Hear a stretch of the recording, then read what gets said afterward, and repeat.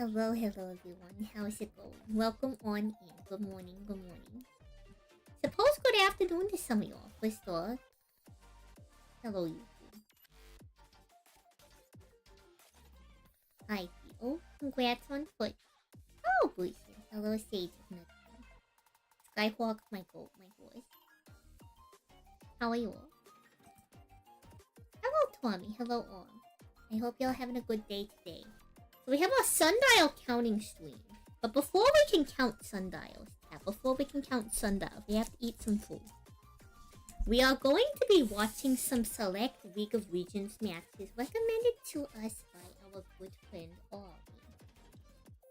Avi Nix, if y'all don't know, he's a fellow caster on Terra. And Avi has offered us some select matches that they very much enjoyed from the recent League of Legends season. So, without further ado, we're gonna turn the music down and I suppose get this rhythm.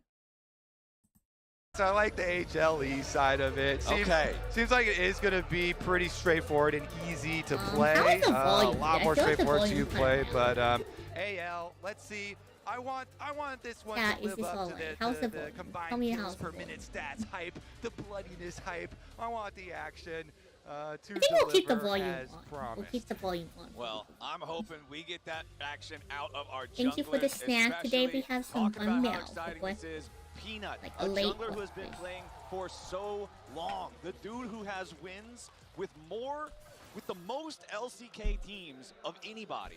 And this, we're talking about like the most difficult league. Oh, this is a meat one. I'm using a 4 because title to have. Very impressive stuff from him going up against Tarzan, who we've already lauded his praises the entire draft. Exactly. This match is HLE versus every time we talk about it, so emotional. With him going to military service next year, so very important. So Hanwha Life Esports versus anyone's last one, the legacy. How curious and HLE. What can they do? So HLE as well, we're one of the really early adopters of lane swaps, as we saw so many people up on top side. By the way, you know, everybody talking about the WE one doing it first, but HLE were very quick as well right after that. They brought a lot of eyes to it because they did it in the LCK, obviously. But yeah, how's the volume chat? Is one of the early adopters of it, so looks like they are going to continue with that strategy. Viper helping Peanut here take over the jungle first, and we are going to get the AD carry swap, of course. Worth reminding yet again, at this tournament, we've increased the timer on top side.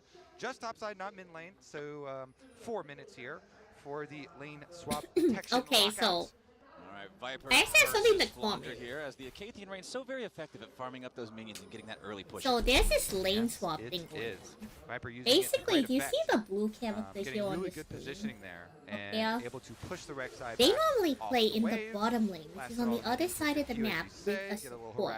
But this is the thing that has happened historically in League of Legends, where if there's an unfavorable bot lane matchup, they will rotate one of the characters top lane instead to make it a solo lane. So that character can focus on it, you know.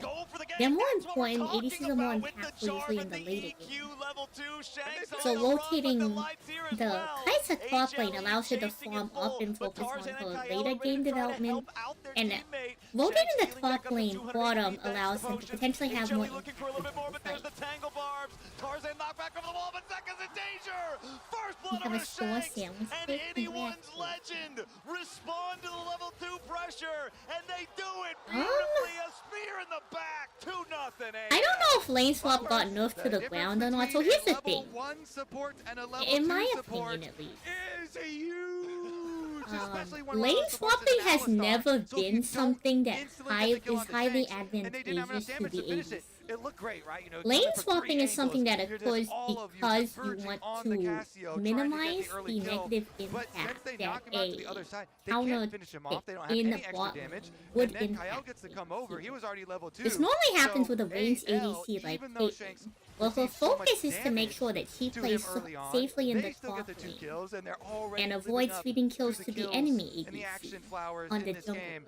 Peanut comes, level 2 Jarvan, just as we wanted from Champion But Select. again, that's more like historic. Ooh, flash off the rise. All right. But, oops, we headbutted him, and he's still got Okay, his we flash. got a flash So from Shanks actually gets away Cassio. into the We have a healing heal arms from of Nico. Kyle. And even though Shanks has only 200 HP, which is the reason why HLE are like, fine, we can chase into the brush, we've got the HP lead, but they can't get back to Shanks. And so the combo here does so much work. Kyle that was really good rotation from the bot side here. So basically, the little guy with the sword and the shield there, so that's running up and just got the kill. They would normally and that's be exactly what you want for AL. either jungle or happy to see that, of course. Them starting out with 2 kills means it's going to be overdrive now.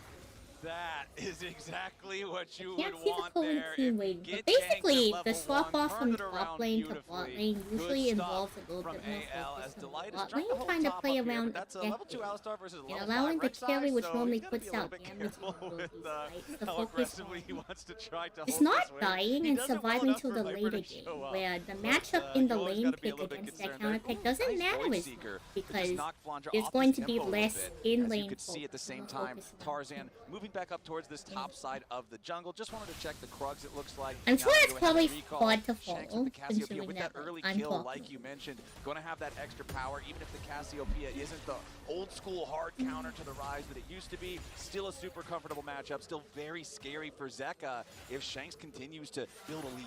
Yeah, and because of the early play, the early attempt on his life, and him actually getting the kill credit there, being able to play the fight from behind his jungle support, really set this Cassio up into a great position. So AL, with that early success, are going to be able to start early dragon stacking flowers. For those of y'all not familiar with League of Legends, what they're doing right now is dragon is a major objective in the game. By destroying the dragon, not only do you get more gold in failure there from HLE on the first but in modern League of Legends, each dragon has a different elemental power. After you destroy it and collect the stack, it gives benefits. And Zeka and even Delight all had to spend their flashes to make that play, and then they still lost 0-2. Yeah. Like, Rise is really vulnerable now. It's hard for Zeka to participate in fights. Peanut lost a big playmaking tool in that flash. Delight might still try something a little wacky here, but it looks like Shanks has no intention of walking a whole lot further forward. As now down here in the bottom lane, you've got Zeus going all in, looking for Kyle back in the mid lane. It's Shanks under pressure here yet again. If at first you don't succeed, try again. HLE, it's the same three dudes getting the same enemy dude in the same place, but this time it goes the right way. Yeah, now is where you say, all right, now mission complete. We did it, team. Forget about the first attempt and all that one. So I'm not following the current Worlds format. I don't know if this is a best of 3 for the round or if this is like a single for the round. Okay, Flandra trying to get out of here. I believe this is still in group stage, but I could be. EQ combo from Jarvan, and Viper gets handed his first kill of the game. Rek'Sai's hard to kill, Kobe, so you gotta bring a lot of firepower. Peanut and Delight, it's fine if you miss the first swing. They go and they keep creating the kills themselves here. Spellbook teleports opens up for Delight. They arrive at the same time. They get their successful play. So I would say that's 2 correct, jungle support ganks and only 1 failure. Not too bad. That's good. That's a 66% win rate. It's just that, okay, 2 of them died. So what Spellbook is it's a ability that you can pick. Not the important part, right? Which allows you to pick different summon spells and spells in the game that are additional to your basic abilities that you 20 can seconds on the clock until we get our Void to use as utility. Was going to be Most interested common to see thing if flash Zeus wanted to commit the teleport to get right back down to bottom lane, or try to maybe use it for a Void If Grub you play. take the Rune Spellbook, it allows you to swap one of your summoner spells to does escape that third Intofo so strike. throughout the game, you can change it to something. Been any mortal danger since Zeus does teleport, not have which the all allows out you ready to to go quick yet again. teleport So to feeling an just fine ally on the Rec side for now, but the Grubs are on the Rift. Grubs are on the Rift, and we Anywhere are else positioned to fight them. Flowers topside We're push swapping it is to like a gained here more for defensive AL. something So that Hope can is able heal to or push the shield wave in, allowing them to move over, but Flandre's here first. Zeus has no teleport, so Flandre has tunneled his way all the way over here. That's going to give them the numbers, and HLE are like, okay, fine. Yep. And that's kind of what I was thinking when I saw the teleport from Zeus down to the bottom lane when there was only 20 seconds on Grubs. it makes it a little bit difficult to try to fight for those, and AL's on top of it. Delight with the Hex Flash over the wall, and Delight is not in a very good spot. Okay, looks like it's beef for dinner. Feet of Warfare claimed for AL. Not sure either. Delight? Don't know. That was kind of random play from the Alice. So, see, you got your funny moment. Okay. It just wasn't Rek'Sai. We did. Delivery received. Okay. They got their, the food has arrived. Beef delivery. All right, so. All right, now I got. Honestly, I kind of want to see. Once we're done eating, we'll start counting these Sundiles. You don't really want to see the replay, though. Okay, so, anyways, we'll continue farming. You know, honestly, it's not like a crazy movement in the game or anything. Still fairly close here, so is still going to be determined by the team if y'all fights. can see on the screen, And, it's kind of we'll see. You know, gonna have a it's lot more totally options 2 to 3 once we get kills, these but supports one to of the level most 6. interesting Kyle as statistics well you here. can see during You know, these on Nico, is they give you a definitely live going to showing be of the looking to soak entire some team's extra current experience. I quantity. mean, You can this- see the this jungle disparity invade, in though, gold. it's It moving doesn't show you quickly. the It's a round exact warp gold over for a dive. distribution. Okay, for it's been 3-man plays players. all game. How about 4? But generally, if one Viper team is, gonna get you know, has a again. very Grand high Starfall gold from gap, you can Tarzan assume that is they have not the in fire. time to try to save his teammate. And yeah, Shanks even going to use the teleport to get up here, but they're both too late. And HLE, with these constant overload plays, are farming kills. Yeah, the speed of that one was critical there. Moving up, getting the early move for Rise, and starting the Realm Warp, stealing away Raptors right before they go for it. Nicely done from HLE. Surgically removing the Rek'Sai. So the Rek'Sai is having a terrible time, Flowers. My only gripe is that it hasn't, like, looked funnier. You wanted him to be digging through tunnels and get yeeted out of the tunnel or something? Yeah, it could be in a more comedic fashion. Okay, but it is really good targeting. And Flandre is going to be a squishy Rek'Sai here because he is very far behind. Yeah, you can see he still only has an inventory full of just components for Titanic Hydra, and it's not even like the big tanky, like nice components. It's a bunch of long swords. So definitely going to take him a little bit of time to catch up here, as Zeus has his Bramble Vest alongside his Chain Vest. So very tanky against these AD threats on the enemy side, against the Rek'Sai. Also, you know, chat, I was talking about how we seem to be in a very, like, user-heavy Takes about 40% of his seeing HP. Cassante, seeing Kaiser, seeing Alistar, of the game live right seeing now. Rek'Sai, seeing Pantheon kind of validates my uninformed number opinion. 1, so this will be them getting a nice early Drake stack going on. Yep, continue the sack. Should be effortless for them. They just had a reset timer for Viper. So Viper here, as they said on the desk, is really a big carry focus for HLE. I don't entirely recognize the ADC. He's in a fairly good position here, and they do have a lot of players on the team that can I don't know if that's apply just in plasma the form to look for dives. Flandre already, or though. I just Look don't at Jarvan. recognize the Peanut is back. Peanut is Oh man. on a mission again. Tunnel just used here for Flandre under I'll have to tower. pay more Peanut attention to destroying the extra AD ones, because but that will kill. don't want to risk anything else here. Going for it. I should be able means to that bottom recognize side of the map, they also have to be a little Well, bit, as long as I know this you know, super hesitant. quick, And so yeah. Delight and Viper will just back off, you know, let the push come to them, take away some of the vision, clear out these wards, and everybody staying fairly safe. Well, everybody except for Flandre most of the time on the map. He's been the target multiple times now. Honestly, I like the fact that HLE just has this game plan and they're going for it again and again and again and again. Of course, one thing that does end up punishing them here a little bit is the fact that since they didn't get the Void Grubs earlier because of the fact that Zeus was in the bottom lane, because he didn't have the teleport, that means that the alone time they end up getting in these side lanes on these turrets, when they get the picks from overloads, they're not able to take the plates as fast. But now Kyle looking to maybe catch out Peanut. He's in the middle of 3. He's in the enemy jungle and he doesn't want to be there. He goes the EQ out, but the spear over the wall plus Flandre's damage executes him, and it's AL picking up kill number 4. Peanut, one too many invades there. AL say, finally, we are going to defend our territory. This Jarvan has been running. I still haven't all seen over the map, AD right on through our screen. jungle. They close down on the punish, though. Nice little catch from them to actually punish this time around. It allows counter jungle now for Tarzan. Tarzan moves in. Or actually, no, they've got Kyle himself taking Tarzan's form to go get the vision set up. The Raptor camps for Peanut remain safe. Always got to be careful with Nico, man. I'm waiting. So glad I'm waiting it to says, see the like, AD. It doesn't say the other player's name when she's transformed anymore now. That used to throw me off all the time. So we've got still the slightest of gold leads. I don't think we've seen a 1,000 So the gold support lead on the from either red side team is so a far in the character that first can almost take 14 the minutes here, despite the fact that it's been so action-packed, because teammates. both sides just keep finding these advantages back and forth. Yeah, it's going to come down to some team fights for us. And those will be forced because of the dragon stacking of AL.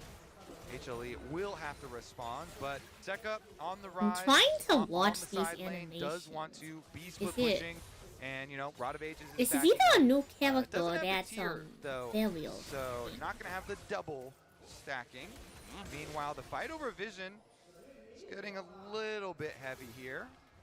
You think it's actually Tarzan in the jungle?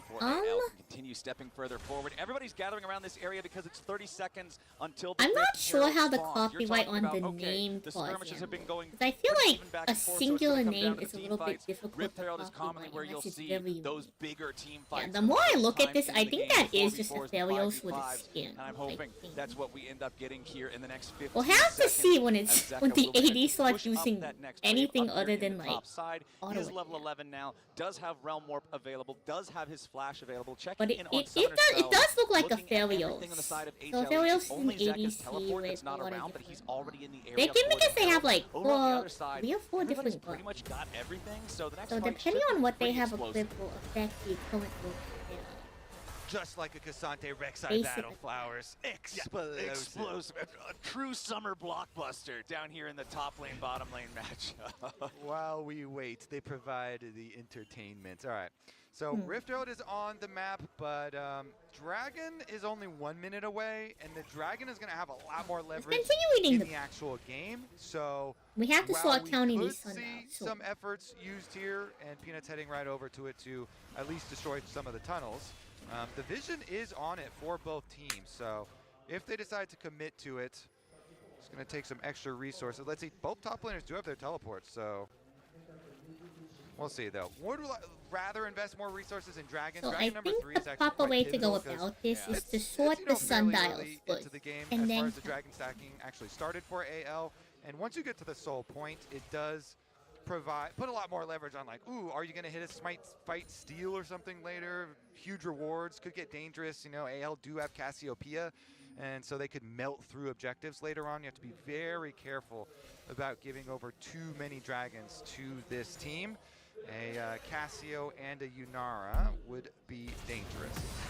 Okay, our top lane. a Yunara. Maybe that is a new But character. that dragon spawning in 5 seconds, you can already see Tarzan pathing straight towards the location. They said a Viper and Cassiopeia Delight and a continue to try to clear out Yunara. A waves at the same Yunara time, doesn't but Flandre and sound Tarzan like have a pretty decent DPS to jungle. take this thing out without the rest of the team needing to show up. However, Peanut, Viper, and Delight all heading over. Teleport also I coming down haven't from the seen side that of character HLE, switch guns Dragon about either, 60% so maybe health. it isn't a failure. Maybe Anyone's Yunara legend. is just They've still got control over the area for now. Another TP coming in, ready to reinforce HLE. Drake down to 3,500. Tarzan putting a little bit more damage into it. Delight gets browned out. There's Okay. Pop Blossom, finds its way out of 2 as Kael has to try to get away, but the Hextech Drake has already been secured by anyone's legend. Viper goes on a killing spree. Tarzan goes back over the wall. Okay, And Viper just goes diving in. The in. killer instinct of the HLE AD carry is Ooh, ready is to that rip good? some heads off. It's a triple for Viper. It's about to be a quadra. Flandre takes one back, and Viper takes revenge.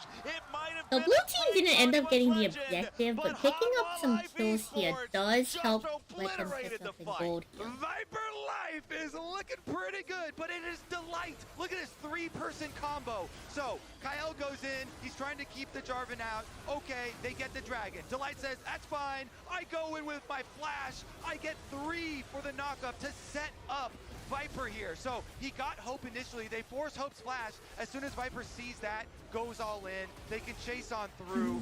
Really good engage there from HLE to get the extra kills, and Viper collecting all of them here, collecting all of this money. That's exactly where they want it all, so that he can carry the team fights later on in the game.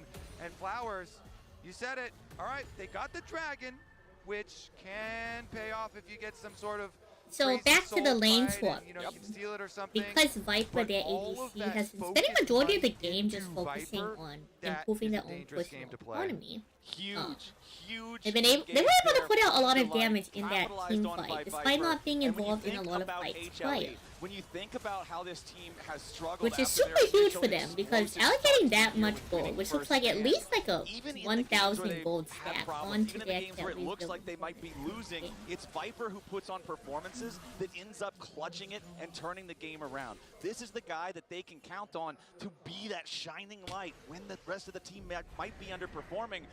Fortunately for him in this one, it's not like the rest of the team is underperforming, right? You look at Delight and you look at Peanut, and they both have 100% kill participation. The solo lanes are doing just fine, and now Viper is sitting on 6-0?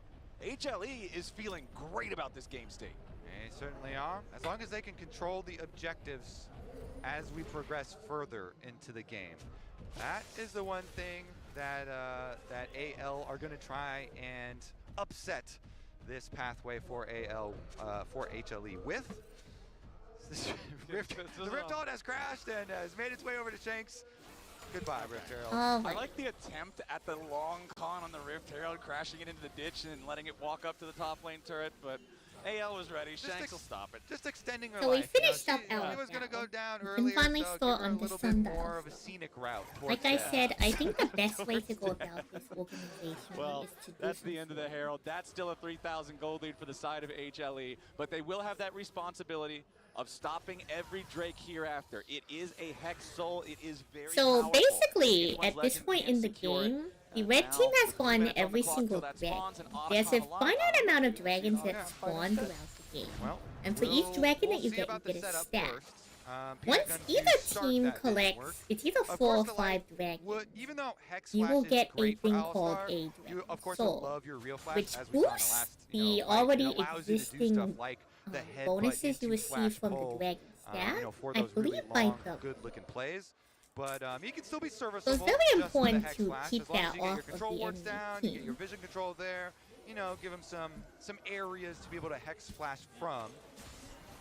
Well, HLE will finally get the last little because bit of it pushes a very strong tier 1 turret here. I feel like generally you want to make sure the enemy team does obviously not the have team their tier that- 1 turret in the area where Otacon is before you begin the team that Otacon. just doesn't. It's very difficult, but HLE are now going to start up that objective. Wards being placed nearby from anyone's legend. They want to try to stop this. The Otacon's already down to about. So we're gonna have to make a couple different Teleport's piles. coming in now from both A sides. couple Zeus different looking to piles. go We in, need create a little the bit of space, put pressure on foil the back line. He found his way onto Hope. Pop blossom coming Starter in, but deck. it's not going to get a whole lot Actually, done. we can have Zeus just a still pile of finds like damage, and Viper's miscellaneous going godlike here into the back line. piles. Kyle slow, Flanders We need the down. non-foil. As they will at least get a kill back on the We need the Legend Nomad side. Dog. It's We need the Viper non-foil down Sundile. alongside his We mid need the laner Shattered as Tarzan Stars fights pile. back. And then we Misses need the spear. OG It's flashed away Sundile. by Zeus. Shanks comes around from the side. Anyone's legend with the huge team fight win and a 5-for-2. Shanks comes in, he saves the day there at the end with the Cassio ult up against the wall. They're going to be able to get the Otacon.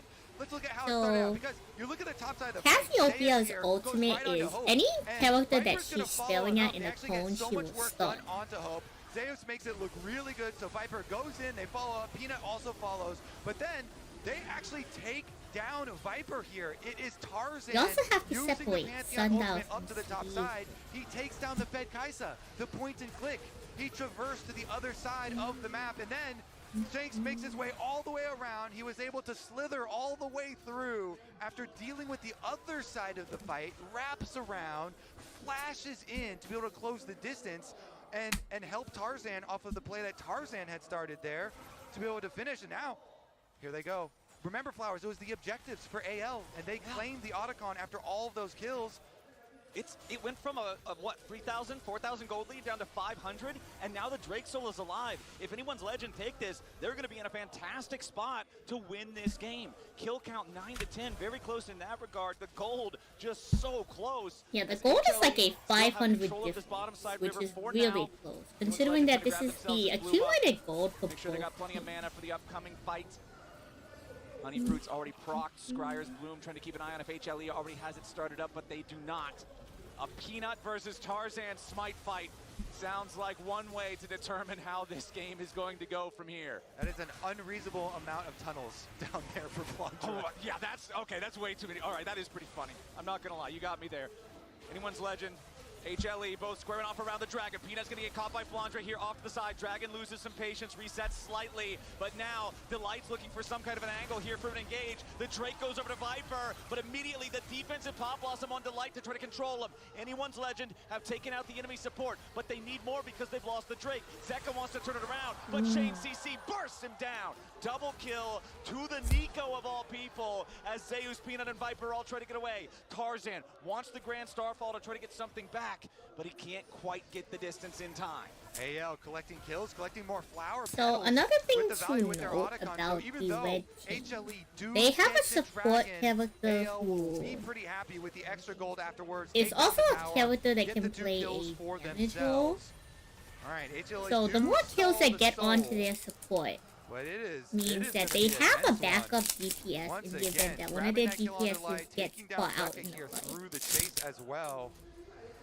Want to see if they're going it also helps that said support Nico has a really high, a really large range CC over.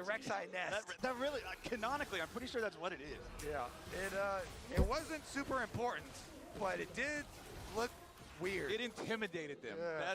It intimidated their enemies. That's why they could get the kills and then the turret after. So it is still a 3-1 Drake advantage for AL. They've got the Otacon and the flower petals like you're talking about. They're up about 1,000 gold, but I don't know what the flower petals are, but like, the Otacon, I believe, replaced the like that, just blow for blow.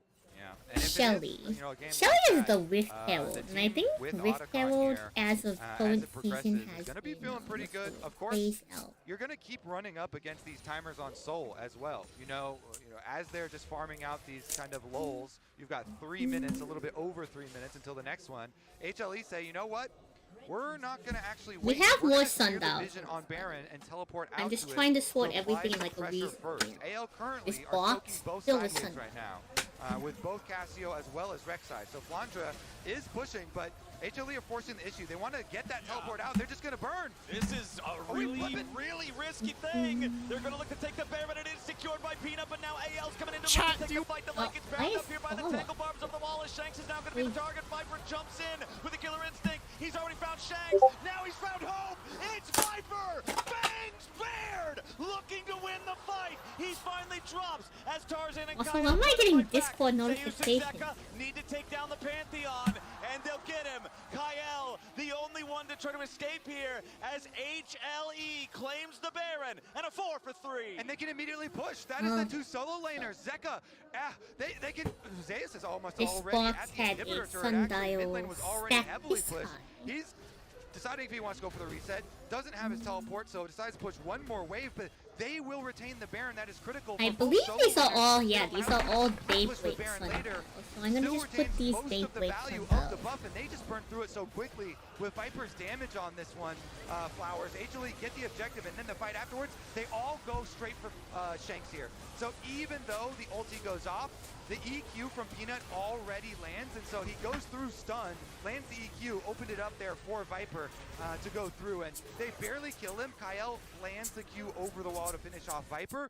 Would have been really bad for AL if he hadn't been able to collect that last extra. If you haven't gathered it now, when they say Q, W, E, or R, they refer to a character's ability, and the keylines for said abilities are fine. Just such a banger here between LCK number 2 and LPL number 2.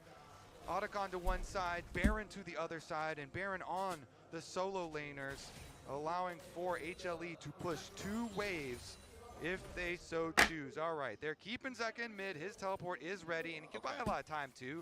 Not only is Ryze fairly tanky, but has the Zhonya's completed for himself. Of course, it is going to be pretty delayed. Seraph for him this time around, so you don't get the Zhonya's going to be pretty big for these guys. Zhonya is a item. It allows you to put yourself into invulnerable spaces for a couple of seconds. On the defense now with HLE. However, you can't like attack or move. Power play to try to push, get something off the map here, grab some of this standing gold in turrets. Of course, the only turret standing outside of the enemy base is this bottom lane tier 2, so that's where they're going to put the pressure. Why they steal away enemy buffs at the same time.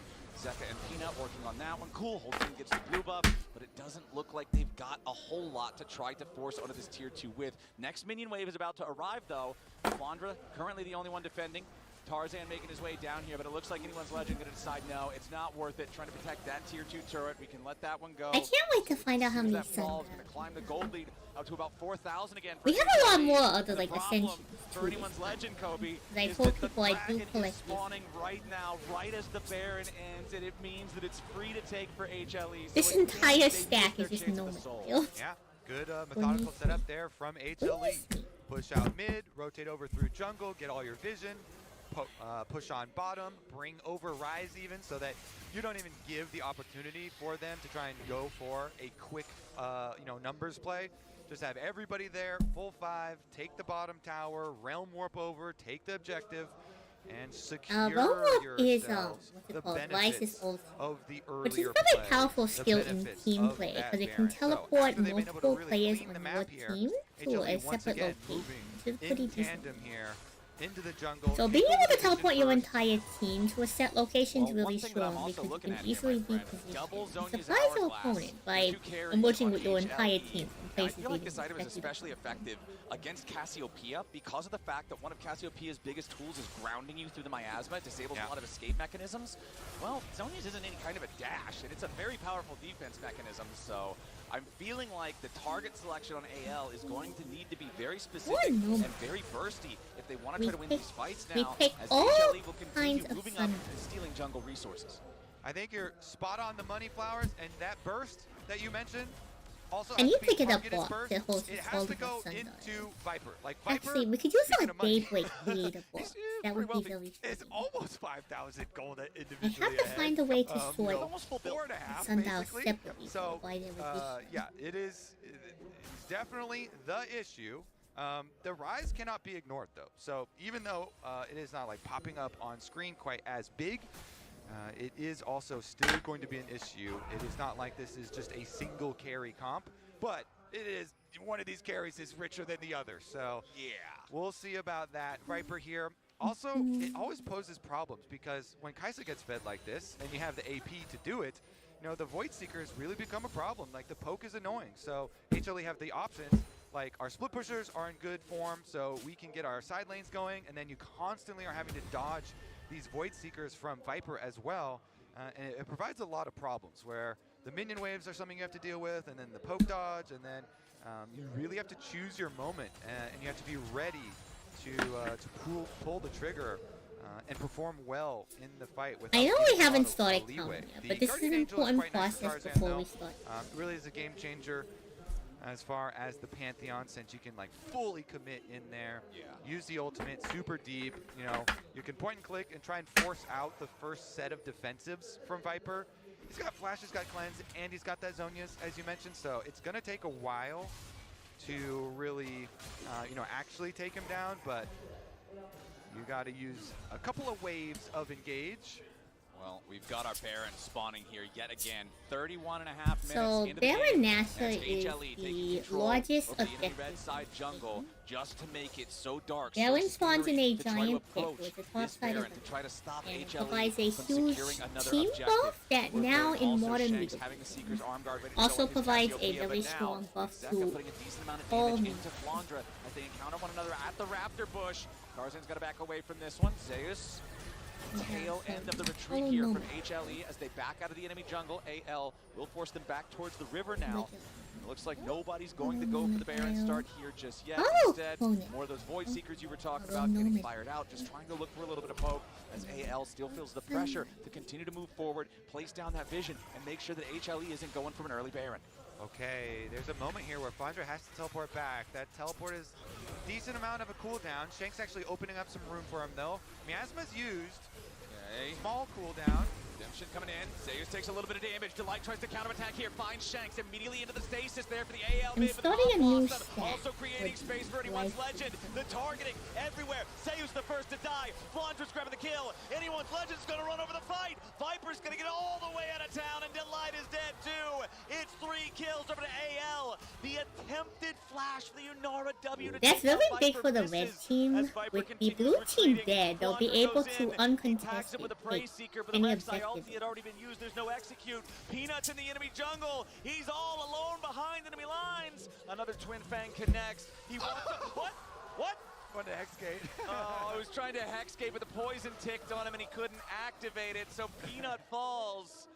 And when it looked like HLE was in such a powerful position, it's anyone's Legends going in for the fight, out-team fighting him, and earning a Baron as a reward. And Kobe, look at that in the top left. Viper's the going. Dragon Timer is also just about to proc, and that's where Viper's heading. Yeah, he's going to burn it down. And since they're going for the recall, I think he gets away. It's just going to be Nico support. All right. Just finish it, Viper. Kyle's got to try to stop him. I don't think it's gonna, unless he Pop Blossom steals it, there's no way! He got it! Oh no, oh, that's great. With the miracle steal! The Pop Blossom to steal it away as AL now goes after the enemy AD carry. Viper's in some danger. I think I accidentally combined them. Tarzan coming around on the flank. AL looking for more as Zeus wants to try to buy some time for his carry. Flandra still chasing after the Kaisa. Zeka about to die as the Seraphs only keeps him alive a moment longer. Delight will be your next casualty. Tarzan takes him out with the spear. Viper still running, but he's running to the enemy base. It's a 2-for-1 that favors anyone's Legend alongside securing the Hextech Soul. And here he is again, the man with the plan who went all in, and he made it happen to steal the soul and win the fight after 3-for-1. Oh, Kyle, he gets it really nicely done because he goes in with the ultimate, locks down Viper, also chunking the dragon down to 76 HP, and then he can finish it off himself. So let's take a look. Viper there tries to throw off. He throws off the W, 400 damage, and the ultimate pushes him off. And during the stun there of the ultimate, turns over, finishes it. And with so that the reason why soul, that's that kind of should be significant so is much extra power normally there is a to set gain out. role The full of chase here the comes through as who Flandra, has an flashes for the ability, triple knockup. a summoner spell that does high damage to the camp, so they would use that to secure the dragon. But in this game state, the blue team's ADC had no choice but to try to finish the dragon itself. So the steal off on the red team is very good. Is living his best life right now. I actually just, Looks like I have some of the blood best from coach life. celebrations when he gets No super one amped up and runs on stage. Yeah, But we'll sort them out. AL with that, with Dragon Soul on top of everything that they have, with the permanent Otacon that they've had this game, now really is the time here for them to return and finish the job. That was so huge though because we didn't actually ever get the replay of the fight that led to the Baron. First one, yeah. Because the first fight is where HLE. So we do have a special pair of sundials that they must always go together. Yeah, you'll see it in the video. But these two must always go together. They must never be anyways, separate. that's too far in the past. Let's get a look at this siege. We gotta live So I'm gonna put them in a sleeve presently, together so I anyone's can keep Legend them. is forcing this advantage straight down top lane. HLE scrambling to try to defend. 4,000 gold lead. Dragon Soul, Otacon, Baron, everything AL could need. They have the Baron, however, about to expire. Red Bull Baron power play, 4,500 gold.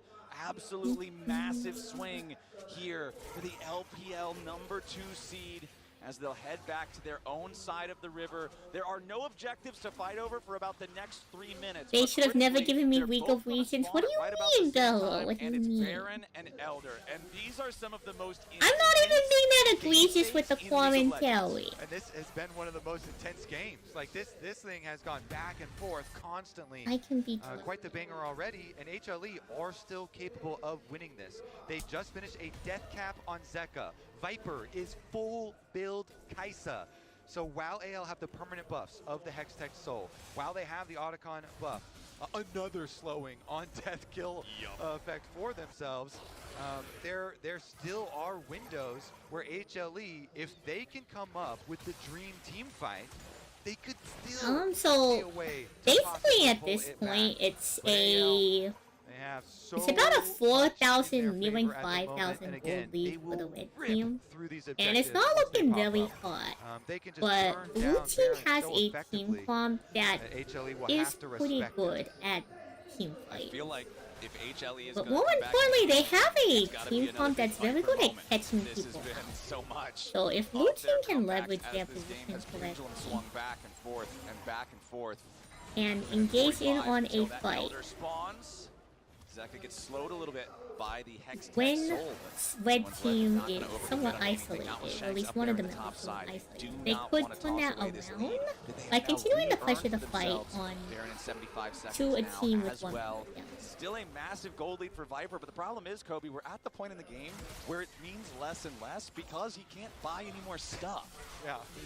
He's suffering from success. As long as he's permanently drinking elixirs, then the best you can do is like change some items every once in a while, which doesn't really help that much, but does have a void staff as well. So we also got a bunch maybe of stuff in sleeve, is to which is super land cute. every single void seeker and get a bunch of poke, but you're playing against a team that has Hex Soul, and burrowed Rex IQs can be really annoying. Oh, it's like, as well. yeah, I know, right? We'll see if they So can many actually get Sundile. some value there. Hexel providing some nice value already, and they get a flash. Yeah, that's big. Flash off of Zeka's rise. So that mobility now eliminated. Zeus going on a, what I think was an attempted pincer attack. Now trying to turn around back onto Shang. But now it's Kael forcing out the early stasis from Zeka's rise. Blanca buying time off on the right while Zeka continues to tank damage. Zeus going to be the first to die as Hope continues. Not very hot right now. Secures the kill there for the Unara. Oh, yeah. And it's right 5 seconds before the Baron spawns. You talk about how fast these guys do the Baron. Well, now HLE aren't going to do anything. Caps Anivia is the Messiah. Hello, Mino. Is someone playing Anivia this season? That sounds right. Baron for AL. Elder Dragon really soon here though. So 4v5, the last hopes of HLE. If they can somehow. Unfortunately, they're not in a position to start the Elder Dragon as they're taking Baron, which would be ideal for blue team if you trade one objective for the other. For a big smite here. Anyone's legend. Just go for the fight. Anyone's legend. Just go for the fight. Yeah, I agree. I think they need to just start the fight as well. 80% of his HP. Unbreakable will not live up to the name. Shanks puts the slows in on Peanut, and the rest of the team is ready to follow. Miasma keeps him close enough, and he cannot use his Cataclysm to buy any time. Now into the petrifying game. Zeka. Anyone's legend just cleaned up 3 more. AL seems to be just continuing to push their pressure. They're trying to make a catch onto Shanks as he teleports in. They find some good burst, but he's still got the stasis. Kael defends him. Kael goes on a rampage. Anyone's legend looking to push down mid and win the game. They're gonna do it. They're in a really good position to push mid right now, because no one's up here to defend blue, and when you have Baron buff, like I told you, it buffs your little minion guy. I think that's going to be game 1 here. I don't see how blue team on their death timers doesn't even just go up mid. But anyone's legend comes out on top. I don't know if there's more than one game. We might be in the stage where I'm not sure if there's a game 2 or not. I'm not like deeply following this year's like we just started watching this year's World. So I'm not sure if there's game 1 or game 2 or not. I was also recommended to watch CFO versus T1. So I think what we'll do is we'll just watch said recommendations. And we'll go from there. So to give y'all some backstory on T1. T1 is Korea's premier team for League of Legends. They are a reigning champion and a dominant force in the Korean League of Legends scene for many years now. But highly regarded as one of the best teams in the industry and in the world. And home to League of Legends, like, probably all-time the best player, Faker. CFO is, I believe, a Chinese team, which was formed, I think they started coming out in late 2019 is when they first started action. I could be wrong with that. It creates the same level of space that a Scion does. Because Scion will stand there, he'll walk at your front line, he'll posture and just be a nuisance and kind of force you to say, hey, you have to hit me, otherwise I'm going to CC you. And I would argue that Rek'Sai doesn't quite have that same presence. So right now, let's look at the team comms right here. We have for, is this I believe this is CFO. So we have Sion top, Kiana jungle, Rise mid, DOESN ADC, Alistar support. Kiana is an AD assassin. Sion is a booster top lane who, like, a lot of people call him a tank. He's honestly a little bit more of a booster. Alistar is a tank support. DOESN is a very all-in ADC, and you also Rise from last game. He's a very high damage output mage with a lot of good utility tools, which includes a root which keeps someone in one place, his ultimate which allows to teleport his entire team, amongst other things. Presence because of his ability to tunnel underneath the front line and pairs up nicely alongside the Vi. Versus the enemy team here, we have T1 on Rek'Sai top, which you all saw from last game. Vi jungle, which her ultimate is a very strong single targeting ultimate, which will single them out and CC someone.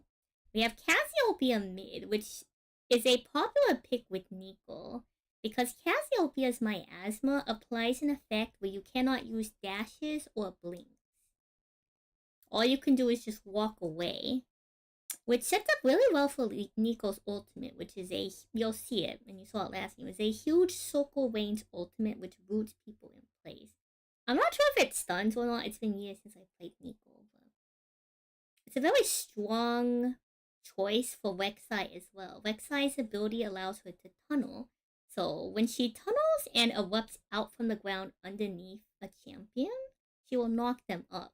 So having Cassiopeia, her miasma does damage over time, slows, and allows for these setups from the Rek'Sai and the Nico could be very strong. Paired with a Caitlyn, which is a long-range ADC, which in a team with, like, Vi and Rek'Sai and Nico can provide peel for Caitlyn if possible. But ideally in a proper team fight for this team, Caitlyn doesn't need any peel or any help from her teammates. She should be long-range enough with her own kit to kite and peel herself off of anyone trying to get one. Like, if the AD carries had swapped, I feel like they would make more sense in a way, because Caitlyn wants that really comfortable front line. What I will say is that this bot side of the map is going to be volatile. We have to I think she'll have a strong enough front line, to be honest. Like, I know it's probably only Vi and Rek'Sai, but they're mobile enough users that they can provide for proper support. I don't know, we'll see at times with Kane. Of their Swiss stage with a win. Fnatic for CFO and FlyQuest for T1. T1 fans are out and about just like they were yesterday. And you know, for this Worlds, we're talking about earning legacies. We're talking about really building a name for yourself. T1 have done that back to back. They've done that through multiple years of League of Legends. They are synonymous with League. Again, if y'all don't know Faker, he is a five-time world champion. Dominating the LCP. Showing that they're the best team by far without a country mile, maybe 2 country miles thrown in between them and Team Secret Wales. And just showing how good their individual players are. And one of them is Junja, who in the finals pulled out this Kiana and destroyed TFW. He gets the Kiana pass from me. I think this guy is one of the best Kiana junglers that you'll see in Southeast Asia. Honkyu is the player that many We're almost CFO done sorting fans Sun. We have this stat, and then we have this stat. Then we can really swap. kind of the star of the team. Yeah. He is a fantastic player. He runs the region. His jungle impact, you can't afford to underestimate, but Ona is already looking to get in his face. A deep ward early. Junja's here to fight him. There's going to be good damage here as well. Just wait for that Terror Shape to pop up. He's already got himself the Q, remember. Raptors starts off now. Junja's going to take some damage. Ona's buying time, and there's no intervention yet. Faker's ready to walk over almost. So basically, the junglers don't have a lane. They're here to help their teammate. But neither teammate seems to be coming over to help these junglers. And the blue jungle's trying to steal camps away from the junglers. And Ona backs off. Scared about the damage that could be done in the 2v2. So the reason why this is so valuable is because, as you predicted, Hysterics, the swap has come through from CFO. They've actually sent the Draven up towards the top side of the map. But Draven, while he can be super dominant in the matchup, I suppose. He's vulnerable. Yeah. He doesn't have that same safety as an isolated AD carry as many other AD carries do. So by creating this split map short, it does increase the risk on the bot side of the map of T1 threatening a dive, but it also provides that safety that Doggo needs to build up a lead. And be comfortable in the early laning phase.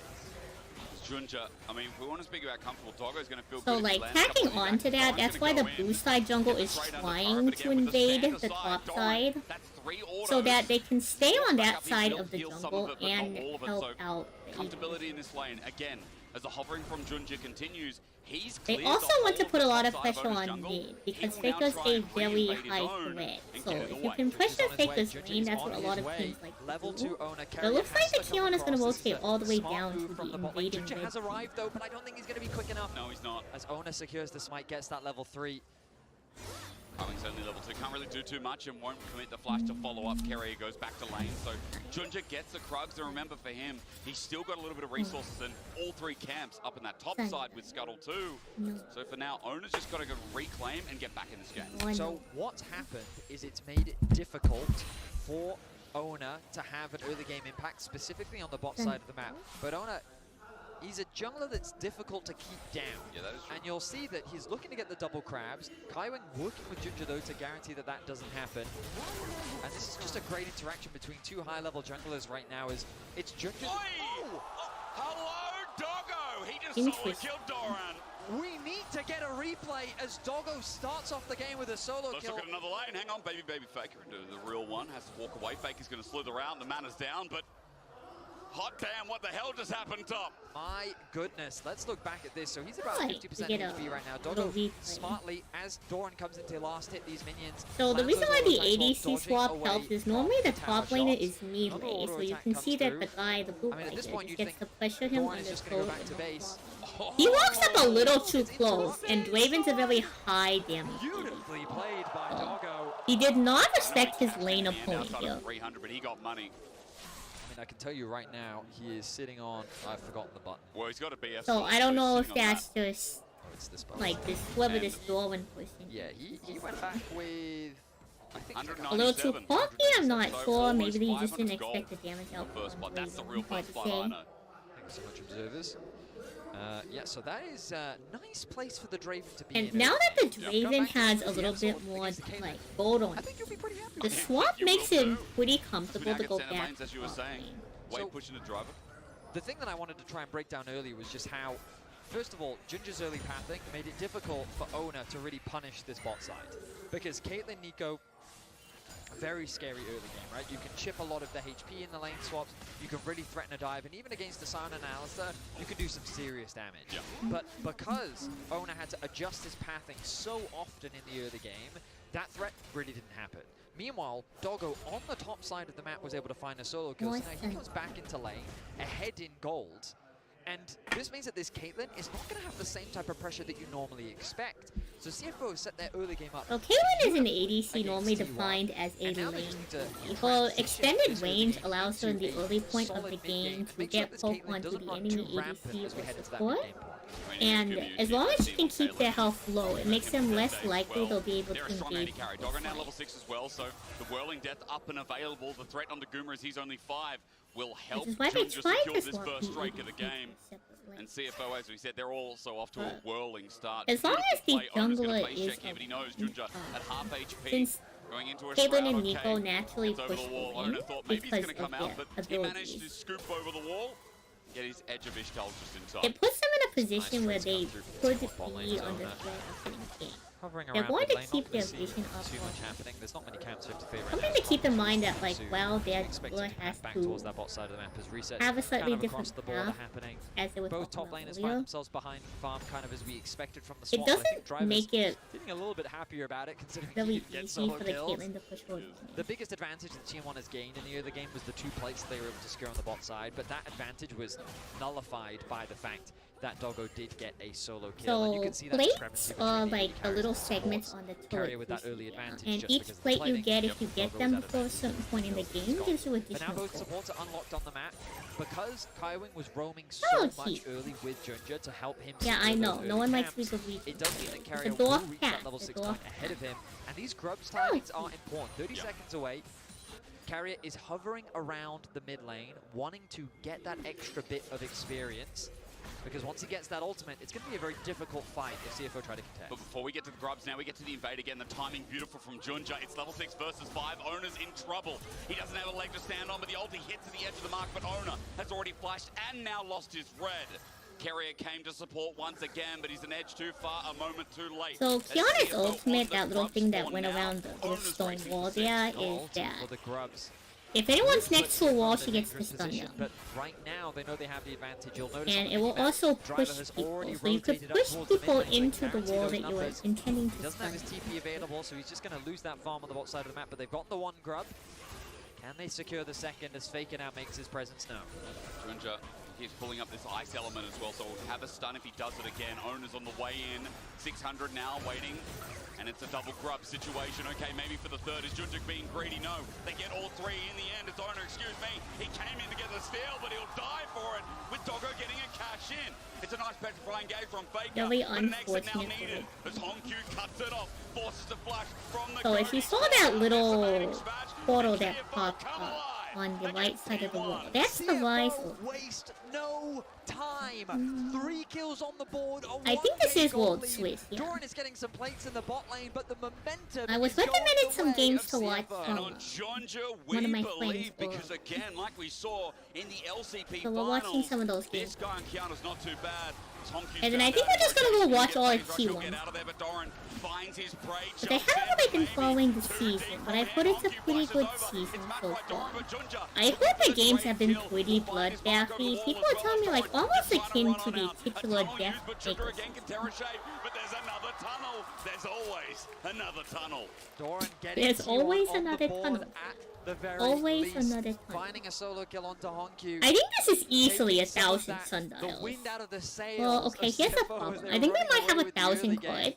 My But goodness, like there's this manpower entire is now stack very of nomad fragile on the tiles. bot side of the map. We might have Let's go back 1,000 to this cards, play. but I don't know if Ona all of them just are over sundials. steps. He walks up to a place that he just doesn't have really any control over, and the fact that Driver's sacrificing a lot on the bot side just to have that extra body meant that CFO could force this fight. They know that they've already secured that first kill. They know they have the numbers advantage. Doggo collapsing from the top side of the map as well, forcing the flash out from Carrier, means that they pick up 3 kills off the back, or 2 kills off the back of that.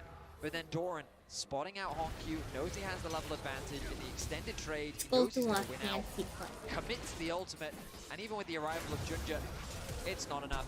If he'd had We have the received ice some to root extra Doran in place, special maybe field. there was an opportunity for outplay. This is a draft winning, draft winning red cue reverse from stellar Junja sundial, didn't but quite given have to us enough by damage Adam to Santon. secure that pickup onto Doran. So we check the This state is of the not a game. The sundial, gold but I got difference already not signed that behind. significant. You can see a lot of the gold advantage sitting on Doran and This is not Faker. sundial. This is my He's been top building a healthy 16 CS side. lead in the mid lane. This is Meanwhile, a AD nomad carry dial and in a jungle sleeve, for CFO. My but goodness, they are also They in are, a sleeve, in a top loader, and in a protective. Towing takes a big trade. It's heavy. This Kimmiyushi is holding on to the ace in the hole for follow now, but the nomad. top breaker mid Hongkyu face checked and he'll be punished for it. Miasma on the ground, nowhere to I run. have some And in the Ona blister is back reverse in the stellar game. sundial. An easy gank setup by T1. I have the check there 3 from reverse Hongkyu, stellar easily sundials that punished. I won This is the scary myself. thing about T1, they will punish those mistakes now. With a man down, it's a difficult contest for this dragon. There's a stone Faker tablet looking to corner. protect his ward, won't be able to do it. A He will regular zone sun. Junja away. CFO, The corner down can box still top contest we this. got Doran's from come down from short. top side. Junja's also got ice as well. Supreme display of talent These to fight want one, but no steal on the tunnels. dragon. That's up for Gumayushi. Another As they take it, they run away. corner His driver bow has decided package to very launch into good. Doran, but he's just an instant blocker, and T1 walk away with a win on objective. Rise ulti, The the Rise very ulti. thoroughly Going in, packaged Driver's hollow gonna stand sundial. there, decimating smash. Baker's down.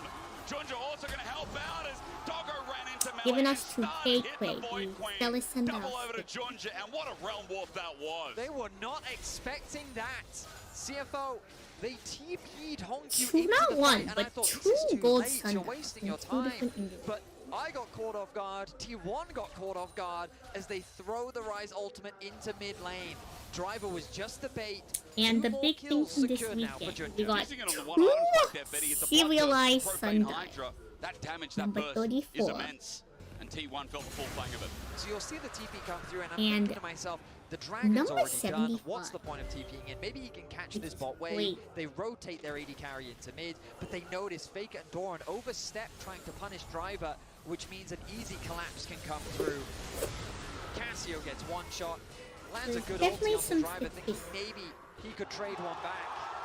But my goodness, Junja, you talked about his performance in the finals. It feels like that we're seeing another fantastic performance from him. A 1.1k gold lead, and a 1k gold lead for Doggo as well. This guy on these days of EDG, Vetty, I didn't get to cast him enough because, of course, he was behind some legends at the time of the World Championship squad, but there was a reason this #1 Chinese solo queue player was The so number sought one after, Chinese even being on the solo bench for a queue bit. player. Faker That might means be in on the trouble here, though. link, Junja's Red coming up actually again. in China. He's really earning it this time around. The 3-0 Kiana knows that Faker's into a corner. Pop Blossom helping out. Carrier's flashed in. Maybe there's a turnabout play. Junja has to hold the in. Jumps to Faker, but he gets shut down. Carrier saves the day. It's a double TP, but there's more numbers here for T1 as driver has walked into the ongoing trap. Hongyu now walks into range of Ona, and CFO had control, but they're relinquishing it. There's a lot of Sundile. Faker, and T1. I might go through the Ascension first and then get this. Holy, this Draven's popping off. He needs to step up. Okay, the gloves are off. T1 are fighting back, and CFO's aggression gets punished. An ultimate from the mid lane to allow for Doggo to continue his push. I don't know how much longer he can stay on the map, but Faker getting a triple kill brings him right back into the game. A 1.8k gold lead, and Doggo answers with a solo kill of Giving his money own. to Fakers. It's like Never good. It's like exactly how things played out at MSI. Yeah. A brawl I between also the two wonder teams. how much of This the is just meta a is heavy dependent overcommitment on from Rise, CFO. or how much of it is people know Rise is good this season, so they had to learn Rise, Trying because to if you give keep Faker carry Rise, away you made it lose. so much easier for Faker to turn that around, and then when the TP came through. So this I is think showing us CFO the should've games, just but a focused very on trying to important part cross-map, of the because this time around, experience. T1 had the numbers advantage, and I think The very important part of the that's biggest experience is thing that actually CFO watching have the been getting pick. away with. How many Numbers Sundials so advantage far? in We their haven't favor started counting. to punish We've T1. This time, sorted though, them T1 first reacted so that we can accordingly. start counting. But Guma did But I not think I'm gonna expect start this, and counting Flash the up beneath the tower. Ascension He doesn't bother first. trying to flash away. But now they But know I'm no estimating flash at Draven. least 800 And Ona will be setting his Sundials. We sights on might that be AD over carry. 1,000. Siren, meanwhile, It's hard to picked up say in the because we bot have some lane. stats No like the feats just stack yet. It's right all here about that's this all objective as normal. Herald now spawns, but Vetty, I see an experimental Hexblade here for Doggo as his second item. He's a full item ahead of Guma right now. That Draven has Put got that in money. mind. Let It us is definitely separate all his treat this at the next meal as it is coming up now. Everyone sit down. It's Herald. Make And sure also, we get let's the remember that Junja's statistics. close to his second That item does too. surprise me. I guess getting an extra bit of health. It's like, I don't want to keep having all these I mean, I'm sure piles it's on all the the stats desk, that you so know. I It's think just the an most IE or efficient something way that to can do also it like is a to hard separate IE them, item. But I guess count he's sitting them, there saying, you know, log I the hit hard enough. information, Yeah, I and then guess put so. them I'll away. get a bit more HP. That's Caught how I out. like it. Blossom finds him after the scuttle. He'll regret this. Gets a stun up though. Goes in for the time being. Edge of his shell's perfect timing is that's simply a clone.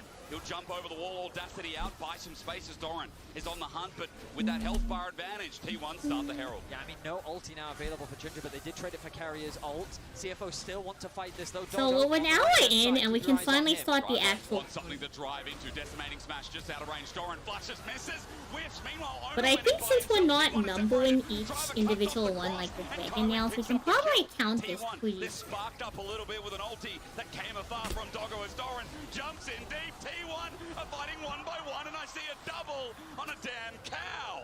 Realm Warp in behind enemy lines, and T1 are finding themselves hanging with a leg to stand on. Petrifying Gaze misses all, and CFO are bringing it to the world champs. The Big young miss guns is from the out there. LCP play with nameplates off as they go full aggression into T1. Disconnection being shown by T1 as their focus was just off. Doran doesn't connect onto Doggo. Ona engages onto the backline of CFO. And we look back here. Driver very close again. But look at Ona committing as the rest of T1 have their sights set onto Doggo. Driver then runs down the middle. While he does have to flash out, his job is done. So He's the created first chaos in the dial midst of we the fight as Doran we finds have himself one isolated, and the opponent rest of dial T1 buff. can do little to escort him to safety. How did So let Kyrie me get write both kills? I don't know, but there's a double for him, and then the Realm Warp once again from Hongyu is outstanding. Faker ends up falling. Honkyu's able to secure it. And it's just every international event, CFO continue to show up.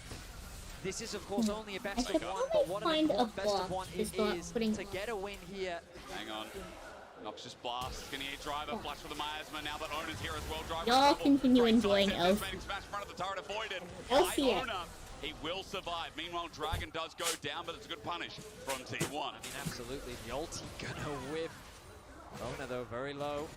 The Dragon secured, and now the threat on the bot lane tower. They have the damage, Betty. Maybe enough to threaten Doran to get out of there. Redemption's going to come on down, but wait for Supreme Slave Talent. And Doran solo kills.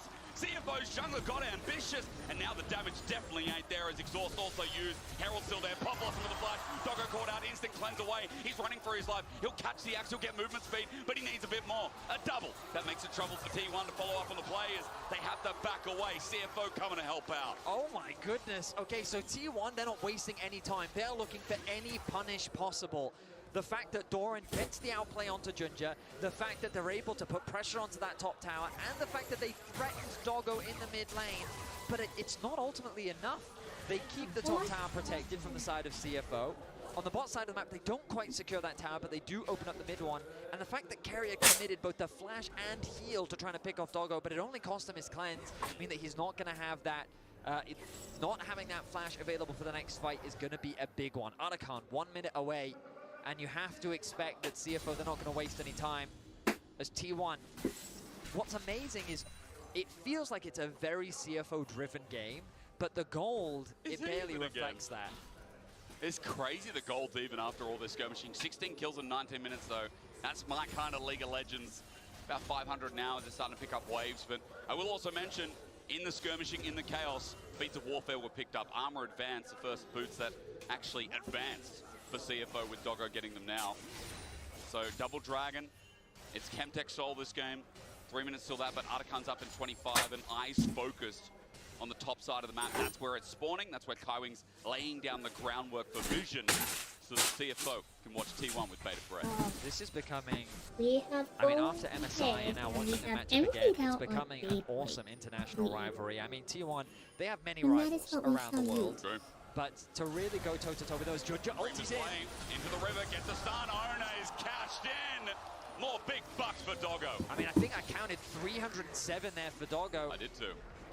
The man is sitting with a 3k gold lead over Guma, and I will say, when I saw this Draven in the draft, I was not optimistic, but CFO have played fantastically around Doggo to really put him in the best position.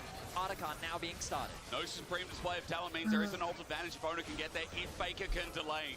A petrifying gaze from over the wall with the Cassiopeia without we have flash. 2 stone tablets. That's going to bring numbers in. 4 members of T1. On look now. Kaiwing gets over the wall. Flash from Honku gets the double root. And there's Kaiwing for the Oh, Shane, I'm sorry. I didn't see your message. Does nothing. Driver misses, but Faker How is are you? there when he lands. Down Did you goes have the snake, Beyblade? just No. about. They finish a kill. It's Doggo who gets more money in the bag. Doran now isolated, has to go back in. But the supreme display of unholy talent. Junja on Kiana is just exceptional. CFO are punishing T1 time and time again. The way in which they navigate the fight is fantastic, and I just can't get over the level of confidence that we're seeing from CFO. Against They T1. do not fear anything flashing in their face, looking for the outplay. They secure the Arakan, they get a tower, and they are in, One, forgive my pun, the 2, driver's 3, seat 4, here in this best of 5. one. Done it many times. Stellar TP though, point. it's not over yet. T1 have more gas in the tank and they're going to use it on Honku, who burned his flash in that last play, but Faker, as he takes a long way around, will eventually find him. I was going to wonder as the root comes through. There's the phase rush. Noxious Blast still connects with the Twin Fang in the follow-up. Ace in the hole. Redemption coming in, and here he is again. Here he is again. Junja comes to the rescue of his mid laner. Level 1, 14 on the 2, Kiana. 3 5-2-6 Chronotyles the scoreline. underscored. The ultimate named a supreme display of talent, and I mean, I think you summarized it beautifully in the last fight, Hysterics. What a display it has been. The Dragon 30 seconds away. Let's look back at the fight.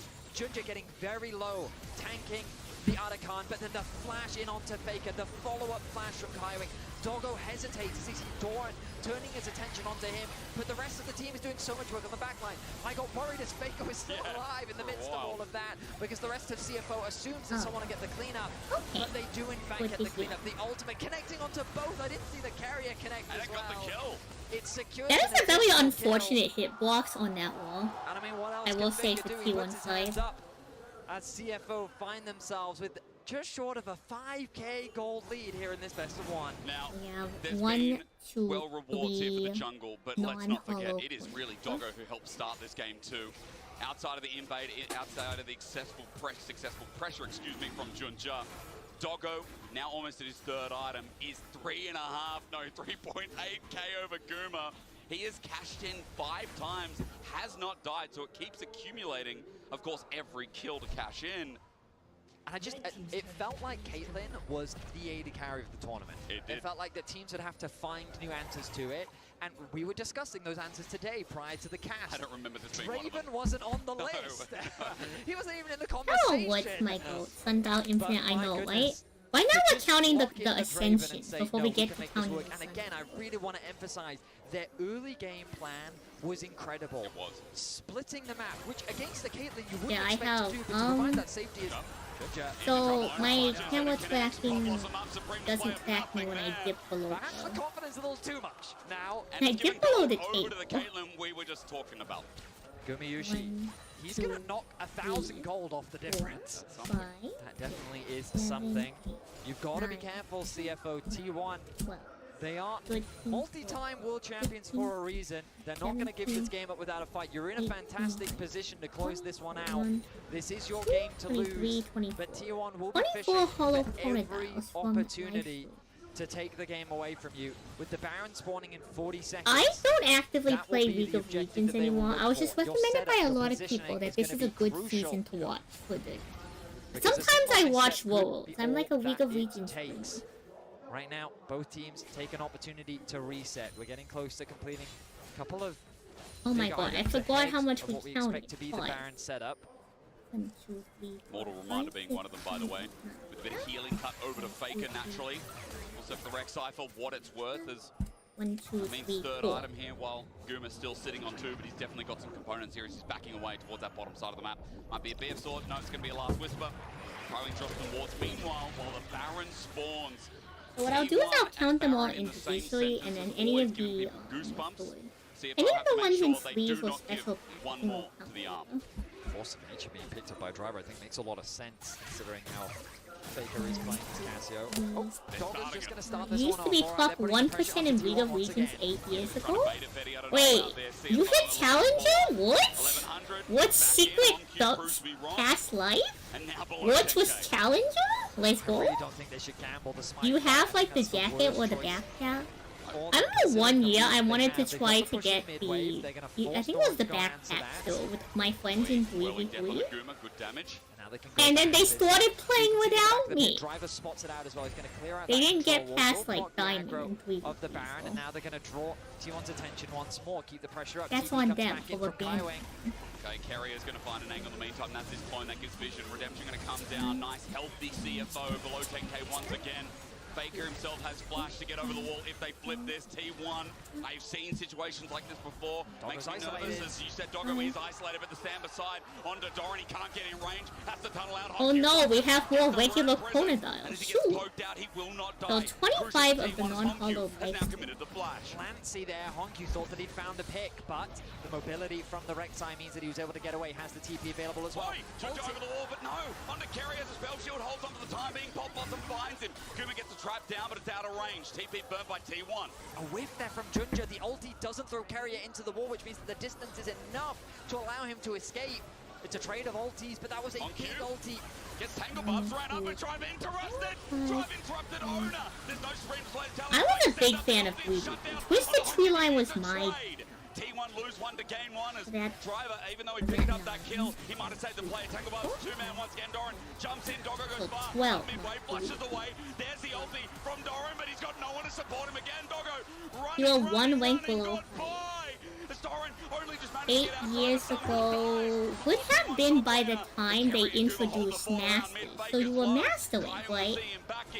As driver dies, the messiness It was Diamond? Oh, okay. So it was Diamond while they still had, like, weighted We talent. talked about those tiny mistakes. Yeah, no, I get it. Like, I used to be Plat, and Plat used to mean something. Over the years, Plat has stopped meaning something. But I used to be Plat when Plat kind of mattered, if that They makes get sense. the flash out from Doggo, which is such No, an I get you. important I summoner get spell. 100% down. And they have the numbers Let's advantage. count They're the coming Nomad. back out onto the map.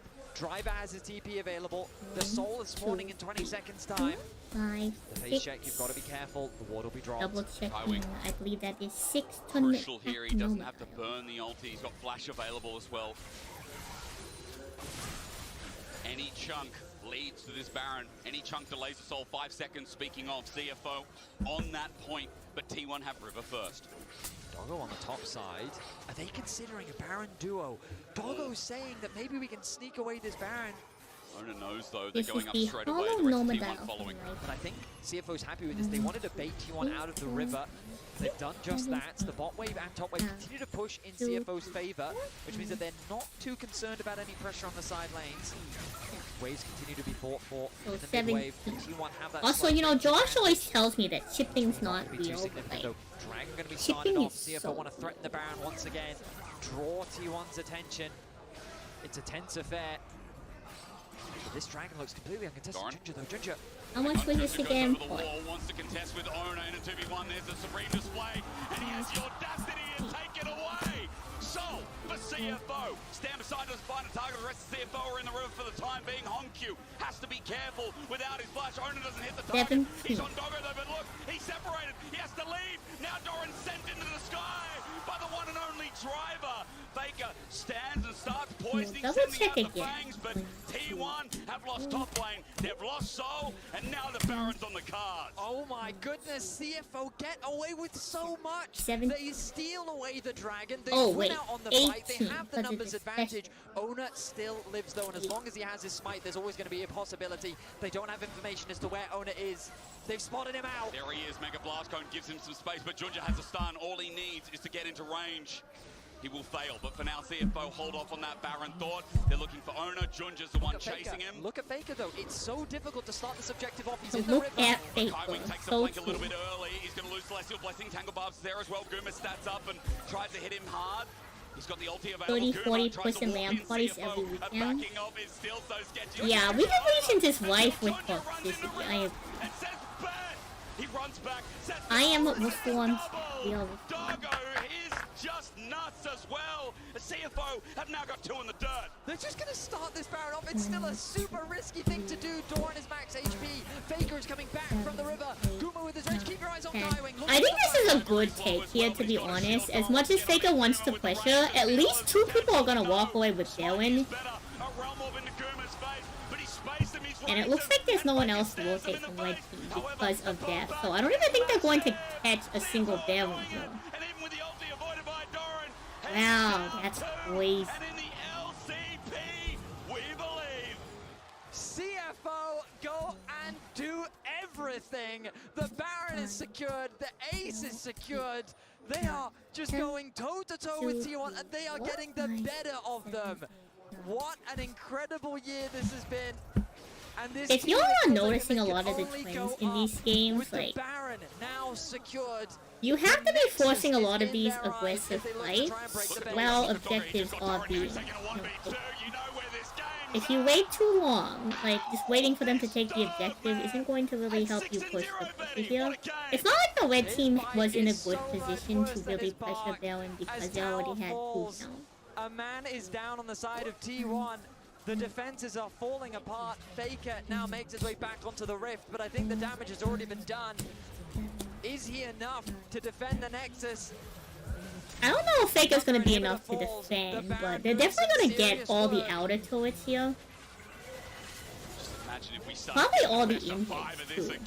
They could just walk it in from game to this position. Junja's going to be caught out though as he runs for his life. Gets away with the help of a heal, and CFO supporting staff are coming in. Alright. Fight right on the turret, and that's not gonna look hot. Well, against T1, CFO get a bit of revenge, and the first thing going 2-0, Betty.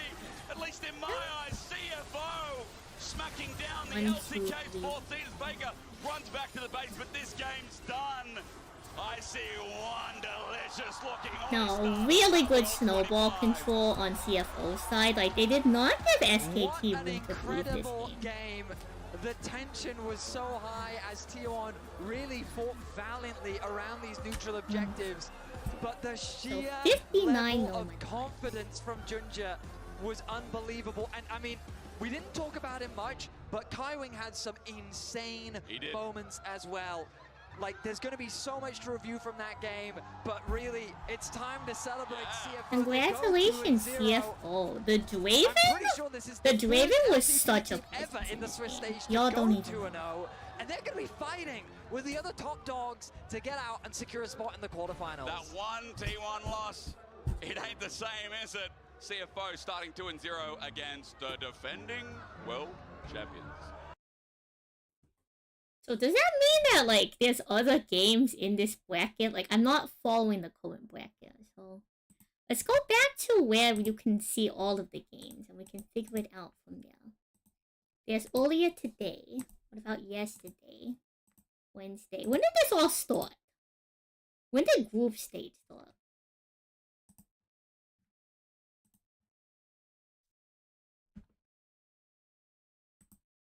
Allegedly, World started on the 14th, so... There's knockouts, play-in knockouts, and then Swiss. The best of 5. So World Swiss started this day. We have... I don't think we watched this one. FlyQuest versus T1. It's definitely going to be a So, challenge here. in my opinion, chat, we're going to... They started us into the game. I want to watch the drafting process. Banned out by FlyQuest. Others. He's our Bard boy. So So since they're basically blue side, how it everyone's starts like, when you "Alright, in a pick the best of teams. one, It's first would both you teams really get to wanna ban first pick 3 Bard? Probably characters. not. Maybe in like a Fearless full best of series. And then the where teams then get it's to like, pick oh, it 2 would be like characters. fearlessly And they get to banned for the ban rest of the 2. time Or is versus it ban Carrier, 2, then you wouldn't have then to worry about it. 3? Maybe then. But I don't think well, maybe, okay. I don't know if it still Looks functions like it that, is but at that's least why I gonna played the get game. through That's from what the they changed the FlyQuest side. draft They are process not to. banning Bard as In my almost opinion, all teams watching have done the versus pick T1, and so bans maybe they are adds a considering lot of a tension first to the pick game. Bard and That's take it for just Busio. It's not banned at all. It's Ambessa, Vi, and the Caitlyn that we've seen a lot of priority on so far throughout the day.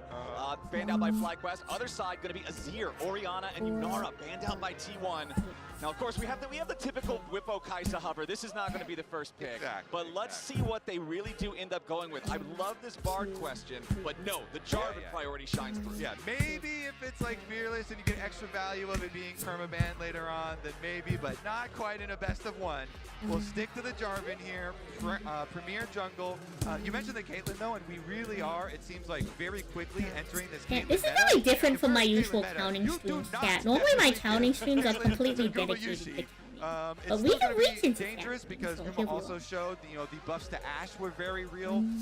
The attack damage on level, and his Ashe was very good as well. So Guma's got plenty of champions in the current meta that look really good for him.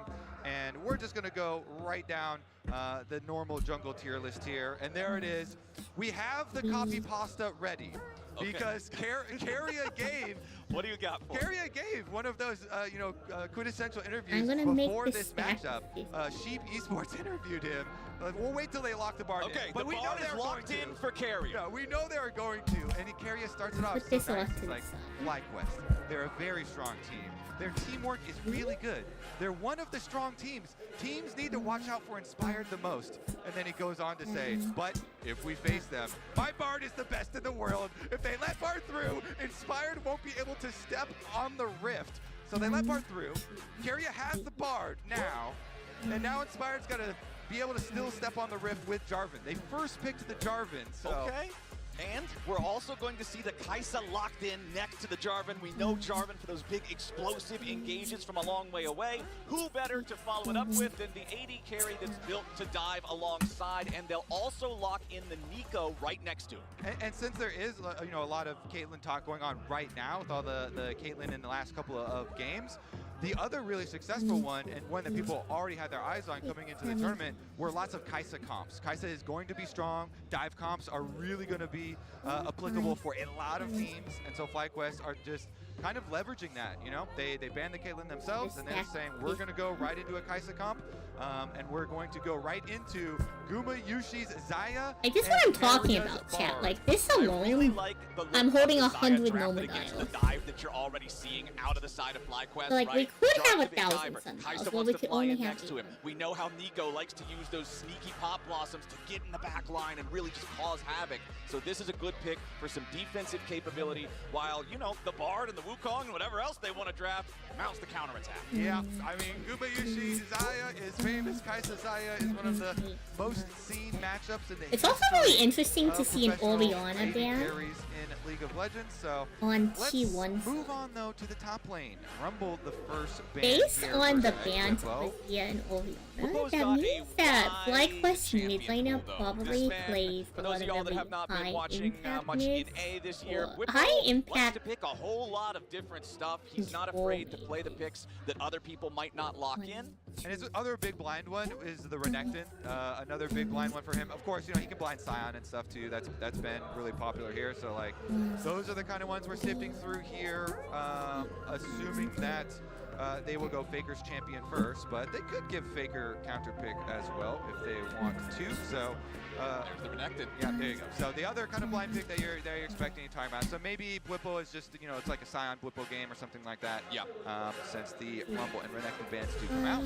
Well, we've also got the Aurora banned out here by FlyQuest. They know they still need to look at both solo lanes on the side of T1. Ban out a champion that, you know, could go either one of those lanes. Get some extra value out of that. And the last ban will be Faker's Annie. Fine. Okay, yeah. So Faker had a pretty good 152 Akali game, non-hollow Nomadiles. yesterday as well. His mechanics were looking on point. He has some good, That's a lot good of burst Nomadiles. combinations. So we'll see what they end up going with on the side of T1, but probably something that does look for the engages, does look for the flanks. That's kind of why FlyQuest banned out the Aurora and the Annie, two of those kind of premier playmaking ones. And it is going to be forced upon, you know, Quad to also blind pick here Well, into Faker. They're going to give Faker the full counter pick on red side for T1. And this is kind of assuming that Blippo is going to go the Scion or something like that, so they pre-pick the Cassante, which can just play into whatever. Even if Blippo goes an Urgot or something, you know, maybe he goes for the Urgot execution, or maybe he goes for a Mordekaiser. Up there, He will. he does. Okay, the answer to the blind Cassante is the Mordekaiser for Whippo. Okay, Whippo Mordekaiser. Let's see how it turns out this time. And what is Quad going to blind? Quad is basically always control mage. So him blind picking is not like the biggest issue for FlyQuest because they pretty much always have him on the safer, you know, he's farming control mage for mid. Ryze is still up. Yeah, Ryze like is a I great said, choice chat, here for control. blind. I mean, that's even been first picked by quite a few. So I believe definitely that like is this all one. the essentials. Faker. Okay. So we've we got can some, actually some start powerful counting PvE Sundiles solo that we laners voice. here on the side of FlyQuest to go alongside that engage from the Jarvan. That is your big main engage unless Nico can get a nice flank, but again, usually she requires an angle, she requires a little bit more setup, so pressure on Inspired, but I feel like if you're FlyQuest and somebody's got to have some pressure on her to make some plays, Inspired's a guy The you're gonna real trust counting to can do begin. Like, we've been counting, So like, he has we've been done so counting. much for this But the FlyQuest real team counting, over the the last counting couple that of years that they have stuck starts together. now.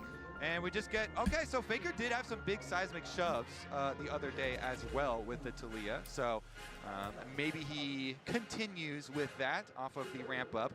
The beginnings of that game were So let not me great for him, real though. things You know, for did get into a bit The of a real deficit. counters when the And so real we'll counting see this begins. time around. I mean, Cool. we are obviously Chat, like they're super counter hyped up right picking, now off we're the previous counting. game, the 100 Thieves ones. But FlyQuest here going into T1, this one is going the to count be into hyped. counter Don't let the pick. seeds Feel fool you that. here as Yeah, well. that's, I was going to say, it's a little bit Don't look at us too dishonest. You know, closely. you come in, you think, all right, we're up against a number 4 seed. Sure, it's no problem. They're only the winningest organization in the history of the game.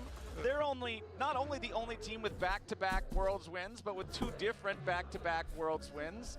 They're not only the team that has the best player to ever play the game in mid, you know, they're also the LCK number 4 seed. It's walking about Jake. Yeah, it's So easy 1-0 for FlyQuest then, right? Is that what you're saying? Easy 1-0, chat. Easiest 1-0 of their quad thing. Here for the FlyQuest side, but for all of us who have been watching North American competition throughout the year, this has been such an exciting team to watch, such an exciting team to follow, and kind of I could be wrong. I think FlyQuest might be the only NA team at Worlds. Success. They've come so close twice now, nearly beating Gen G in a best of 5, going all the way to Game 5 at last year's Worlds. Then at this year's MSI, going 5 we're games going against to BLG, start but first with again, the Hollow falling live short. stream Clearly, we're sundial. not into the best of 5 stage Then the here at Shattered Star 2025, sundials. since we're The just live on day stream 1, sundials but in the FlyQuest are OG. hungry to prove themselves internationally, and if you want to be the best, you've got to beat the best. And I'll tell you what, Kobe, historically, T1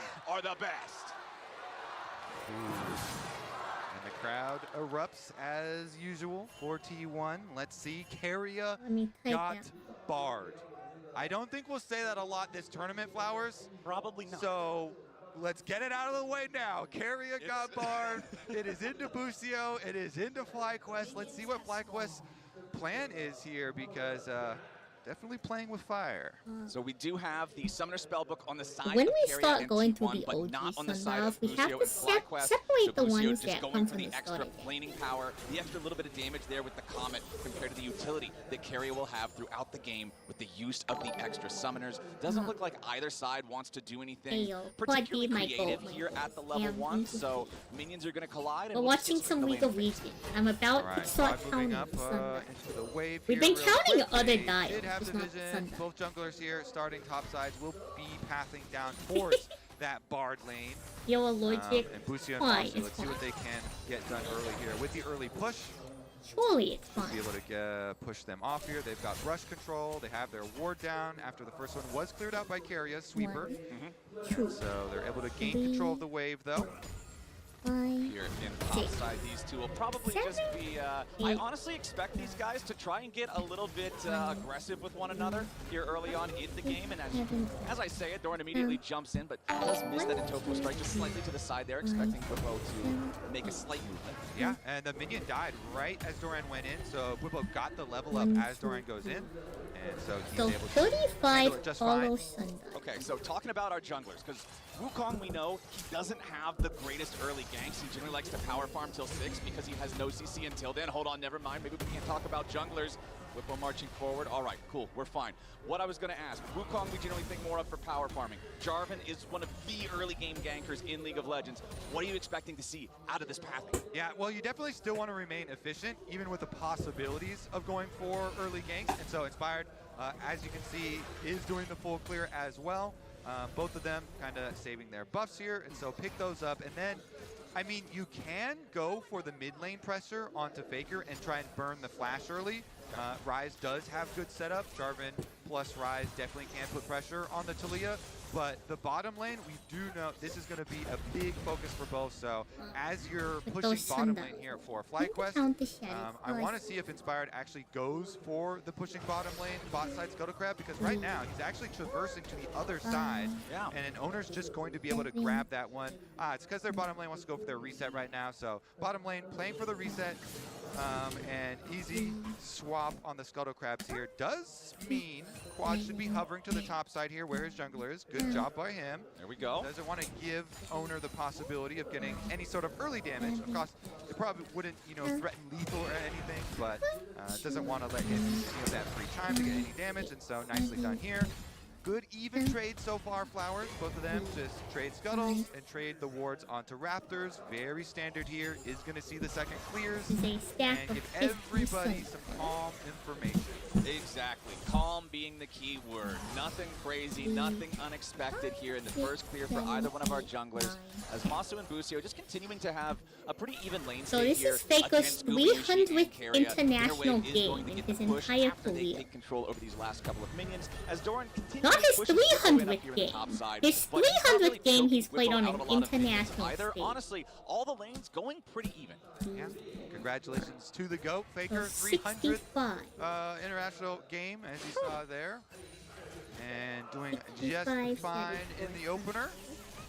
Okay, a little bit of a catch there. Nice tangle barbs from Busio to put some damage onto Gumiyushi as they crash the wave into the turret. Now Busio will be able to potentially look to clear out some wards or establish some vision, but no, instead just going to be another recall here. The double recall from Masu and Busio, just to make sure that they can get that purchase in while they've got the crash. And now everybody, rightly so, hypes up Bard roams, but Nico roams are huge as well. And so off of this early reset, it is going to be lane swaps for both sides. So they're honestly, with the tunnel making up the extra couple of seconds, they're almost identically timed here, even with the slightly earlier recall for the FlyQuest bottom side. So Magical Journey is good for them. They get out here a couple of seconds. Bwipo even pulls the extra couple minions for Masu here, though, before he goes for his resets.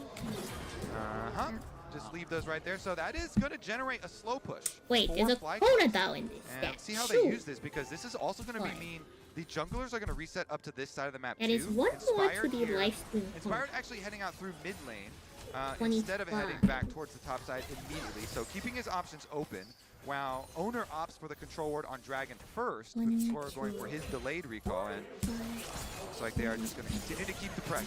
Yeah, early Earth Dragon being #1 here generally dissuades super early Dragon takes just because of the tankiness of that objective compared to other dragons. Inspired will go ahead though and drop the flag inside of the pit, clear out that control ward, but then immediately back away. They know that there might be a couple of problems around here, so they're taking their time, but no. Okay, just dragging it out slightly. Quad waiting around this area to see if Faker's going to walk anywhere close to that brush. Doran's making his way over though, and Bwipo's ready to follow. So is Owner. Okay, FlyQuest, they're going to have 3 men here first, but T1's bringing in the cavalry. It's going to be Doran here, your initial target. Quad, however, targeted by T1. Doran losing about half HP. Bwipo still looking for more. He's got Doran in the death realm, but Carrier's Bard has made his way in here with the Summoner Spellbook teleport. Carrier showing up, looking to make the difference. Doran down to 200 HP with Bwipo's flashback over the wall. Quad trying to escape, and he has to flash now too. It's the Carrier Bard difference, looking to change the fight. As Quad wants to get out Faker here. accidentally walled off his Doran's still looking ally. for a little bit more. He wants to go all out, and Inspired has to flash to survive. That's Somehow good for nobody's T1. dead either way, but the extra man for T1 gives him control and wins them this dragon. Yeah, FlyQuest are able to peel and delay long enough. Initially, the Mordekaiser ult onto the Cassante allows them to peel. Quad's able to survive. Then some antics here with their flashes on the Dragon Pit. They actually do all survive in the end, despite the Summoner Spellbook teleport being a big surprisingly, no one ended up going for the getting Dragon, the extra numbers. FlyQuest still all get out alive, as you say. And since it resets the Dragon, and it's a mounted dragon, which is so it's tanky, kind of a good choice on kind of ruin T1 your not to go for the Drake here, because they spend so much time stick out around of lane, for you it, don't so want to they be all losing the go for income resets in the experience. aftermath. And the reason that tempo and timing is so important, my friend, is because everybody's favorite early game objective, the Grubs, just about to spawn here in 5 seconds. You can see a T1 ward in the Grub pit already, but Inspired and Masu already hanging around. You've also got Busio up here, disguised as Masu #2. Well, Masu #3 now, there's also a clone. Owner has arrived, though, Which on one's the your Wukong. favorite? I like all of them. I like the original. Oh, yeah, you're going with the original article. I respect that. Inspired, starting up these Grubs, though, does want to be able to secure at least the first one. Oh, but it starts to reset and lose patience. So FlyQuest, they don't manage to get anything other than just a low health Grub. And it's T1 with control over the pit now as Owner starts the objective. He needed like one more auto on that thing. It barely did not get tick under 600. And he has the original smite there, so he's Inspired's not able to steal away that one Grub that was getting quite low, and T1 will just collect them. Yeah, that's a super, super close margin that actually ends up being potentially pretty significant here for the side of T1, as having all 3 of the Grubs, having the extra damage onto the turrets, and the ability to spawn the Void Mites could mean that if they get some early tempo in this game, they get some early push in the side lanes, they could really cause some problems, because you're also already working with a team comp that has a Talia, that has a Bard, that has these champions that can really provide threat from a long way away. And T1 could be in a good spot to set up some good turret plate money farming now, but Faker's gonna get caught out here with the Tangle Barbs. Busio locks him up a little bit, but Tempered Fate guarantees that Faker is not gonna die here today. This is support gameplay, Flowers. Busio makes a play mid lane. Carrier throws the Bard ultimate. And actually, it does. So the land board on the ultimate Faker. Not only gonna be any sort of well, it follow-up play affects your here. Now, teammate and your these enemy. supports fighting over It puts wards, them and into a this is something stasis that where we they have just can't hyped take up damage for a all couple of year seconds. long in So, LTA North, soon to be LTS. It can keep your opponent Lucio stuck in making place so in time many for your plays, teammates to catch up to you. And him going versus Carrier It really can is a also dream. He buy looks up to time Carrier for your so teammates, for your heavily team to as catch so many up supports well. do, and it honestly is just like an honorable move. I feel like, all right, fine, you can have Bard. I'm gonna take Nico.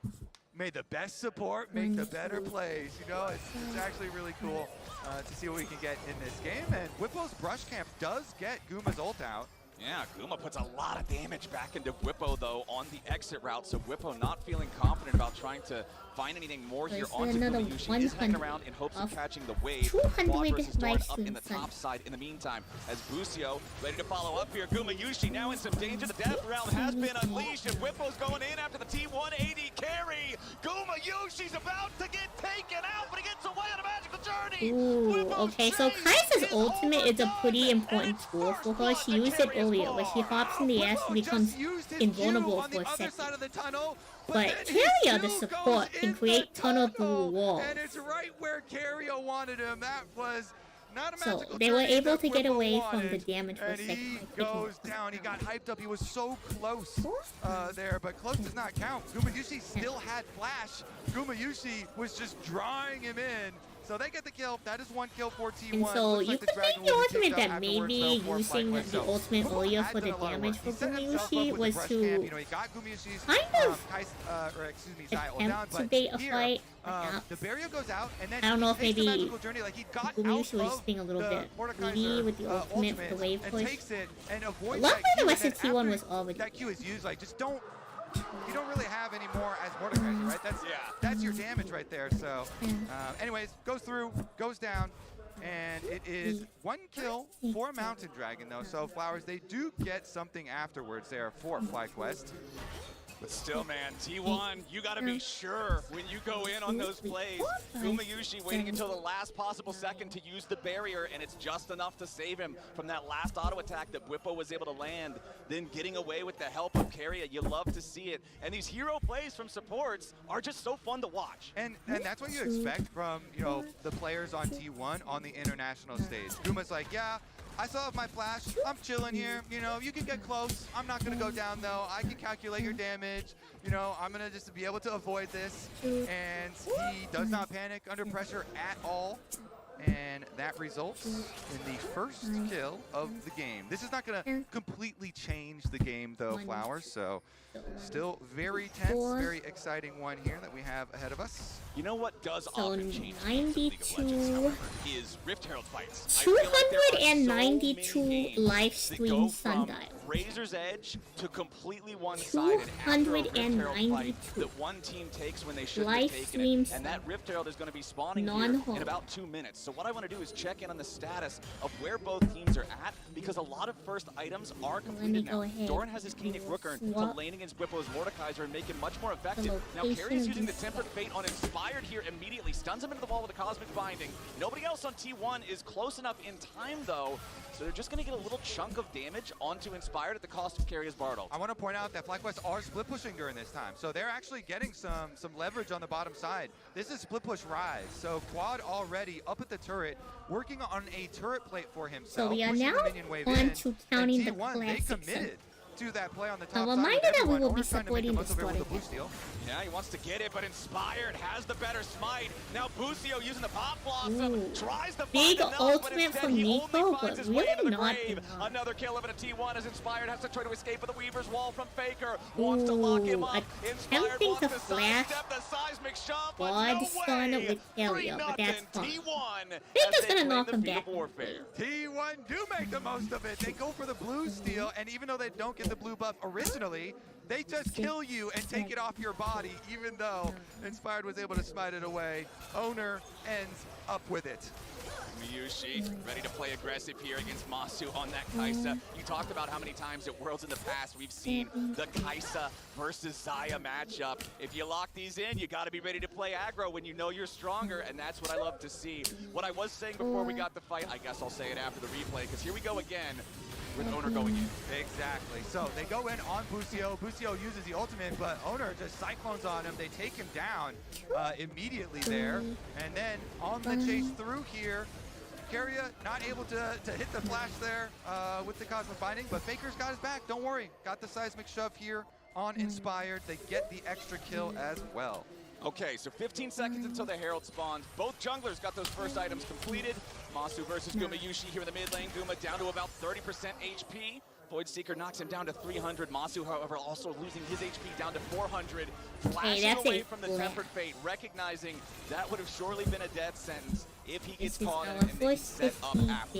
Yeah, really good stuff here from T1. You know, Guma setting up the possibility of Keria using the ult to burn the flash there. They trade heavily. Guma, once again, not scared. And in the end, Keria comes in. Bard ultimate for Kaisa Flash is exactly the value that you want. So they can make some repeat plays there now on Masu. Masu's got to be careful.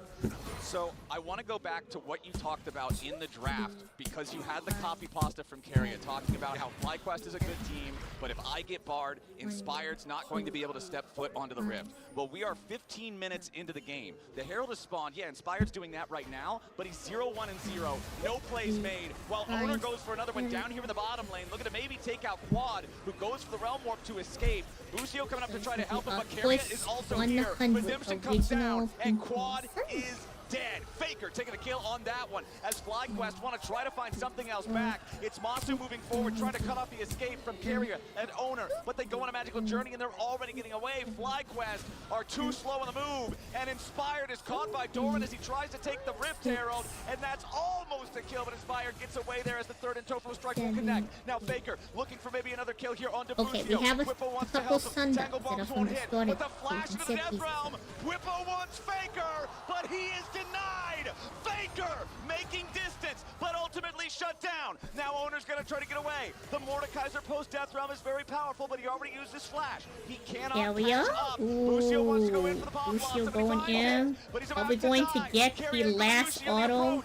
Whippo rooted up under turret. T1 pick up both. It's a 6-1 game. T1 in the scrap come out ahead again. And it all started with a really beautiful dive that they did on Quad. They kind of trapped Quad, and then Keria played it really well on Bard. He knows he's trying to Realm Warp out, so Keria camps the Realm Warp, and he uses his Spellbook Exhaust first. He does not immediately Cosmic Binding. He uses the Exhaust, waits out the slow, delays so that the rest of T1 can come help with the dive. Meanwhile, though, Doran here.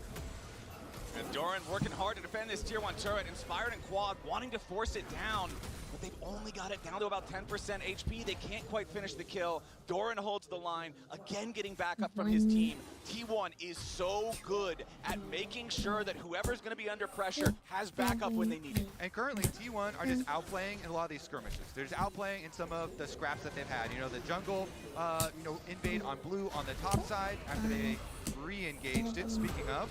Okay, Quad being smacked around by Doran here a little bit, does not want to deal with that melee range Cassante. This is one of the problems with picking the Mordekaiser and the Rise as the two solo lanes when you've already seen Cassante. The Koenig Rookern first item has so much value, and it just allows Doran to play so aggressively because the enemy mages can't trade back effectively. Exactly. I mean, that is a lot of magic resist stacking here for Doran. So it works well into both of the solo laners, both of the split pushers, as you are saying. Meanwhile, Keria's going to go up there and lend Doran some extra support. I don't even know if Doran needs it, Kobe. Quad's already down, and that's a kill for the Cassante. 7-1 for T1.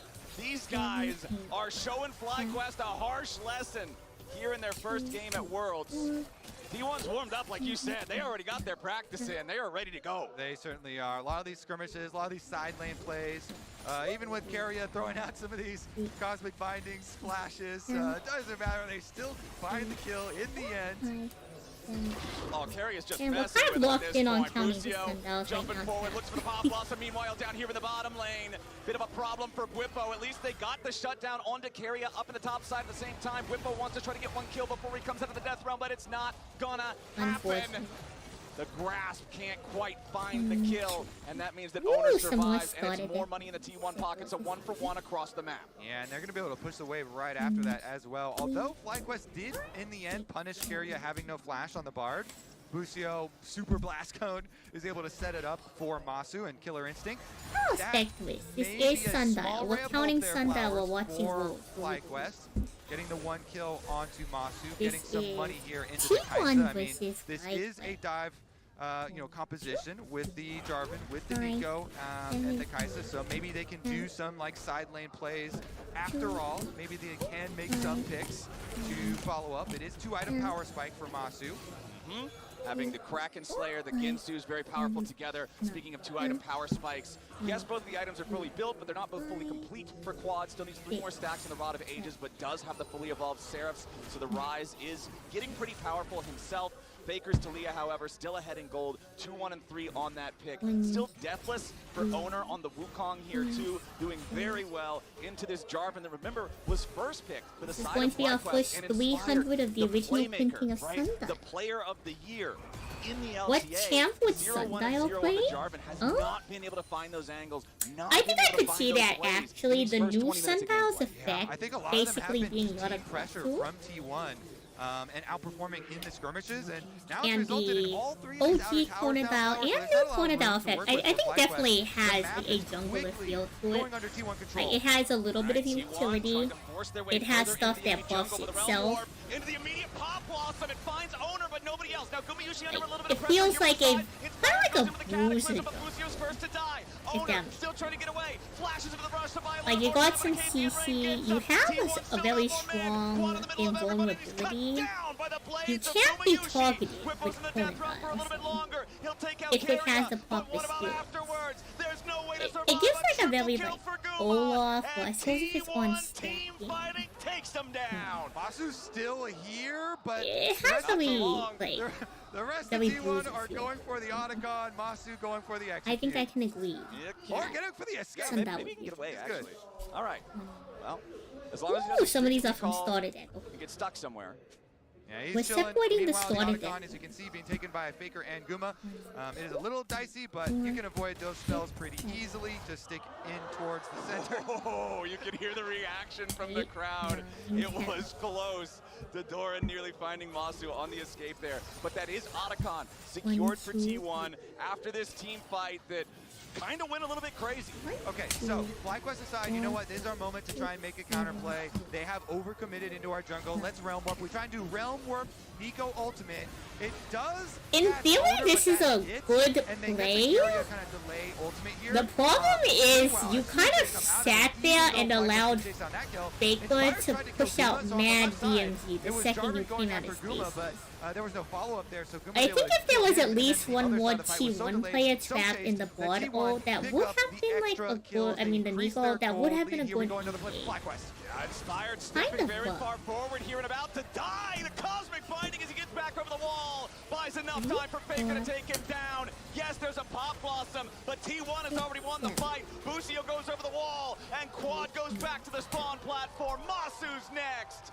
T1 are just playing better. Back in the mid lane, Whippo at least tries to find something here in Gumayusi. He's got him in the death realm. The feathers fly, but the Xayah dies. A shutdown to Whippo, but Doran's not going to let it go unavenged, as Whippo is the last to fall, and T1 get an ace for 2.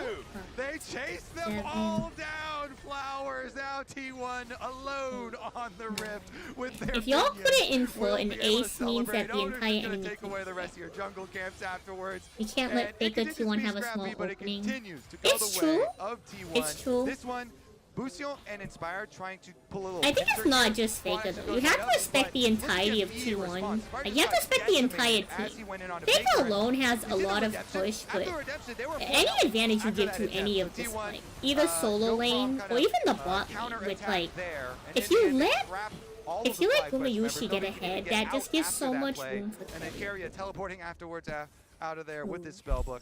And they actually just pick him up on all sides. Though, Whippo got the shutdown onto Gumayusi. Well, that's something, but they're going to need a whole lot more. Keria getting caught out here a little bit, but where's the damage from FlyQuest? Tempered Fate doesn't really get anything here. Third and Topo strike. Knockback into a knockback into a knockdown. Inspired's at out of there, and T1 continue the push. Masu gets slowed down. I mean, they wouldn't have consecutive, like, world championship titles Meanwhile, otherwise. Doran trying to create a little bit of space, does end up dying, trying to kill Masu off. Quad on the side, tries to use Realm Warp for the escape and gets away. Gumayushi's gonna die to Whippo, but now he's in the back line. 1v3! He gets a double with a mace to the face for Keria. The fight is bloody as we have 3 dead on either side. I like that FlyQuest are refusing to stop fighting. They will continue to just fight their way out of this. I mean, objective bounties are up, so Whippo scrapping here. Whippo getting the double kill, running through and killing Guma again. I mean, honestly, it's not a terrible idea to let Whippo try to get a position hold in this game. If you look at the rest of the team, no one really has any money. But if you're able to take out the biggest threat on T1 right now, which is going to be fake Gumayushi in the middle of the fight, Mordekaiser's ultimate isolates you and another player into like a death zone. So it becomes like a 1v1 Whippo really pulling a lot of pressure and opening So if Whippo can eliminate one of T1's bigger threats in the game at the start of a fight, and then come out of that to help his team, they could use that to turn a lot of scrap. This year is when you compare Whippo to other players, Whippo will make something happen. That can be good, that can be bad. It all depends on the day. But he's not a player who's going to sit back and just watch the game unfold. And I actually do love the hexplate builds for Mordekaiser. You always have the shy like destroy a Nexus with that one, but it got really popular so this is going to be our 400 and just like turbocharge the juice that you get when you do activate your ultimate. And so like with all that speed, you just really get in there, and it does provide a lot of threat, and he's using that to go towards Guma, and then he even is hitting these claws to get extra value after coming out too. So I mean, he's going for it on Doran here. Like I said, chat, like I think there's well over 1,000 quads. I just don't know if there's 1,000 Sundile. You mentioned, so it's hard to soften up a Cassante. Even in that side lane, of course, he does know even if people try and go gank him while he's split pushing, Mordekaiser always has the option of just ulting someone else who tries to gank him. And then you go at least 1 for 1, and then sending extra resources towards you usually means that your team can get something on the other side. So Baron's up now, no Dragon for the next 3 minutes. This is probably going to be our next battlefield, but that battlefield is now very interesting because the death cap is completed for Quad's Rise. You've got the arm guard completed for Bucio's Nico to be able to make those haphazard engages without the immediate consequence. But at the same time, Owner's got Guardian Angel. The Wukong can fly in there without worrying about dying. There's so many powerful tools that have been recently purchased for both sides. This fight, however it happens, I feel like there's going to be a lot of gray screens. Yep, and T1 want to force the issue here. They're going to start up the Baron. They've got some big advantages. Faker as well has a lot, 9 stacks on his Dark Seal. Can he get a seismic shove? They're actually burning the Baron down. The Baron's going to go down. The Pop Blossom lands. They found some damage under Faker, and Masu's already assassinated him, but the Baron is gone. Gumayushi goes through the wall. So in this scenario, they traded 1 death for a... seismic shove to stop it. Owner's going to be caught out now as he tries They to traded 1 death for a major objective, which is honestly pretty good. If at least 3 T1 members can watch out here without any problem, if not all of them, it's going to be pretty big. To escape, and he will do it. T1 takes the Baron and then trades 1 for 1. That is a Guardian Angel right there, Flowers. That value, he just barely got over the Brambleback wall before the Guardian Angel procs. So he gets back up and he's able to escape out the backside. FlyQuest looking like they were going to be able to collect some kills after T1 take down the Baron, but they only got the 1 at the very beginning here. It is under Faker, so it does cut down on some of the stacks, but the escape enabled by this magical journey. Guma's able to flash into the magical journey. Owner takes it out as well. And then the Realm Warp threat here, they do go for the Bard ultimate from Keria because of that one. And then Owner, even though he does get Mordekaiser position right against the wall, not too shabby. We're counting Sundiles. We're actually almost done. T1 with the Baron buff, so a lot of pushing power left for them. And with all that extra gold from Baron now too, feels way more solid for T1. So Red Bull Baron power play currently at about plus 1,800, so only a little bit more than the default value of claiming the Baron, but I'm sure they have plans for this next minute and a half to gain more value out of that. Doran sidestepping the Death Grasp, trying to just make sure that he doesn't take too much damage here as FlyQuest tries to get something on him. But it's quickly becoming more and more difficult, Kobe, for FlyQuest to find angles or opportunities. Yep, I would say he accomplished that goal, Flowers. He took almost 0 damage. They barely got through the Cannon Brooker shield by the time that he walked away. Here we go, though. Quad gonna be your target. Faker So rides together this wall, makes trying to put the another pressure onto the enemy 50. mid laner, while Owner distracts everybody else on FlyQuest here at the same time. Remember, no GA anymore, and Whipple's got him trapped in the death realm. Shut down for the Mordekaiser, So and there's FlyQuest are looking for a little bit more. 5. The chase is 500 continuing, right but here. they can't quite find And the we have a angle here. The couple Realm Warp is available, but there's not quite the range. Now carry the target here from Thank you for the Whippo. head Tempered tap. Fate hits nobody. Whippo in the middle of everything. He dies before he can find the shield as T1 trade one back. So Now another again, seismic I think shot, my not gonna estimate hit is Inspired with correct. that I one. think we have Masu probably like a looking little for bit an over opportunity 700 to fire off here sundials, with the Kaisa, but he 800, cannot get close. but It's not so exactly dangerous 1,000 up against sundials. We Faker's have a delete. 1,000 That was plus, great from but not Carrier, 1,000. just using his own body to create that play. He knows Mordekaiser ult just was used to kill off Owner, and so he goes in and he actually makes it a 1-for-1, allowing T1 to answer. But now, the Dragon. Okay. Dragon started by FlyQuest, but immediately responded by T1. Another seismic shove, this time onto Busio. Pop Blossom with no value. Chemtech Drake over to Gomayushi. Doran trying to get away. Busio at 100 HP. Gomayushi still looking to step forward. Nice shove there onto Quad, but they aren't going to kill him here just yet. Seraph's Embrace Shield keeps him alive. Realm Warp for the defense. Masu's going to try to get away with that as Inspired uses EQ to get over the wall. Now a teleport coming in from T1. It's Doran. We're going to cut him off at their own tier 3 turret here in the bottom lane. The Weaver's Wall delays Quad and Masu, and now Doran stands between them and safety. And then technically we also have the Sundile Quad looks to turn it too. around. They found a route on a Faker, and Quad takes him out. FlyQuest continued trying to get away, but Owner has arrived. His clone Cyclone kills Inspired, and Quad barely gets away over the wall. Owner's still looking, his Whippo has to flash. Masu continues to run on the third, and Tofo Strike doesn't hit, but T1 still has the push. T1 chasing them across the map, and now they're inside the base. Flowers finally. 24 kills to T1, and they will be able to take the inhibitor. Inhibitor number 1 is down, and T1 is not done. Mid lane tier 2 turret, the next target here, as Doran's just going to step forward, start putting the autos into that one. The rest of the team is right behind him. They'll shove up this wave. The extra power, those void grubs that we talked about earlier, allowing them to just bulldoze these structures. And again, Whippo in some danger. Does have the stasis to keep himself alive this time, so not another kill for T1 here just yet. Tier 2 turret remains alive as well. Busio taking a decent little chunk of damage there from the Blade Caller. But again, man, every single time it looks like FlyQuest might be getting something. T1 gets something back. Let's take another look at how everything happened. How Guma is able to lay down some feathers and take the Dragon. So Faker spaces Busio really nicely, by the way. Inspired tries to slip back in, but Guma stole yesterday Dragon with Yunara. He steals one with Zaya this time, and obviously he's done it with Varus. But anyways, back to the actual fight there.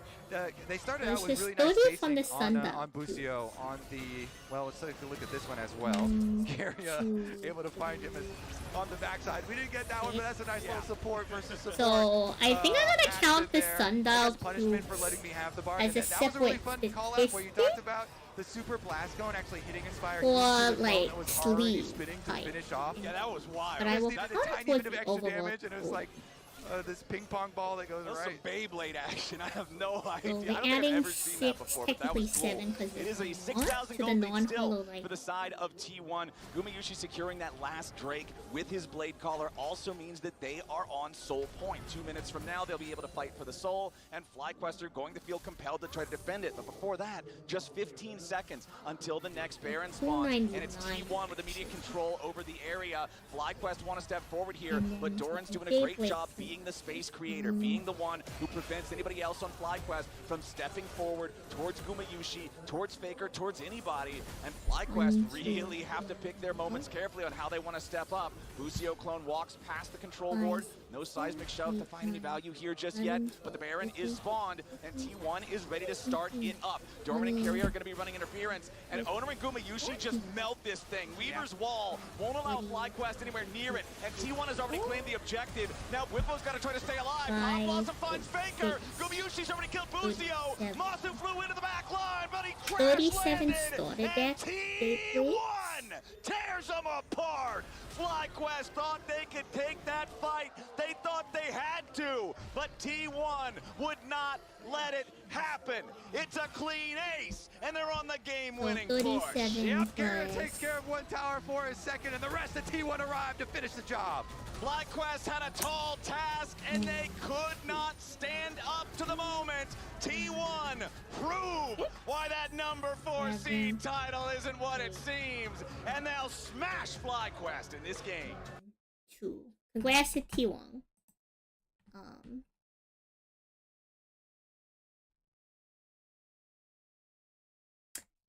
I wonder if we should watch this HLE versus AL game, because we saw them, like, we watched their games earlier. So we just watched this one earlier. We have any more T1 games? We have one yesterday with Genji versus T1. So we'll definitely watch this one. For about 30 to... That is like something that can play. Plus, I want to watch the bands. On the other side, it was Galio, we were mid-counting these. Azir. So Azir is taken away again here in this best of one. Which leaves what that Rise you were talking about could be a potential B1. Yeah, Rise and Orianna both up. Rise and Orianna. The other, like, okay, they don't have to go further down the tier list. Just the Orianna early. Okay, so let me say though, Faker had a pretty good Akali already at the tournament, and that was fun to watch. But we might get some more standard stuff. All right, early Aurora flex pick. But Aurora Wukong, we just 27 saw, or we didn't just see it, but on opposite sides. It is still a very good combination to work together. Of course, really good dive, really good pincer movement from these two. My personal favorite jungle at the moment is the Wukong. So remember that this is 31. Let me reconfirm. It's just been so that there's 37 you know, big so I saw through these this over split here. for T1. Even though he's had a couple of speed bumps here at the tournament so far, he did run into a little bit of a speed bump. Canyon though answer with the Zen immediately. Yeah, so good pairing on the other side at least. Get what you can. Now the biggest question is it going to be something like the Rumble for top? Because the partnership with Orianna, with Xin Zhao, or Wukong in certain cases, has been so good. But Sion has as well. And for Keen, seeing him on tanks already, it's been his Keen Sante. It's been the Ambessa. Yeah, Sion lock-in would be good, you know, get that really valuable front line. Sion is just an insane champ right now, and provides a lot of value with the possibilities of lane swaps especially. And lane swaps being so prevalent, this always gives you more options. Yeah, Ambessa, Rumble, those types of things, always pretty happy to pick into it. And so we do get Doran Ambessa. This is one of the champions that he has been able to actually carry games on. So let's see as we progress. It's going to be T1 themselves banning out the Xayah because they're the ones running the dive comp. Yep. And so they want to remove the easy safety from Ruler. So and we start questioning things like Ezreal, but when you see Sion on the other side, that might fall out of the wayside again. We've had problems with seeing Ezreals into hard tanks, but so 569 original printing Sundile. Ban that away first. And the 80 carry pool getting real slim real fast. Yeah, Guma definitely renowned. Caitlyn, he also pulled out the Ashe. They got the Ashe buffs on the patch and is pretty good if plus the 299 non-holo life in Sundile. Very effective. So let's see plus here. The 65 a little bit further down on that pool plus as well. The 35 holo. We're at 968. For the mid game. And we have a couple more to mobile 80 carries for Guma. Away from things like Zin, we have 1, Orianna 2, from this lockdown 3. front to back that's building. I don't know if I want to count the one that we get from the World's pricing or not. Yeah, Sivir or Kai'Sa not World's type stuff. Open pricing. I don't know if we want to count the way I earn from pricing. Maybe I will, just for like. Drop any resources there, and so they ban the Sivir. Maybe I'll count it. Well, no one traded before. That's the problem. So as I go through, it's only been the Zaya, the Caitlyn we so far, at least in the Sundiles. Swiss stage here for T1. We're about to find out now. It could also be an early support. We've run out of time. I mean, Jin is something you always think about with Guma. That is like something that can play with dive comps because you stand further back and you can land long range. But your Jin versus a Scion just means that you just never get to kill that Scion. Two gold Sundiles. Like eventually, you're gonna have to kill the Scion somehow, and so they kind of got to cover those bases there. I believe. At least this computer just, the lobby just crashed. And then we have so two serialized Stellar Sundiles. What's the 80 carry? For the rest of the draft. We will not know. I mean, there's 4 80 carry bands in that second phase, plus the On Unara. live stream So it is nice that, again, we are just throwing kind of Hail Marys out into that position. And as we try and work on getting that lobby back up, we'll keep you updated as usual. We have one Stellar Sundial. This is one of the matchups people are filing up for. Kobe, I don't know if you look behind you, but this morning it was, you know, semi-full for the arena, and now there are a lot more and people also one Sundial wow, player. You sell tickets for Gen G I, T1. for one, am shocked. Yeah, there are more people it's a mystery. coming to see T1 play than to watch. So in total, we have 975 Sundial okay, I was going to say, but like in comparison, that are just Sundial. You know, here in China. If so we many. count all the other Korean cards fans in as the well weekend, have been exceptional. Like the appearance has been amazing. So certainly have. Big shout out. Sundial card. I have seen If we some count Flyquest all the fans other around cards Jersey. during the I've seen people make big weekend, trips themselves, because that's a big journey from the States, right? What, 16, 14 hours? It took me, plus, I had some extra issues, but it took me 36 hours. What? 152 What do you mean 36? plus Where'd you go? 59. Well, I had a layover, and then there were some complications Oh no. that we won't go into. No, fair enough. I thought But, you came to 25. Berlin or something, you dropped by, then you went plus down to Italy, and then you 25. went up and around and came over to China. Well, They were. That's 36 they were, hours. They were not my. Well, we were, 2 plus 1. Fair enough. In total, we collected there is a tech pause, as you can see. 1,283 total So, cards Derek, this weekend. how do you keep focus, or do you? So keep thank focus? you to everyone who I contributed. am a How do you calm down? Do you meditate? That's I am not huge. the person to ask. I've never calmed down in my life. How do I keep Exactly. focus? I lose Let's add focus. this A lot of to- people have heard me before will know I lose focus a lot. That is some of the problems. Sometimes it's hard to say, you know, like sometimes I'm in a game, I'm seeing a fight happen, and there'll be a lull time, and I'll think, man, did I buy groceries for my pregnant wife before I left? And oh, she's run out of eggs. I hope she gets some eggs. You know, that's where I go. You should like do a delivery app, send it Oh, over. no, we did before I left. I made sure. That's right. That's a good reminder. Actually, I did. I actually opened up the app and helped her because they can do deliveries. Because like in Australia, they do that as well. You know, with Woolies, and it's good. It's really good. Woolies. Yeah, Woolies. Woolworths. But Oh, that's the name of an app. yeah, but Woolies is the thing. You don't need to hear from me. Kobe opened me up from this one, but I'm so sorry. We're going to hand it back to the desk while we resolve this tech issue. Thank you, Asterix. We were looking forward to hearing All from you, but right, unfortunately, we've done you were it, just chat. yapping too much about whatever the hell It took us a little over an hour to Of course, it is count a out technical all issue. Our of competitive them. operations team is actively investigating Because we the weren't issue, and named. we'll keep you updated as we have more Yeah, information. nearly In the meantime, you can 1,000 come back to the Sundial. desk with us. Which means for Provide World, a our boost goal deal. is to hit We heard from 1,000 them all at about the World. history of the matchup, and we're wondering what that next pick in the draft is going to be. Yeah. I thought it was going to be a Kaiser. Like on paper, that's to me what it looked like. These are some thing pretty is, good you know, statistics. Some Kaiser pretty is something darn that Guma good did play during statistics. playoffs. I'm really happy 41, with these. but didn't go too successfully. I think he played pretty well in it. We can now Part do of the team didn't breakdown really of operate around it stats. well, Yeah, and we it's have something to that get over this data Guma's ready career to hasn't been the present most to the successful people. pick for the team. Right. Even though it's something he's been practicing, he's been playing well on. So that is the question. Will they bring it out? They could obviously pick up the Corki, which I feel like was the pick that Gen G were leaning towards. It was Ruler's most played during summer, so they could kind of take that as a bit of a denial. I don't think it's a good Jin game, even though obviously. I did think So about the we'll Jhin do as well. But sleeve into, like, the slash Sion and the presentation. Zinzao felt a bit uncomfortable, so a lot of AD carries banned, really thin in We the have pool. 1, Yeah, it was quite 2, interesting when 3. we started seeing started T1 deck, ban out Daybreak, that pool, and then Sundile. Genji's like, all right, bet, let's go down this pool and see how deep it goes. They still had the Corki open, Terry open, Kai'Sa, Jhin. So I That feel like that the options are Sundile still aplenty. Qs. If you really want to get PC. deep, things like Tristana are also available as well. Not that I really expect that to be that high on the list. But yeah, you can see on your screen some of the early picks that we have And then already for the seen rest of the from both the QPs, teams. And assuming that the draft doesn't change for any reason, the 7, Aurora champion that's been rising, I mean, we already saw it in game 1 today.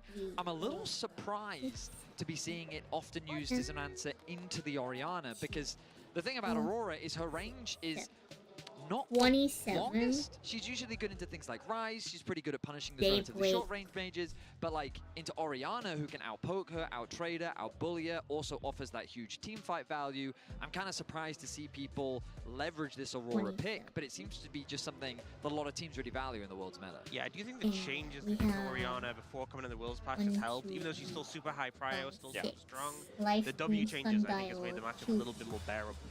My big question is actually about one of the bans that we saw. And we were discussing it briefly, Ox, before we came back due to the technical issue. And again, we'll keep you updated as we have more information. But the Kiana being banned away, something we know LPL junglers for. You ban it against an LPL jungler, it's like, makes sense. You ban it against anyone else, it starts to raise question marks. And this is no disrespect to Korean junglers, just hasn't had the same success or same presence. So is Kiana rising? Is this a pick that we always need to be considering when it comes to drafts as we move forward in Worlds? All the Sundiles. Well, we definitely know that it must have been doing well at scrims, because it was being picked repeatedly in the LCK despite being a 0% win rate and just not working out.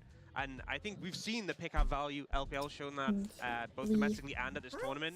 And I think it's clear that it's working in scrims, and it's just the LCK teams. And especially what was surprising is like players like Canyon, who historically have been so good in the Kiana, were struggling to make that impact on stage. So I think clearly the pick has worked for the LCK teams in scrims, and it's just, you know, obviously something that they're respecting, even if we haven't seen it on stage work for them yet. I mean, I will say that the anticipation, the tension is palpable, I should say. I'm very excited to see these two teams hit the rift. A rare matchup, you know. Don't see this one that often. It's so uncommon. In a best of one format, we've Worlds. only ever had it once There were before. no And honestly, if it wasn't for thoughts Worlds, that where would I get to came see to matchups like G2 MKOI, Fnatic MKOI, Gen G T1, FlyQuest VKS. FlyQuest VKS? Because the thing that I've learned is that if something's good, you always want more of it. There's no such thing as too much. I was going to say the good news about this is that they then can't meet in elimination, but we do have an EU elimination tomorrow.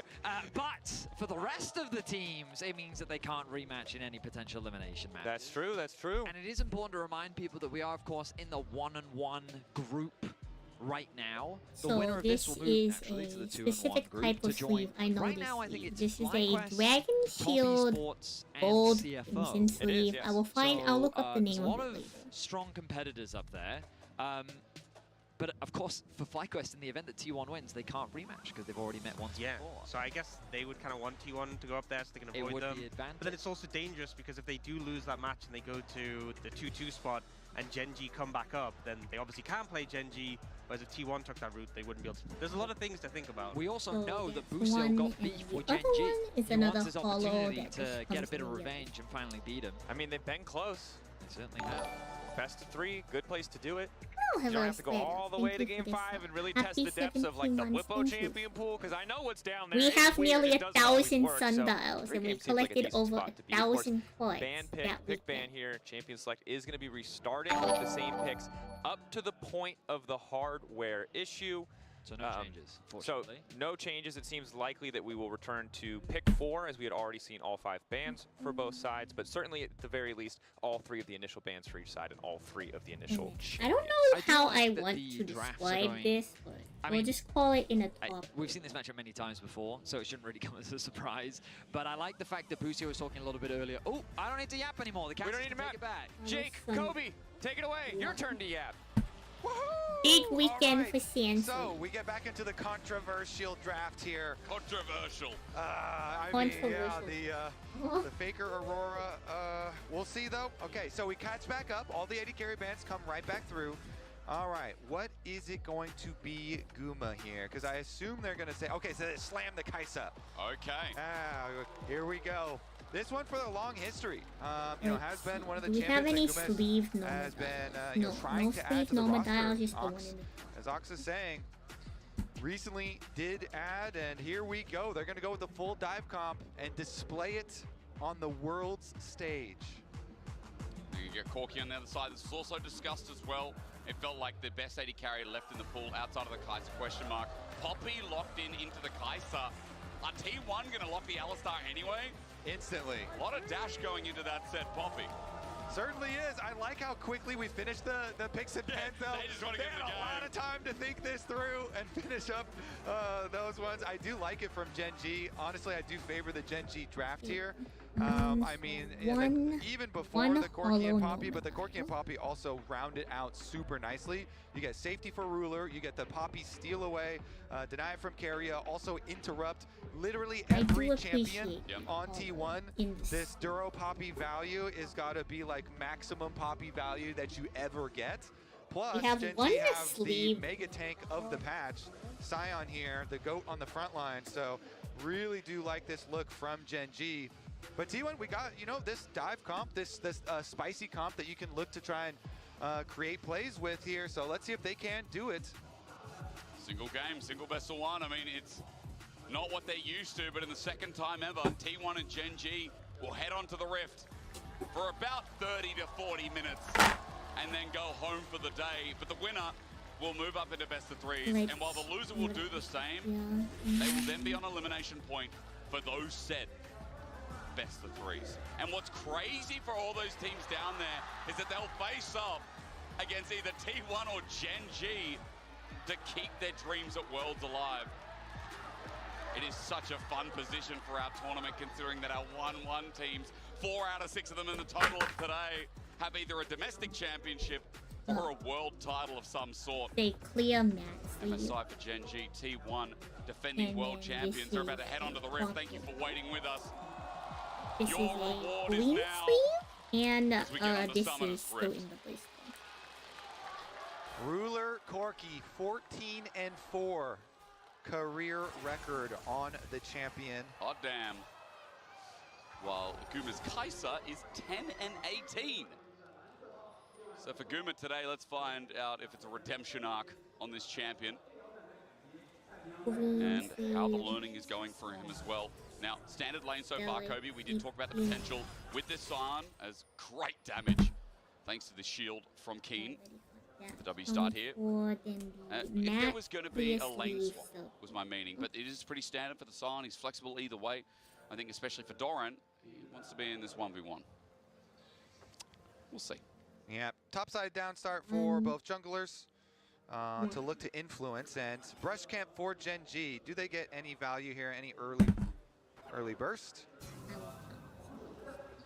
Quite good. Minute. Yeah, very small. Buckler thrown out as well. Level 1 Alistar, classic as the rush for level 2 will begin. Jungler starting top. Yeah, Kaisa and Alistar not super strong early on, obviously.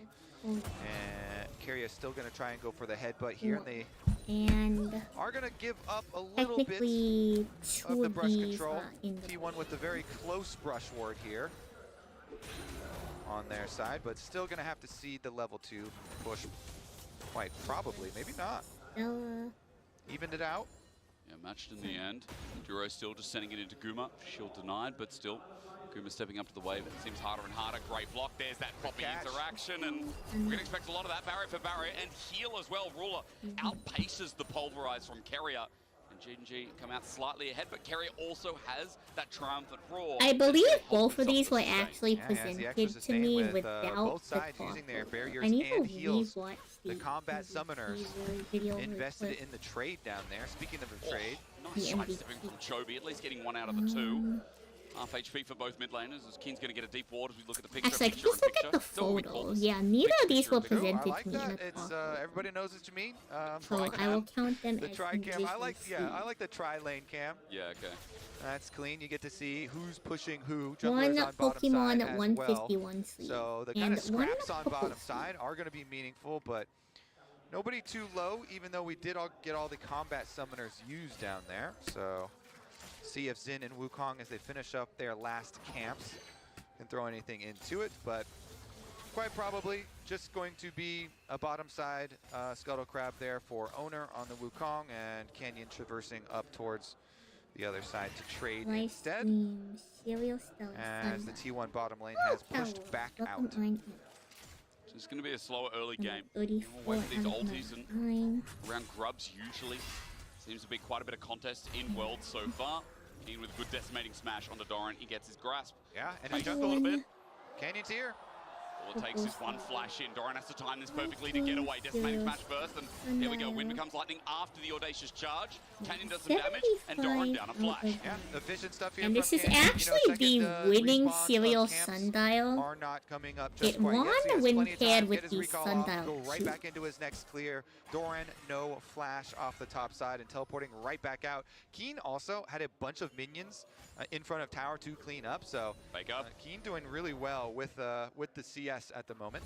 Didn't want to flash there in mid. Was worried that Faker was going to send out the twofold hex with the mana he had Very left. excited. Look for the solo kill, but Chovy gets away. Teleport back in. Faker will probably do the same after he gets the push here, and both TPs will be down. As Faker maintains right now a small CS lead, but he's also pushing in the wave. As Chovy, you can see on the minimap, sends it back. We are looking at bot just simply because right now, Ruler and Juro are trying to send it. Kuber and Carrier holding to the back of their minion wave. Checking through the normal dials, if any of them came from Doran the trying sword. to pass through here, see if he can get. Oh, he didn't pull the wave really much there. He's going to The cancel the recall non-zero then chance instead. on the But Keen normal is dials. Keen is doing so well. This is one of the things about Keen. Like, he can play literally any type of top lane champion and plays it super well. So he goes back and he gets his Bramble Vest purchase on Scion. Really effective here versus the Grasp and Vesta. Meanwhile, bottom side. Yeah, we're just, again, just playing a little bit frisky on the edge here. They did see Canyon on that ward. There's at That ward least by one that Raptors came from the saw sword him, there. so T1 know he's on the way. Carrier's looking for the ward deep just to get that timing Is right there as a well. third? Is there And a Canyon third? backs off though from the Tribe Rush. He's also got Krugs I don't even know if taken there's actually a half the third way one. to Let me level look at 6. the started that third. And just trying to skyrocket match owner here. One who's corner also doing dial, the same it thing. only Bottom comes side with for the 2 Gromp, normal and dials. remember that dragon has well and truly spawned, so T1 with getting a bit of a Oh, push here. Petit Sasquatch. Might There's think got to about be their at options least for 7, starting I this know, beast. right? Alright, on Vision. I Wait, think that they should just be able to get it. Does that mean there's 4?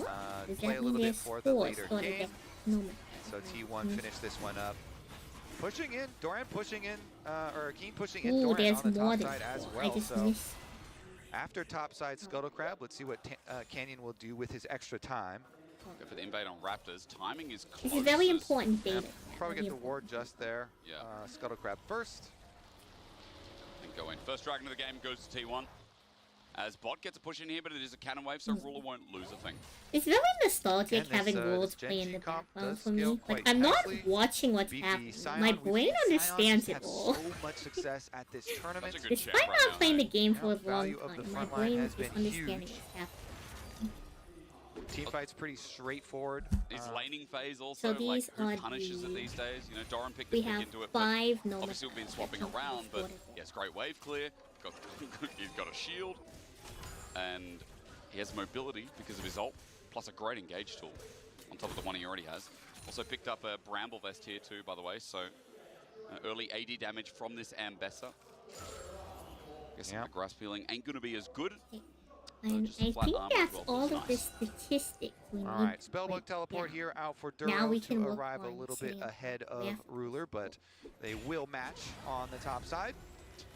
Every time. So there has to be a better way to work I on mean, this. It is just such a good answer. The Poppy value in this game, as we said in Champion Select, it's just going to be massive. Yep. Every single champion on the T1 side can get interrupted, so Duro here could be a star for the team, and he has really turned out to be See just if such we a can stop magnificent pickup for Gen G. Yeah. You know, this year, this lineup that just has so many stars on it. And then for Duro to also turn into such a huge star. Canyon, though, meets up with Chovy mid to defend the pink. Unable to do so. Grubs in 1 second that have now just spawned. One of the supports, big part to play. Glazing Juro, I think the whole year has just been glazing this guy who has looked like peak League of Legends support. As Keria steps into the hammer shock. Half HP now. Genji have better health bars here for the top side. Owner does have the ulti available now, though, which is going to make a big difference. Azura looks to face check, sees him in the brush, and grubs start. All right, Sion's heading up. You can look at the river here. So they're threatening the Keen ultimate, the Sion drive-by. Meanwhile, Doran is just pushing another wave. The ping comes I wonder what I'm trying to do. I'm trying to put these away and organize. Faker gets out there with the They two-fold may X, struggle with this. rather than just the jump I'm gonna give away. it our best. Now that that's there, Faker low on mana, so I think the message is still sent. Genji will, regardless, pick up 3 grubs. And the price is that minion wave that Doran's able to push into the tower. Yeah, the entire thing here going to go into the dirt. So a little bit of a price there, but 3 Surprisingly, grubs put all the picked up for non-hollow Genji to Sundials help with into this their little- turret plate efforts. Well, at least Trying the to find life- some extra money here. Meanwhile, the Okay. expenditure of that Sion ultimate, not the biggest steal, No. but a little bit of a something there. Tiny cooldown. Something to get back to lane.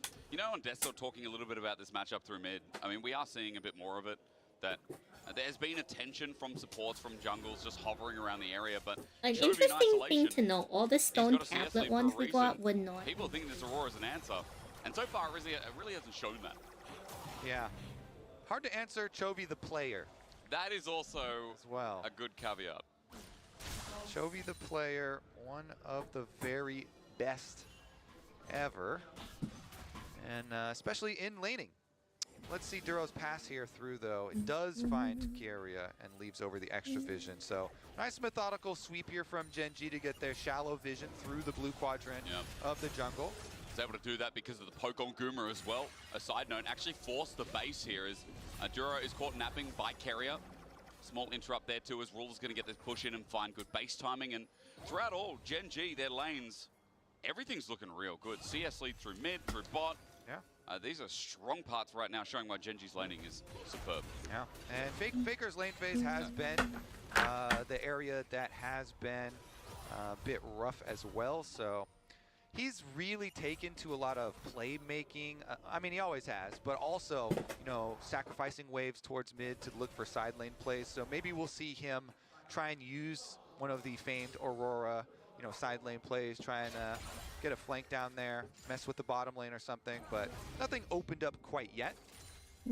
And Chovy I'm throwing here, away all the sundials, if you wonder what I'm doing. just chovying away.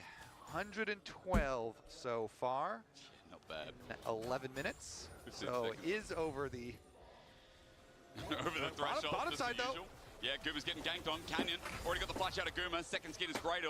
Rather, the killer instinct just buys him a bit of space. And while Canyon's gank is not that successful, you got a lot out of the AD carry right before Dragon spawns. Yeah, early positioning here for Genji does make it really hard for T1 to try and enter. And so they decide we won't try and enter at all. We will sacrifice the dragon and we'll send Owner up towards topside. Doran is working away, trying to soften up the Sion.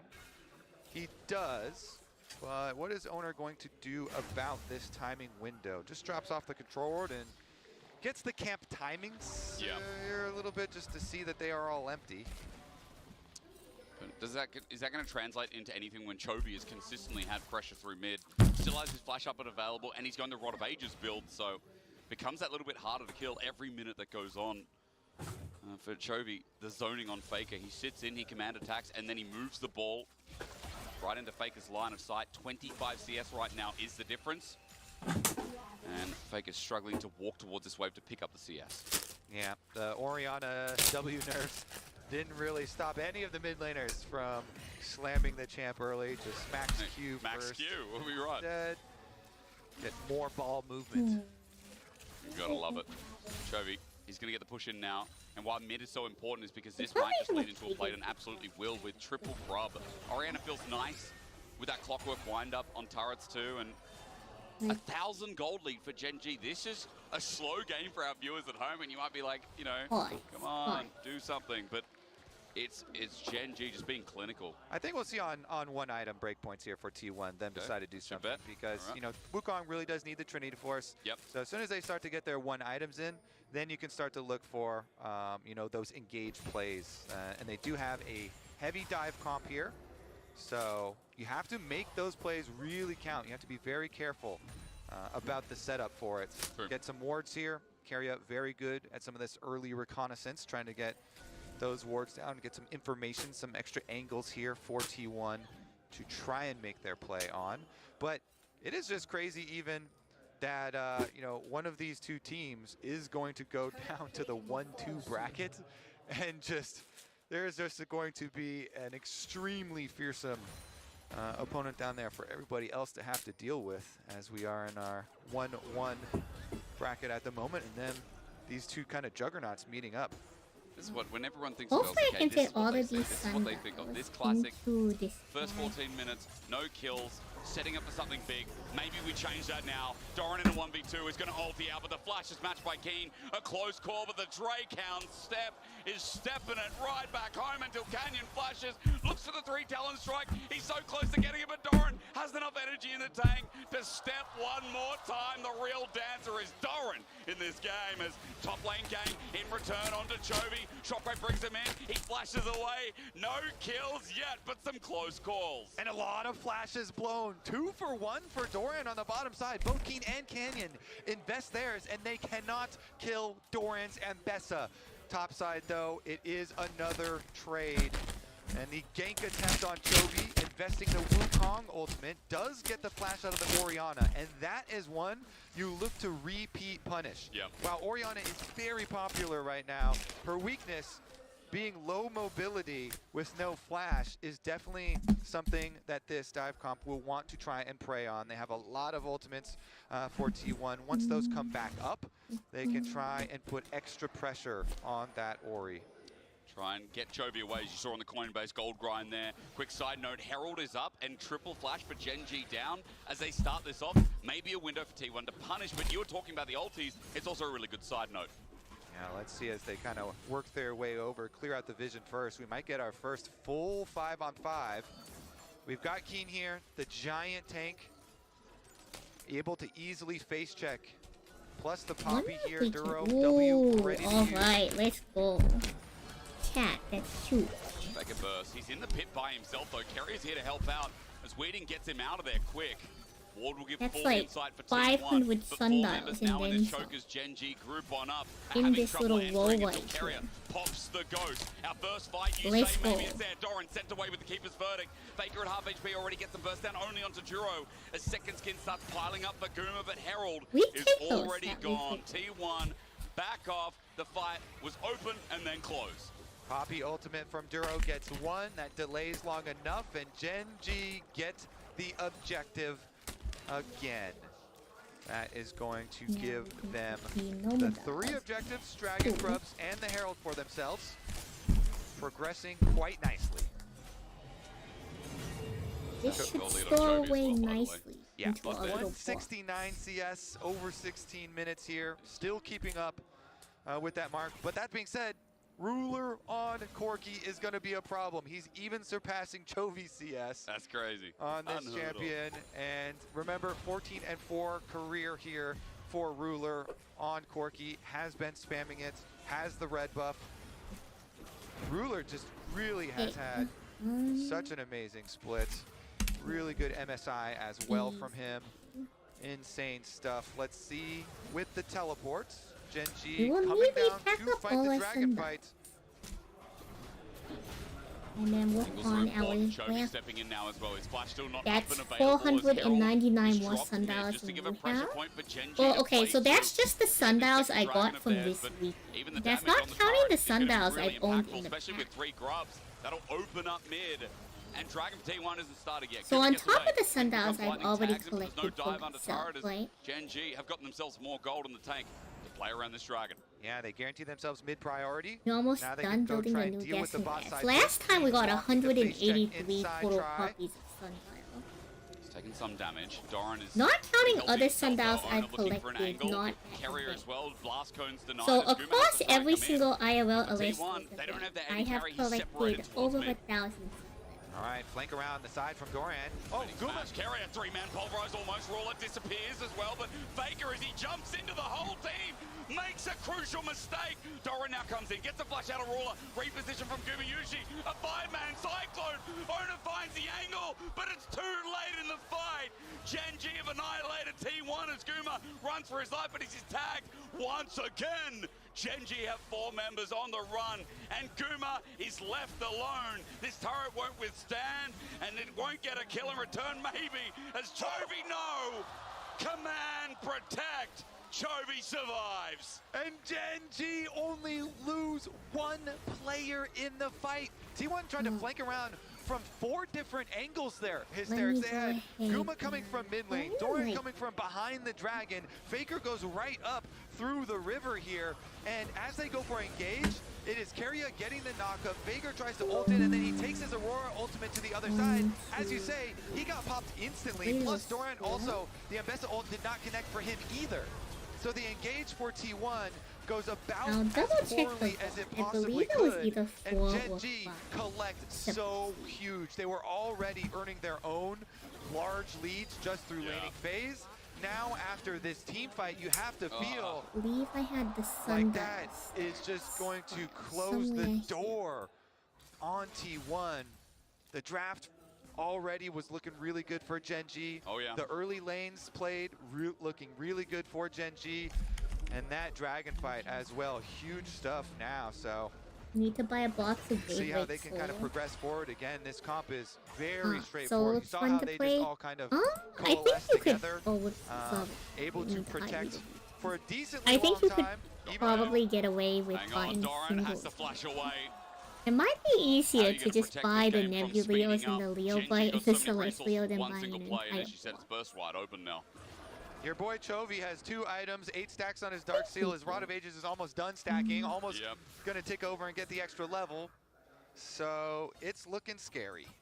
Yeah, he's not the only one as well, right? Even in that last fight, Ruler did quite a lot of damage for someone that's the only one behind Guma in this game, but still, the CS margin, the Trinity Force, we're now on Atacon. It feels like T1 need to try and survive this early game find my and get through to original Genji somehow. They certainly do. All right, T1, they started up, but Keen. The angle, the flash, Euro finds a wall, and Doran can't ult to get on out. The dive-in's easy, and Canyon sets up Ruler for success. Oh, Duro, that was beautiful. They just destroyed. Doran is deleted, and nobody on Genji even has a scratch on them. Okay, Duro's got a little bit of a scratch. All the setup again. Duro goes in deep, but Ona already getting chunked out alongside Keria. Atacon at 5, the dive in there as Canyon once again finds a new target. Carrier burst down, the unbreakable will was finally broken. There's a not-zero chance the file's on my A shockwave into Guma, Duro given a wall, a double for Chovy as Faker finally gets something back for T1, but Atacon just fell. There's Genji coming in from over the wall, Faker's got no mana to survive, his weirding isn't weird enough. And as Ruler takes him down, it's own attack by Canyon. Overboard the buying fighting out with Cyclone to negate the audacious I don't know if I have a charge, good solution once again, the for you cooldown's up, and Canyon sends Ona packing with the rest of T1. And we are witnessing Genji domination on the Rift. Otacon picked up as really well interesting as as well to see Genji coming back here. And opportunities are few and far between, right? Around Atacon, they tried to send it Because it was here. really looking like T1 was being very dominant. T1 are really just feeling a bit desperate. They're feeling the pressure. It just goes to show anything could really happen. He gets the charge into Doran on the sidewall. Doran also was caught out away from his team around as well. From Genji. Then they control the tri-brush. Duro's able to get out with his W afterwards. He just gets Carrier's ultimate there. And before the ultimate even falls off, Genji are like, all right, it's fine. We'll just continue to press. Kill the Carrier anyway. Redemption here to heal back up. They take Otacon while they go for the chase, hitting the shockwave. It's really like unfortunate for Gumayushi to be on top of the wall there. Simultaneous plays in 2 different areas at once. It's amazing. Like, just goes to show chat, you have to respect the control. Restore some of the faith that maybe was lost when they dropped down to the 1-1 bracket as well. As Ruler He's now picked up the Manamune, or rather stacked it fully. Kerry comes in, no time to talk about items as T1 look for the pick. Onto Canyon at half HP, Owner jumps in, but his ulti comes first. Canyon survives, and Doran's coming in, but interrupted. We have to This make a Poppy move. pick was a stroke of genius. There's no vindication for Guma, none for T1 here, as they are getting destroyed by the LCK champions, stamping their foot back at World's Faker. Will disengage, but Canyon Duro have more in the tank to flash forward. The shockwave was still available. Chovy is gapping the GOAT of League. I think we know where this one's headed. I do. Hysterics.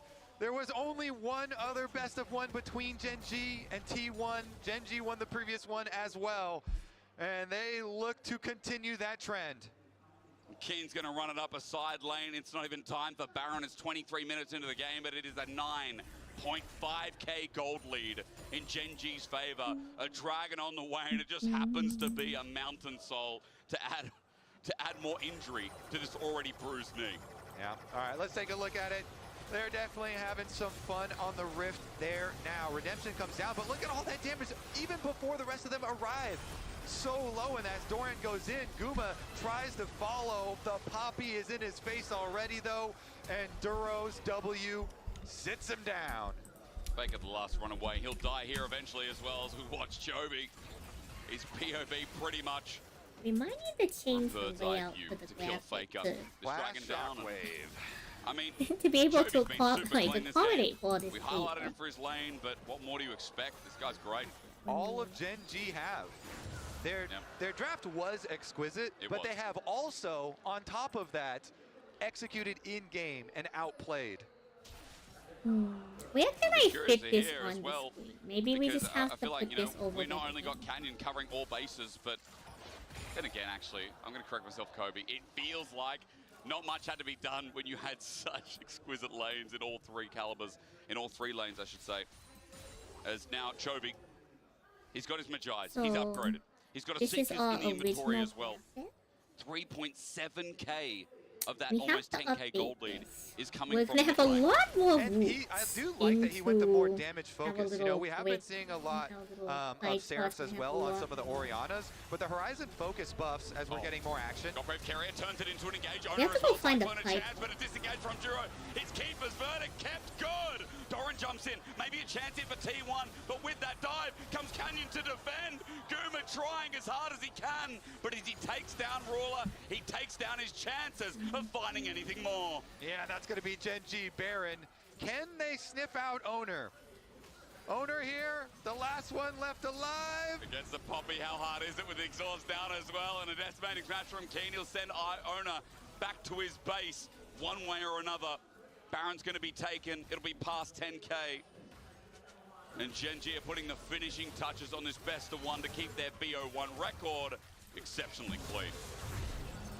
Gen G wearing purple, 11,500 gold lead for the team.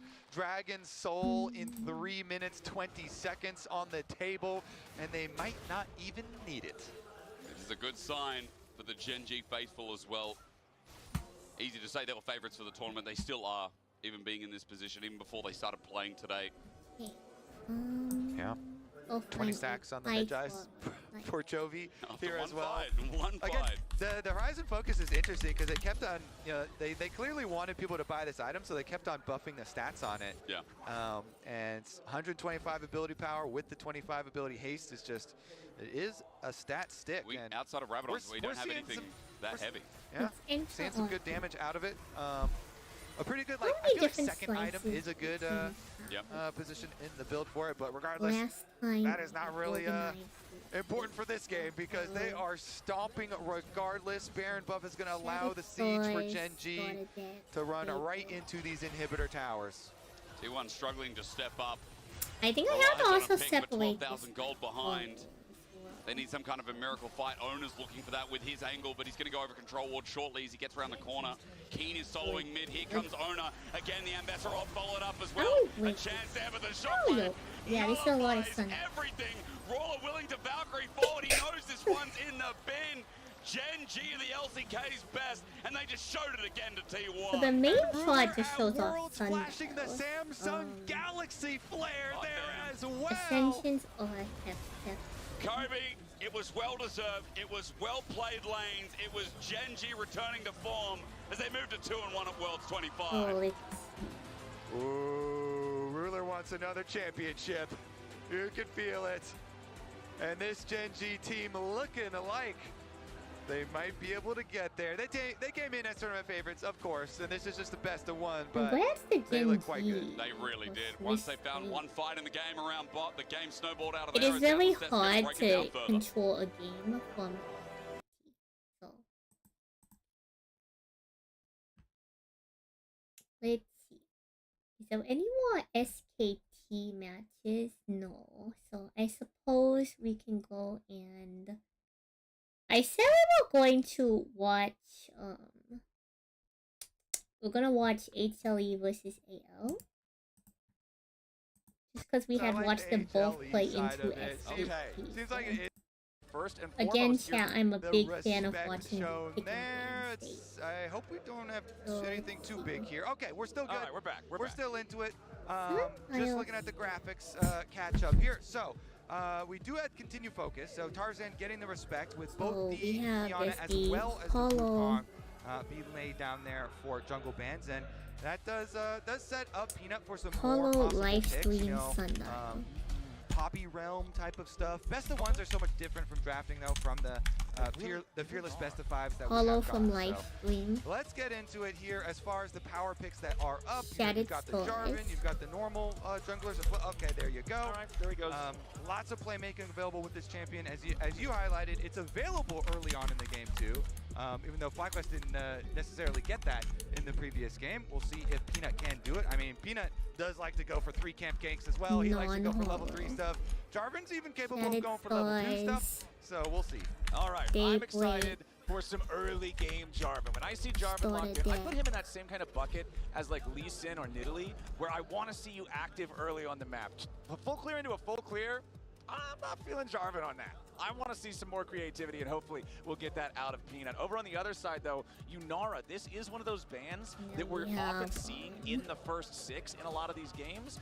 Not so much here in this one. So that means that AL is going to get to lock it first and foremost here for Hope, and Kyle will pilot the Nico beside it. Yeah, I like complementing it with a Nico because it puts a lot of pressure level 1. Level 1 Yunara with the Q power, and then having a Nico with you puts a lot of threat in whatever duo lane you're going to focus towards. Plus, gives you a lot of playmaking for later. So when you want to fight a lot, that is looking like a good way to do it. Get Kyle on that Nico early on. Meanwhile, HLE answering with Viper. Kaisa here very quickly. What support do we want to answer? So are they just going to put Delight on that Engage champ that you kind of expect, or let Engage drop till later? Of course, as we said, just one day Sundile will be the meta card and I will have them all. Maybe. I think people have plenty of Sundile. Looking at Zeka first here. He's hovering some exciting ones. We'll wait though. Yeah, we'll wait. Ryze has been a very popular early pick, so and we do go with the Ryze once again here. Sun Into Cassiopeia though, answer fast. All right, Shane is that Cassio, every once again, type we did of see this one as well previously. So into the Ryze. Non-hollow. The matchup not necessarily such a big Shadow counter anymore, Stars, but is still a very common answer pick here, and does give you a lot of AoE for the team fights here for AL. Let's see as we look at the top lane, though, because that one is dropped. Do AO want to ban out some Delight champions for bottom lane, too, since they could whittle down here on the possibilities to pair with Kaisa? Yeah, you think the Leona type stuff with the Nautilus and Rel options here, but it is going to, whatever it is going to have to play into the Nico lane down bottom, so it does complicate stuff. Okay, Xin Zhao banned away here, one of those very popular meta junglers. Despite the fact that he can play a more facilitatory role, if he gets ahead, he can also carry pretty hard from the jungle, and that kind of goes along with what we were talking about with Tarzan being a man who can really carry from the jungle. So taking that out, not super surprised to see, as what is our last ban of the draft going to be here for AL? I mean, Tarzan can literally play anything, so it is hard if you're like trying to target Tarzan. You got to cover a lot of bases, so they don't want the Xin because the Xin does bring a lot of structure to the fights and is problematic to fight around with the ultimate, buying so much time. and kind of forcing you to commit in closer, and they don't want to have to commit in, closer when you're playing into Cassio and Nico. It provides like, you're like, well, we want to like, can't really deal with the Zen as well as the Nico Cassio as far as these fights, so they do take that one out. All right, throwing out the Vi as well for the point and click. That is 4 out of 5 jungle bans for the side. An interesting thing to note, when you're up against is last time there was only Shattered Stars, Daybreak, Starter deck, and one serialized Stellar. So last time there was only 4 different printings of Sundile. Now there's 1, 2, 3, 4, 5, 6, 7, 8. Technically 9 if you count both series. 9 different printings of Sundile. So much playmaking potential, so much ability. Which means the printings of Sundiles have more than doubled since the last time we did these from the LPL that can play the map better than the other squads. That's a really cute sign. Think of when the LPL comes to mind. So locking in a choice like Pantheon that has so much map presence for a player that has so much game presence like Tarzan, I really like this. Yeah, point and click stun available to him as well. So, can have answers. You're always thinking about how do we deal with Viper. And since Viper is on Kaisa, short range is going to be kind of committing in. Then having some point and click helps out as well, in addition to the big AoEs of the Nico and the Cassio. Delight Alistar, always like that, and it's always a delight. Good little combination. Shout out to Kaisa. You know what? I was just thinking, I've been missing Freak. We'll keep him here in spirit. We talk to him every now and then, a little recently, but nice to have some friendly reminders. All right, so we get the blind Cassante. Okay. What is it going to be here, Flandre? Cassante working well, of course, into a lot of different matchups, generally super favorable into anything that's going to be a tank, since you can just become a tank normally, and also not a tank later on in the game. But Jax, also a pretty common matchup that we've seen historically into him, but Rek'Sai with the obnoxious top lane healing, that's going to be the choice instead here for Flandre. This powerful just meatball that will not go away or die. So tricky to catch Rek'Sai and punish her. All great points, Flowers. You know why I love Rek'Sai? Because you get to dig tunnels? Well, no, because at this tournament, we have seen the Shy on Rek'Sai, and we've seen Bin on Rek'Sai, and both of them have trolled tower shots and given away kills. With digging tunnels. With digging tunnels. And so I love the comedy of Rek'Sai at this tournament. And I want more of that. If there's one thing I love, it is League of Legends. If there's 2 things I love, it is League of Legends and comedy. It's funny. Funny inters, funny deaths. All right, well, we've got the Rek'Sai. I hope we get some more of them. So let me ask you then, and you're not allowed to factor humor into your answer. Which draft do you prefer? Excluding Rek'Sai? You can't say no, it's excluding Rek'Sai funniness. You cannot include that as a factor. All right, well, in that case, I like the HLE side of it. Seems like it is going to be pretty straightforward and easy to play. A lot more straightforward to play, but AL, let's see. I want this one to live up to the combined kills per minute stats hype, the bloodiness hype. I want the action to deliver as promised. Well, I'm hoping we get that action out of our junglers, especially talking about how exciting this is. Peanut, a jungler who has been playing for so long. The dude who has wins with the most LCK teams of anybody. And this, we're talking about like the most difficult league to win. That's a pretty tall, title to have. Very impressive stuff from him, going up against Tarzan, who we've already lauded his praises the entire draft. Exactly. Huge jungle matchup here. Peanut, it is just, every time we talk about it, so emotional with him going to military service next year. So very important tournament here for him. Last one, the Legacy. And HLE, what can they do? So HLE as well were one of the really early adopters of lane swaps, as we saw so many people up on top side, by the way. Everybody talking about the WE one doing it first, but HLE were very quick as well right after that. They brought a lot of eyes to it because they did it in the LCK, obviously, and they were one of the early adopters of it. So looks like they are going to continue with that strategy. Viper helping Peanut here take over the jungle first, and we are going to get the AD carry swap, of course. Right Worth down. reminding yet again at this tournament, we've increased the timer on top side. Just top side, not mid lane. So 4 minutes here for the lane swap detection lockout. All right, Viper versus Flandre here, as the Acathian Rain so very effective at farming up those minions and getting that early push if you want. Yes, it is. Viper using it to great effect. Getting really good positioning there. Y'all can't see what I'm push the red side back. I think y'all. the wave.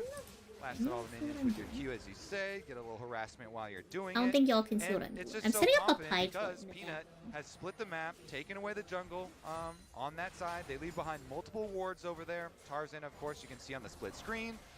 In the split jungle, and everybody mid. Immediately they go for the gang. That's what we're talking about with the Jarvan, the EQ level 2. Shanks on the run, but the light's here as well. HLE chasing in full, but Tarzan and Kael are ready to try to help out their teammate. Shanks healing back up to 200 HP thanks to the potions. HLE looking for a little bit more, but there's the Tangle Barbs. Tarzan knocked back over the wall, but Zeka's in danger.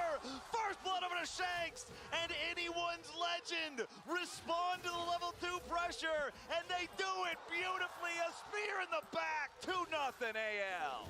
Flowers, the difference between a level 1 support and a level 2 support is huge, especially when one of those supports is an Alistar. So if you don't instantly get the kill onto Shanks, and they didn't have enough damage to finish it, it looked great, right? You know, coming from 3 angles, you're just all of you converging on the Cassio, trying to get the early kill.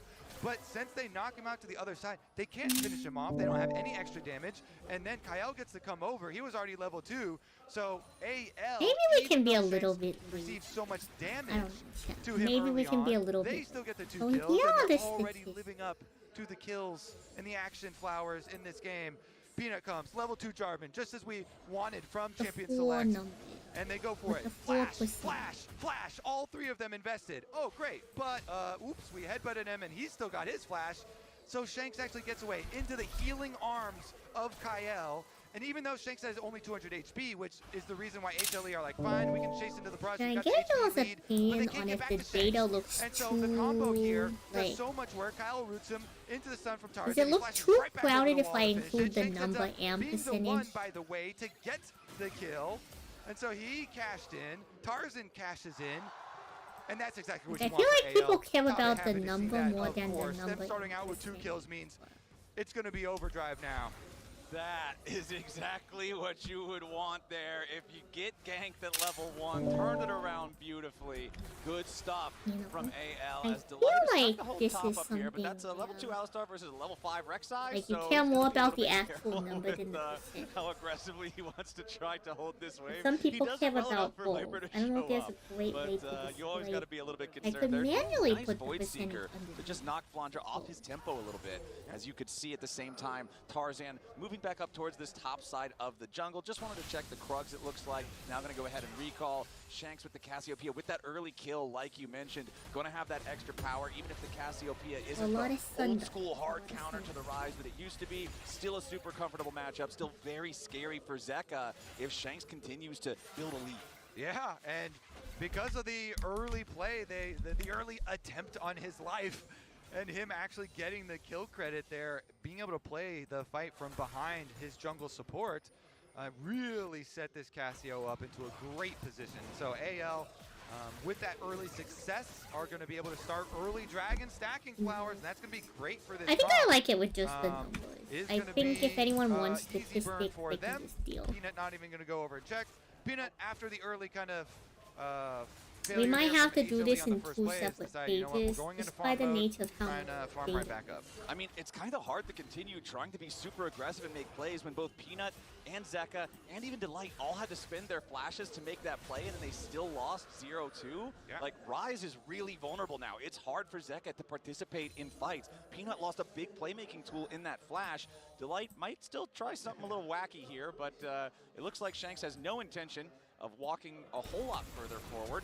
As now down here in the bottom lane, you've got Zeus going all in, looking for Kael back in the mid lane. It's Shanks under pressure here yet again. If at first you don't succeed, try again. HLE, it's the same 3 dudes keeps ganking the same enemy dude in the same place, but this time it goes the right way. Yeah, now is where you say, all right, now mission complete. Sundile. Forget about the first attempt. And, I'm all reminded that due went to down, the but they mini did get it, and they're doing it again.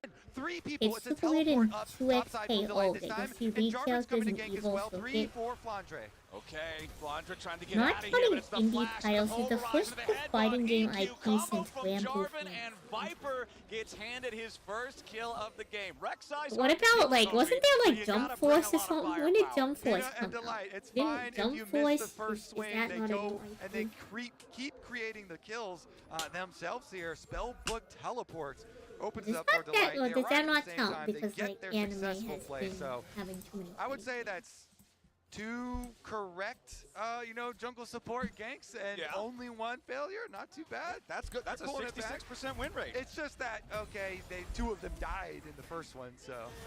Details. Details. Not really the not the important part, right? It is now a very, very slight gold lead for the side of HLE, but of course the Drake, like you already mentioned, gonna feel great for AL, grabbing that one super early.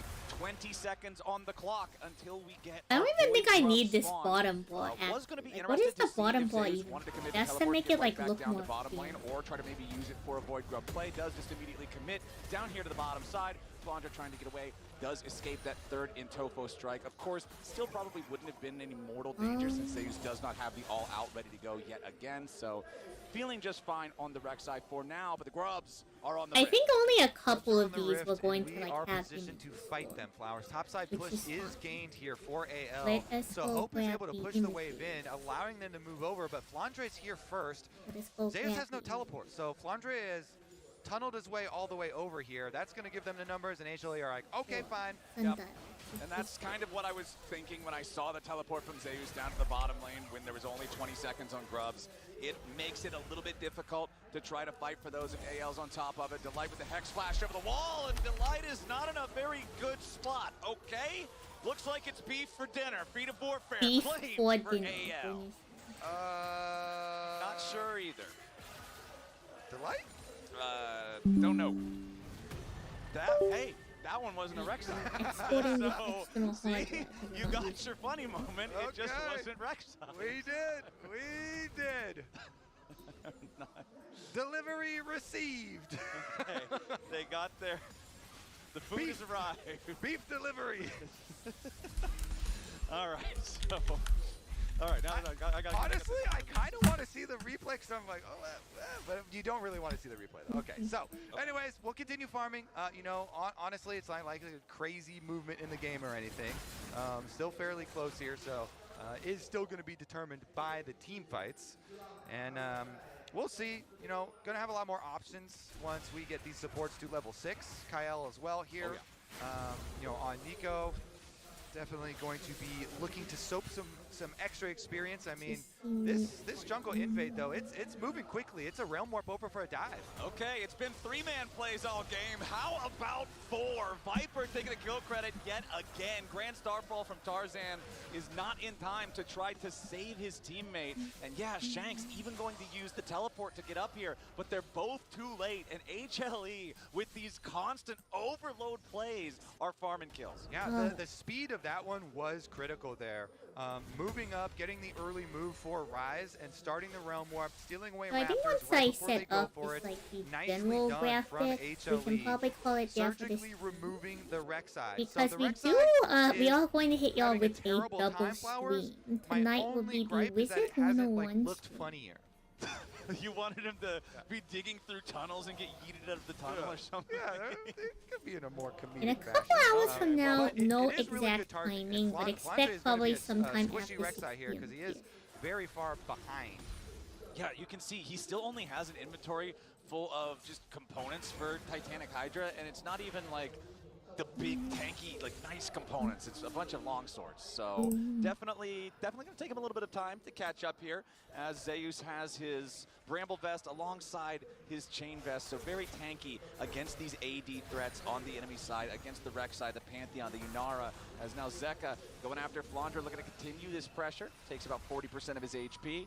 We're going to maybe force him to recall. We do have our second Drake of the game live right now, and Tarzan is immediately going to jump in after that one. It was AL that claimed Drake #1, so this will be them getting a nice early Drake stack going on. Yep, continue the stack. Should be effortless for them. They just had a reset timer for Viper. So Viper here, as they said on the desk, is really a big carry focus for HLE. You know, getting his Kraken Slayer done. He's in a fairly good position here, and they do have a lot of players on the team that can apply plasma for him to look for dives. Flandre already, though, look at Jarvan. Peanut is back. Peanut is on a mission again. Tunnel just used here for Flandre under tower. Peanut destroying the extra ones, but don't want to risk anything else here. Going for it. And means that bottom side of the map, they also have to be a little bit, you know, hesitant. And so Delight and Viper will just back off, you know, let the push come to them, take away some of the vision, clear out these wards, and everybody staying fairly safe. Well, everybody except for Flandre most of the time on the map. He's been the target multiple times now. Honestly, I like the fact that HLE just has this game plan and they're going for it again and again and again and again.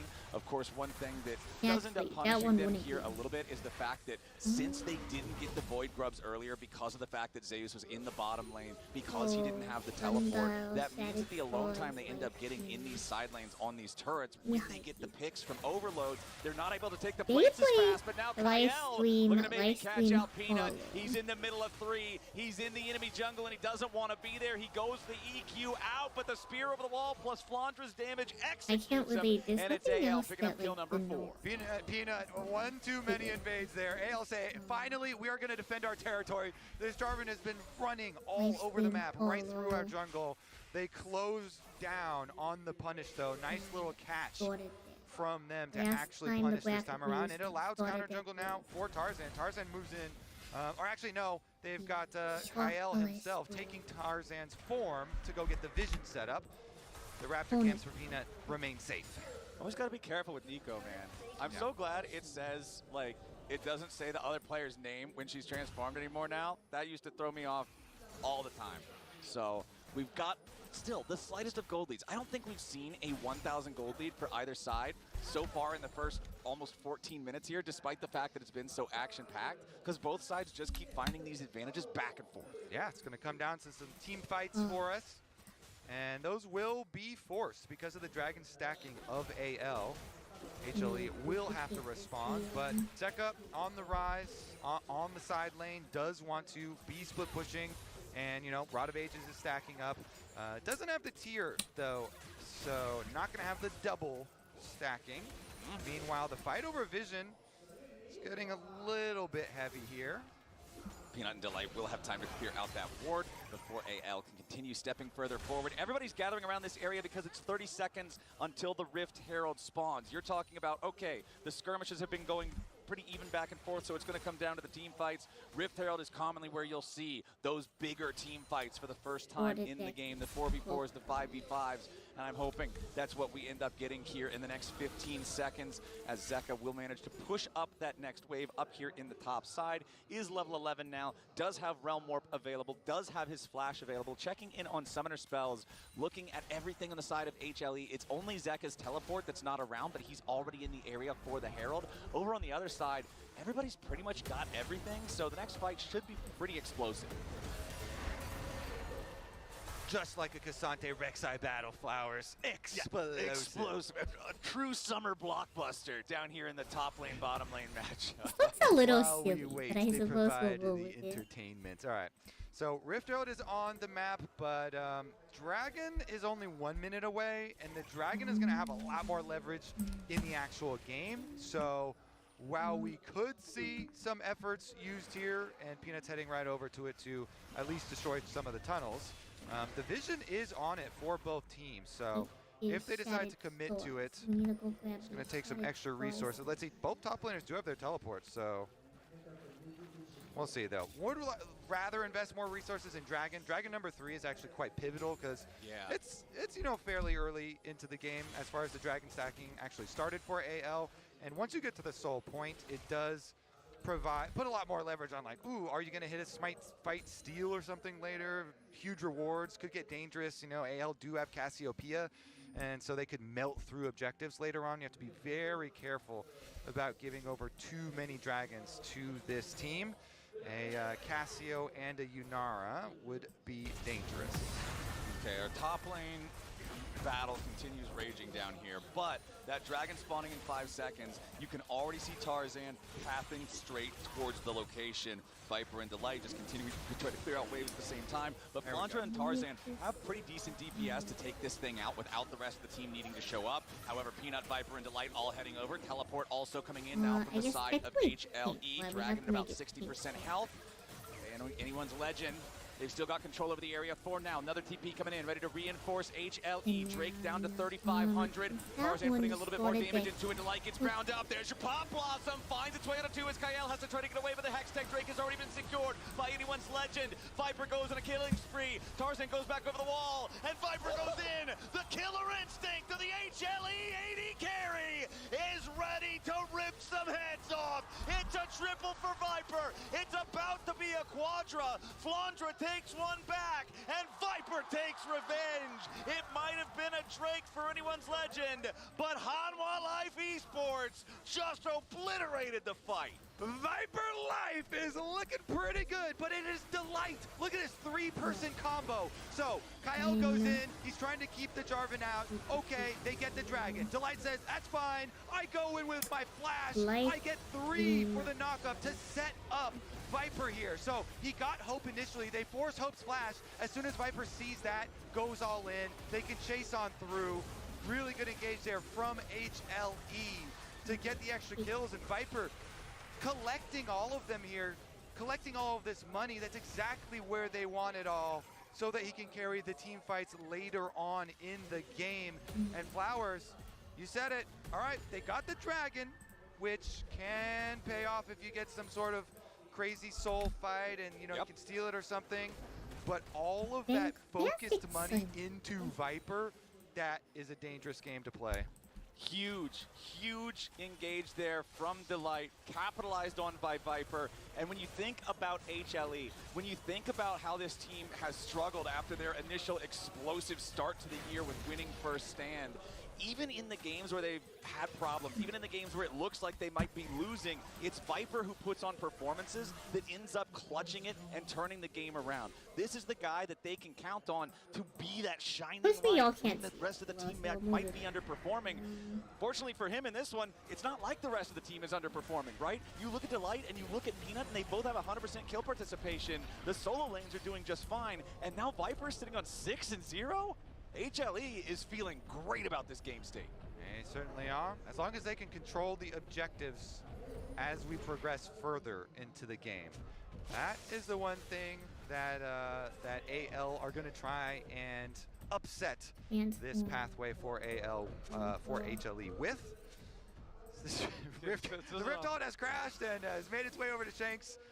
Goodbye, Rift Herald. I like the attempt at the long con on the Rift Herald, crashing it into the ditch and letting it walk up to the top lane turret, but AL was ready. Shanks will stop it. Just extending her life, you know. She was going to go down earlier, so give her a little bit more of a scenic route towards death.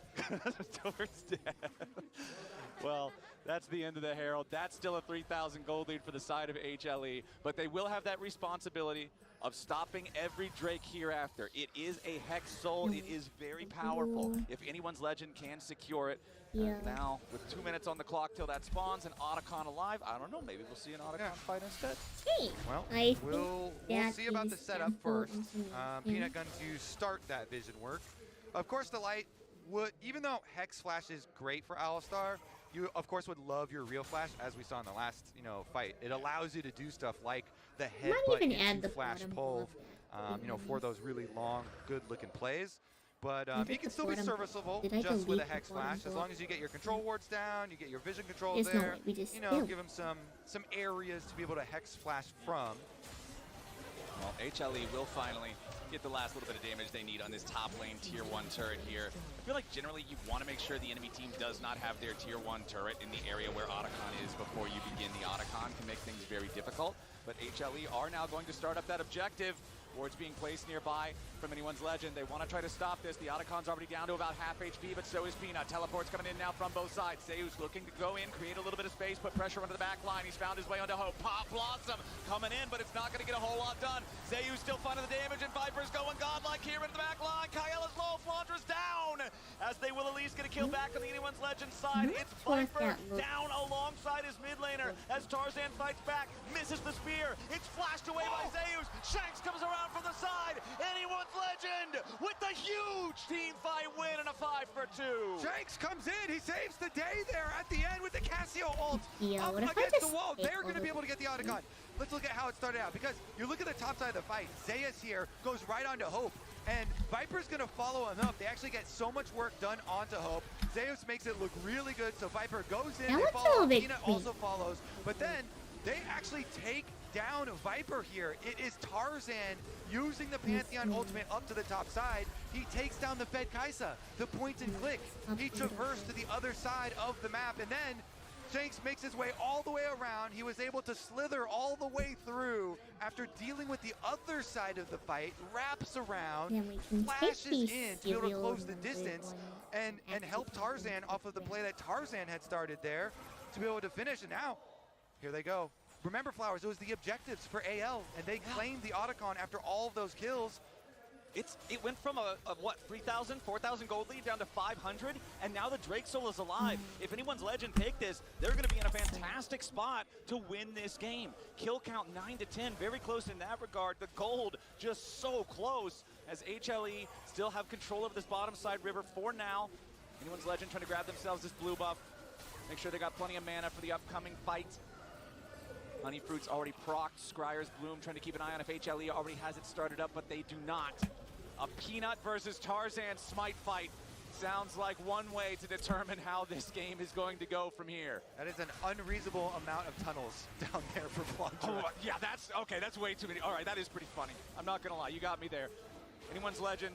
HLE both squaring off around the Dragon. Peanut's gonna get caught by Flandre here off to the side. Dragon loses some patience, resets slightly, but now Delight's looking for some kind of an angle here for an engage. The Drake goes over to Viper, but immediately the defensive Pop Blossom on Delight to try to control him. Anyone's legend have taken out the enemy support, but they need more because they've lost the Drake. Zeka wants to turn it around, but Shane CC bursts him down. Double kill to the Nico of all people, as Zeus, Peanut, and Viper all try to get away. Tarzan wants the Grand Starfall to try to get something back, but he can't quite get the distance in time. AL collecting kills, collecting more flower petals with the value with their Otacon. So even though HLE do get the Dragon, AL will be pretty happy with the extra gold afterwards, take down the tower, get the 2 kills for themselves.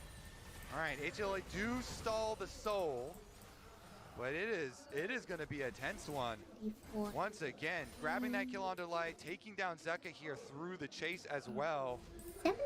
I want to see if they're going to be able to play the map afterwards, because taking down mid lanes outer tower, thank you, observers. The nest, the Rek'Sai nest. That really, canonically, I'm pretty sure that's what it is. Yeah, it wasn't super important, but it did look weird. It intimidated them. Yeah.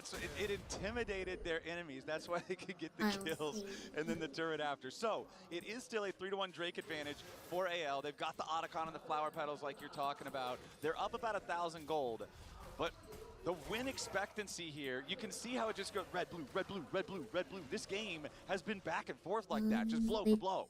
Yeah, and if it is, a game like do we that, need the team we have to make a Otacon separate here, page that does as an it overall progresses, is gonna be feeling breakdown pretty on good. Of course, Sundile. you're gonna keep running up against these timers on Soul as well. You know, as they're just farming out these kind of lulls, you've got 3 minutes, a little bit over 3 minutes until the next one.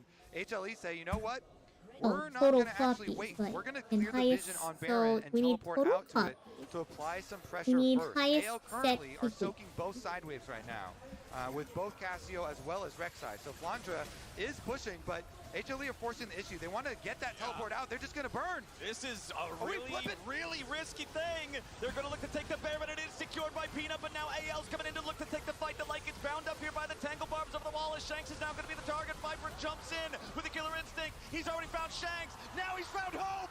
It's Viper. Fangs bared, looking to win the fight. He finally drops as Tarzan and Kyle try to fight back.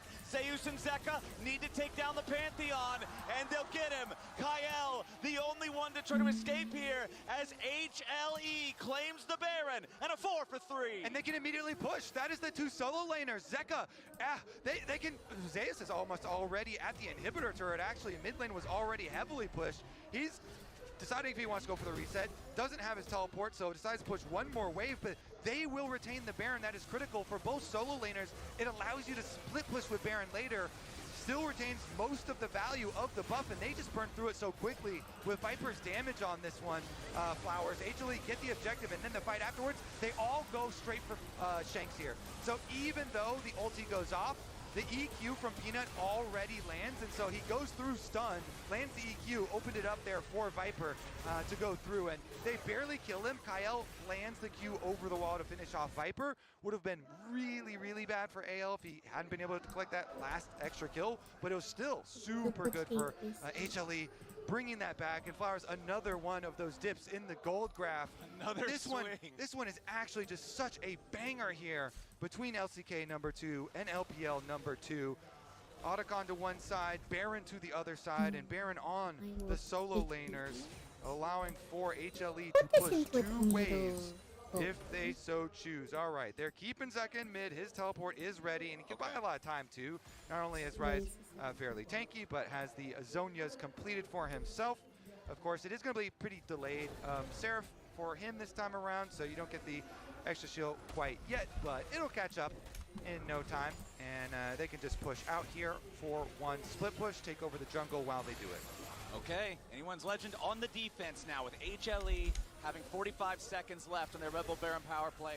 Try to push, get something off the map here, grab some of this standing gold in turrets. Of course, the only turret standing outside of the enemy base is this bottom lane tier 2, so that's where they're going to put the pressure. Why they steal away enemy buffs at the same time. Zeka and Peanut working on that one. Cool, whole team gets the blue buff, but it doesn't look like they've got a whole lot to try to force onto this tier 2 with. Next minion wave is about to arrive though. Flandra, currently the only one defending. Tarzan making his way down here, but it looks like Anyone's Legend going to decide no, it's not worth it. Trying to protect that tier 2 turret. We can let that one go. So as soon as that falls, going to climb the gold lead up to about 4,000 again for HLE. And the problem for Anyone's Legend, Kobe, is that the dragon is spawning right now, right as the Baron ends, and it means that it's free to take for HLE. So again, they missed their chance at the soul. Yeah, good methodical setup there from HLE. Push out mid, rotate over through jungle, get all your vision. Have you finished the boards yet? Push on bottom, bring over Ryze even, so that you don't even give the opportunity for them to try and go for a quick, numbers play. Just have everybody there, full 5, take the bottom tower, realm warp over, take the objective, and secure yourselves the benefits of the earlier play, the benefits of that Baron. So after they've been able to really clean the map here, HLE once again moving in tandem here into the jungle, take over the vision first. Well, one thing that I'm also looking at here, my friend, double Zhonya's Hourglass, the 2 carries on HLE. And I feel like this item is especially effective against Cassiopeia because of the fact that one of Cassiopeia's biggest tools is grounding you through the miasma. It disables a lot of escape mechanisms.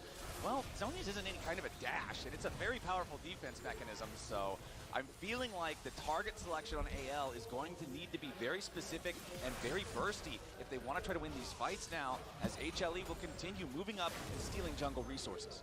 I think you're spot on the money, Flowers, and that burst that you mentioned also has to be targeted burst. It has to go into Viper. Like Viper, speaking of money, he's pretty wealthy. Is almost 5,000 gold individually ahead. Yep. Almost full 4.5 basically. Yep. So yeah, it's definitely the issue.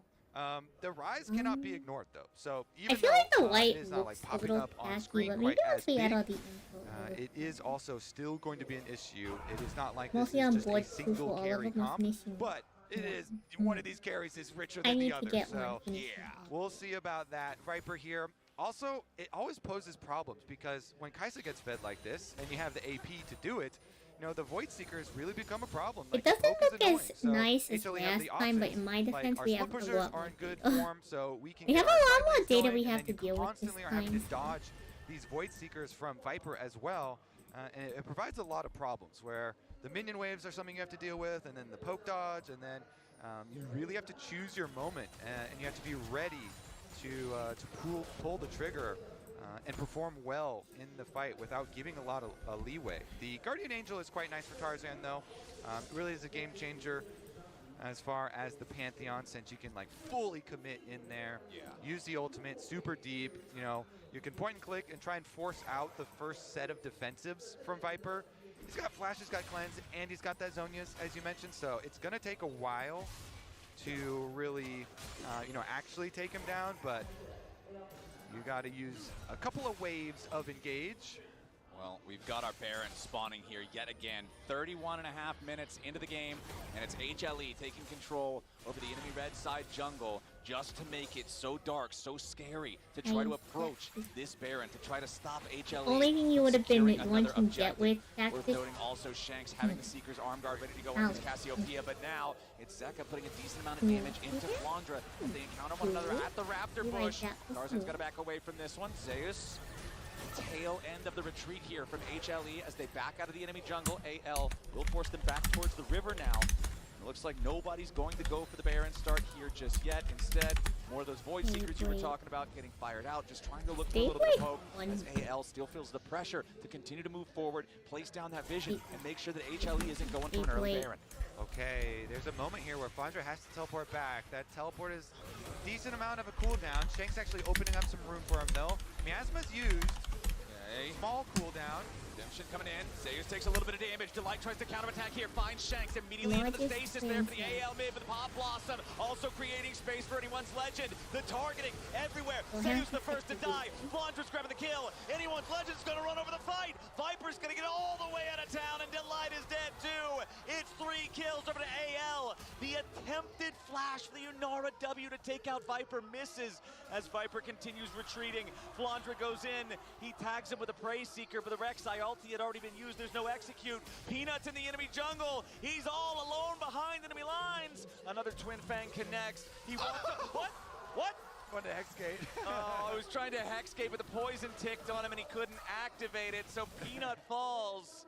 And when it looked like HLE was in such a powerful position, it's anyone's legends going in for the fight, out team fighting him and earning a Baron as a reward. And Kobe, look at that in the top left. Viper's the Dragon Timer is also just about to proc, and that's where Viper's heading. Yeah, he's gonna burn it down. And since they're going for the recall, I think he gets away. It's just gonna be Nico support. All right, just finish it, Viper. Kyle's got to try to stop him. I don't think it's gonna, unless he Pop Blossom steals it. There's no way. He got it. Kyle with the miracle steal. The Pop Blossom to steal it away as AL now goes after the enemy AD carry. Viper's in some danger, trying to get himself away. Tarzan coming around on the flank. AL looking for more as Zeus wants to try to buy some time for his carry. Flandra still chasing after the Kaisa. Zeka about to die as the Seraphs only keeps him alive a moment longer. Delight will be your next casualty. Tarzan takes him out with the spear. Viper still running, but he's running to the enemy base. It's a 2-for-1 that favors anyone's legend. I feel like we've heard this. We've heard this and exact here he thing. is again, the man with the plan who went all in. We've and heard he this made it exact. happen to steal I the feel like soul we've heard this and win the exact. fight after 3 for I 1. swear we've heard this exact play. Kyle, he gets it really nicely done because he goes in with the ultimate. Maybe all these locks games are down just winning Viper, here. I swear we've heard this also chunking the exact dragon down to this 76 exact play HP, happen and then he can before. finish it off himself. So let's take a look. Viper there tries to throw off. He throws off the W, 400 damage, and the ultimate pushes him off. And Wait. during the stun there of the ultimate, turns over, No, this finishes is still it. 8 to lead. And with that soul, that should be so much extra power for AL to finish this game out. The full chase here comes through as Flandre flashes Maybe I'll for just the triple wait. knockup. I think It gets a little bit scrappy, and Zeus is able, to actually take down Hope. So there's a little something there, but majority is going to just be massively. Oh my goodness. Tabe is popping off, baby. Living his best life right now. I actually just, you know, his celebrations are some of the best coach celebrations when he gets super amped up and runs on stage. But AL, with that, with Dragon Soul on top of everything that they have, with the permanent Otacon that they've had this game, now really is the time here for them to return and finish the job. That was so huge, though, because we didn't actually ever get the replay of the fight that led to the Baron. First one, yeah. Because the first fight is where HLE tried to invest everything onto Shanks after Shanks had used the miasma, but they could not actually fully follow up. And anyways, that's too far in the past. Let's get a look at this siege. We gotta live in the present, and presently, Anyone's Legend is forcing this advantage straight down top lane. HLE scrambling to try to defend, 4,000 gold lead, Dragon Soul, Otacon, Baron, everything AL could need. They have the Baron, however, about to expire. Red Bull Baron power play, 4,500 gold. Absolutely massive swing here for the LPL #2 seed, as they'll head back to their own side of the river. There are no objectives to fight over for about the next 3 minutes, but critically, they're both going to spawn at right about the same time, and it's like, Baron this is the same and Elder. price as the And these are graphic some of the most intense game states in League of Legends. And this has been one of the most intense games. Like, this thing has gone back and forth constantly. Quite the banger already, and HLE are still capable of winning this. They just finished a death cap on Zeka. Viper is full build Kaisa.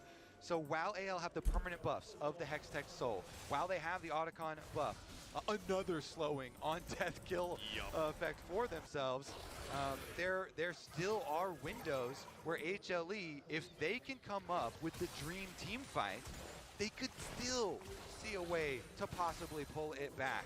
But AL, they have so much in their favor at the moment, and again, they will rip through these objectives once they pop up. They can just burn down Baron so effectively that HLE will have to respect it.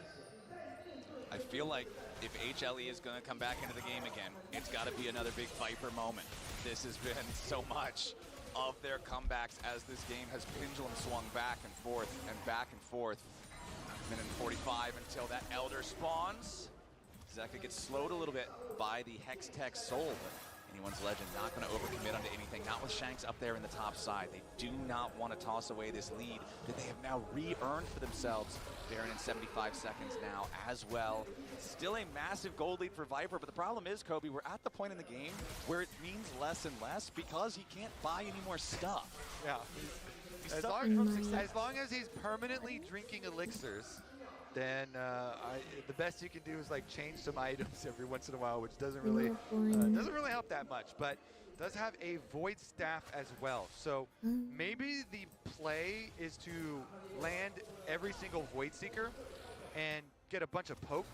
But you're playing against a team that has Hex Soul, and burrowed Rex IQs can be really annoying as well. So we'll see if they can actually get some value there. Hex Soul providing some nice value already, and they get a flash. Yeah, that's big. Flash off of Zeka's rise. So that mobility now eliminated. Zeus going on a, what I think was an attempted pincer attack. Now trying to turn around back onto Shanks. But now it's Kael forcing out the early stasis from Zeka's rise. Flandra buying time off on the right while Zeka continues to tank damage. Zeus going to be the first to die as Hope continues firing after him. Secures the kill there for the Unara, and it's right 5 seconds before the Baron spawns. You talk about how fast these guys do the Baron, well now HLE aren't going to do anything about it. Yeah, I think that one might be the nail in the coffin, Flowers. Baron for AL. Elder Dragon really soon here though, so Sundile stats. Yeah, we're not even done. We have to make a whole separate tape. We're not even done. This is just the ones that we collected. We haven't even done the breakdown. That is their hope. That's the crazy part, that we're not done. Put your hope in Peanut for a big smite here. Anyone's Legend. Just go for the fight. Anyone's Legend. Just go for the fight. There they go. They're diving in. Delight's going to be the first target, and he already lost 80% of his HP. Unbreakable will not live up to the name. Shanks puts the slows in on Peanut, and the rest of the team is ready to follow. Miasma keeps him close enough, and he cannot use his Cataclysm to buy any time. Now into the Petrifying Gaze onto Zeka. Anyone's Legend just cleaned up 3 more. Zeus has respawned, but now it's only 2 players alive on HLE. They're trying to make a catch onto Shanks as he teleports in. They find some good burst, but he's still got the stasis. Kael defends him. Kael goes on a rampage. Anyone's Legend looking to push down mid and win the game. They're gonna do it. Flowers should be easy. Tarzan's looking for one more kill onto Viper, but it's actually going to Hope. And Hope stands tall for anyone's Legend. It was a brutal 41-minute battle back and forth between the number 2 seeds of the top 2 regions at Worlds 2025, but anyone's Legend comes out on top. Congratulations, anyone's Legend. Now we go here and we nudge these over just a tad.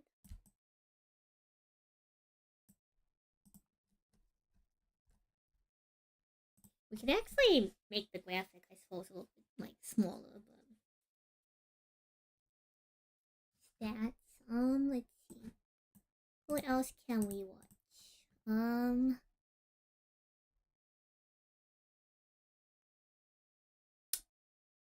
We didn't watch this like play in knockout, so I suppose let's check this Our out. first reverse sweep today. You know, we could tick off one of those. Did you say 3+ for that? I didn't. I made that mistake in the past. But that's not going to happen this time around. IG, I love the draft. Of course, winning the coin toss, they got side selection. They've chosen blue side this time around. We know T1 absolutely love their blue side, but I think IG have utilized it absolutely gloriously moving into game 1. And yeah, the last time out, when we're talking about these 2 teams specifically, of course, only Rookie and Faker really staying on those squads. It was a win for IG, and we'll see whether T1 can answer back. So much. We are going to be talking about nostalgia all day, ladies and gentlemen. But already, the Shy is trying to get a little bit of damage down onto Doran, saying, "You are in my town now, sir." We'll see whether Doran is going to be all right, and it is just some biffo to start things off. Yeah, nobody getting their grass proc just quite. Not enough time there.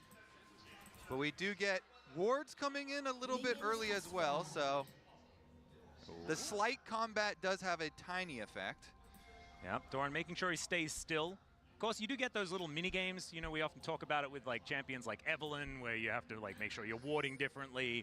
Rek'Sai is a bit similar, where you need to move less if you don't want her to see you. Give off the radar ping. Yeah. I guess this looks a little... So we'll see whether Doran is going to be holding position more often than not, as Rookie and Faker will meet in the mid lane for the first time since 2019 Rift Rivals.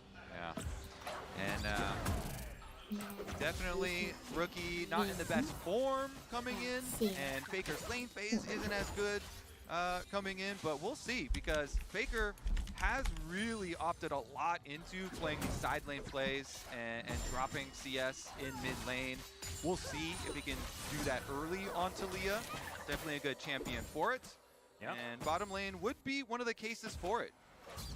Well, so far we've just got a little bit of damage going back and forth. Mako looking a little worse for wear, as Carrier has just been constantly headbutting, and Gumayushi just throws Beyblades everywhere. And so it is a little bit difficult. Did hear Beyblade. Getting control of this wave Beyblade for now, is a and none of these weird swaps that we have been seeing across the world, right? Like the, what is it, the WE swap, or we like to call it the Viper swap, because he was the first to do it in the LCK. Not happening this game. Yeah, where the Did we even watch this game? I'm so confused. Yeah, we definitely should mention. I feel like I've heard this exact same up here comment. for Worlds that, as you say, one of the things that they did change was increase Am the I lane just swap crazy? detection from 3 minutes to 4 minutes Am I just up there for top lane specifically. So that does make, you know, the possibilities of those AD carries, you know, swapping up top side early on less enticing. They're more dangerous because you have to play the bounce back wave, and there's also more time for junglers, you know, finishing full clears and having options to go up there. But, you know, pro players do still love to cook ways to lane swap. Yeah, I think that lane swaps will always find a way. You've just got to stop fighting it. Just double jungle for a while. Or yep. That's I mean, that's what some of the theorizing has done. However, we haven't seen it just yet, and I would like it if we just get some 2v2 laning as the Shy and Doran you know, trading blows a little bit here, but we know that Rek'Sai is pretty comfortable going down low, just builds up more Fury, and then gets all of that health back. As you can see, going in once again, Doran losing out on that trade pretty massively. Yeah, meanwhile, we had the junglers trading their Scuttle Crab, so it is going to be a little later recall for Wei because he had to get chased off and go up for the top side Scuttle Crab. So he's going to be a little bit later on his recall. It's not going to matter too much, though. Does mean that Owner is first up to his Krug's side, up by top. Yep, Demolish proc there from the Shy as well. Getting towards that first plate. Gumayusi, decent spell shield there to avoid a bit of damage. Tangle Bubs could have been a problem as Gala taking back some control on this bottom side. It's a bit what we were expecting. This was, in the LCK at least, the most powerful lane you could get for a very long time. The Nico Corki was absolutely terrifying, something that even T1 were able to use to great effect as Faker running a fair bit of damage here onto Rookie, who's stacked up this wave quite a lot, should be able to get rid of it and then make his way back. No teleport used here for the Rise, so right now he's playing with a little bit of extra space. Yeah, and Guma just farming up down there on the Sivir. Doing pretty decently for himself, getting his CS. We'll see about scraping together the rest of the CS under tower. But no big move quite yet. He's going to have re-clears for both junglers as well, ending up on bottom side. Yep. And we're probably not going to expect too much craziness, at least until level 6s have been hit, unless Doran just goes ahead and dies towards the top side of the map, down to about 100 health, and will have to go back home as now Faker in trouble. Rookie made his way back in and gets the flash out from Faker. Get out of my lane, he says. Nice punish here from Rookie, coming back on the teleport. Gets the flash out of Faker. Top side. Flash in from the Shy, looking for Doran, who's dashing around, finds the ulti, and down goes the Ambassador. But Gumayusi will answer immediately afterwards to try and balance out that money. But the Shy already finding some prey. Oh, the Shy does it. Gets level 6 under tower, Atlas, so he knows with the Rek'Sai ultimate, he can go for the kill. He charges it up there, up the Fury, gets the true damage on the bite, gets the ultimate to finish, and then into the waiting arms of Guma. So T1, it's actually not the end of the world there. Even with Doran getting soloed under tower, Guma's able to collect, and that actually puts the money on the Sivir as we get a convergence here towards mid lane, trying to push out the wave. They're going to get snared up here by Wei. Looks like it is just a battle for the wave. Owner moving on over, puts down some chilly ground, but should just be T1 claiming the position, moving these minions out of the way, and a possible fight for this dragon could ensue. First one will be a Chemtech, so not going to have to type too many Ormus in the chat this time around. It's very interesting too because the Shy is still topside and yes, teleport, but the Sivir is applying pressure to the wave, trying to push in. So if they do have a lot of, no, they're actually going to teleport topside to overload. Yep, we'll see. The Shy is down relatively low, but you can be pretty tricky on this side as Carrier finds the Pulverize. It's just going to be a bit of damage as he does make his way out. Picture in picture, you got Gala up against Doran here towards this bottom side as both waves are going to be crashed in here by T1. Decent little move. No dragons to be attempted just yet. Both teams with vision in the area. All right, so T1 get to keep farming up their Sivir. The Shy on Rek'Sai, though, does have some teammates in the area you can see on the mini-map trying to come up. Yeah, way they're finishing up the Gromp, level 6 Kiana, ready to make a play, but not going to stick around and force the issue, or are they? Yep, there's the Pulverize. Carrier going down relatively low. Another Void Rush coming on through there from the Shy, but not enough to take down Carrier here. Gumayusi now just trying to walk him down, as there it is once again for Guma. Mako now in a bit of trouble. He has to flash to get himself out of the way. Don't have to cut this game short, but I think we're going to go take a break and put for the Wizard 101 here, but no one else so really turning out for the Sundiles. He will be okay underneath this turret for now. We'll release the went back to base. official Owner stays there. later. That's why T1 forced that We play. have to So they have anticipate Carrier the video go for the engage, and Be Shy was over kind of here. asking for it. Let But me Wei find had someone gone to back send to your purchase. Yep. I Teleport might in from the end Shy is on not going to get him YouTube quite in a little time. bit earlier Gonna have a on look the at some grubs YouTube going down here so we can find someone to side wait of out. the map. Make Mako will be able to help Way You out. too. Thank you for hanging That is out. going to be the Kiana securing all three of them. We'll Let's have a see look y'all in a at couple his more replay hours. once So again. we Yeah, can Way's go. recalling, you can see. Bye So, bye. as Mako and the Shy go in for this, Yeah, and I'll see Carrie is you. able to flash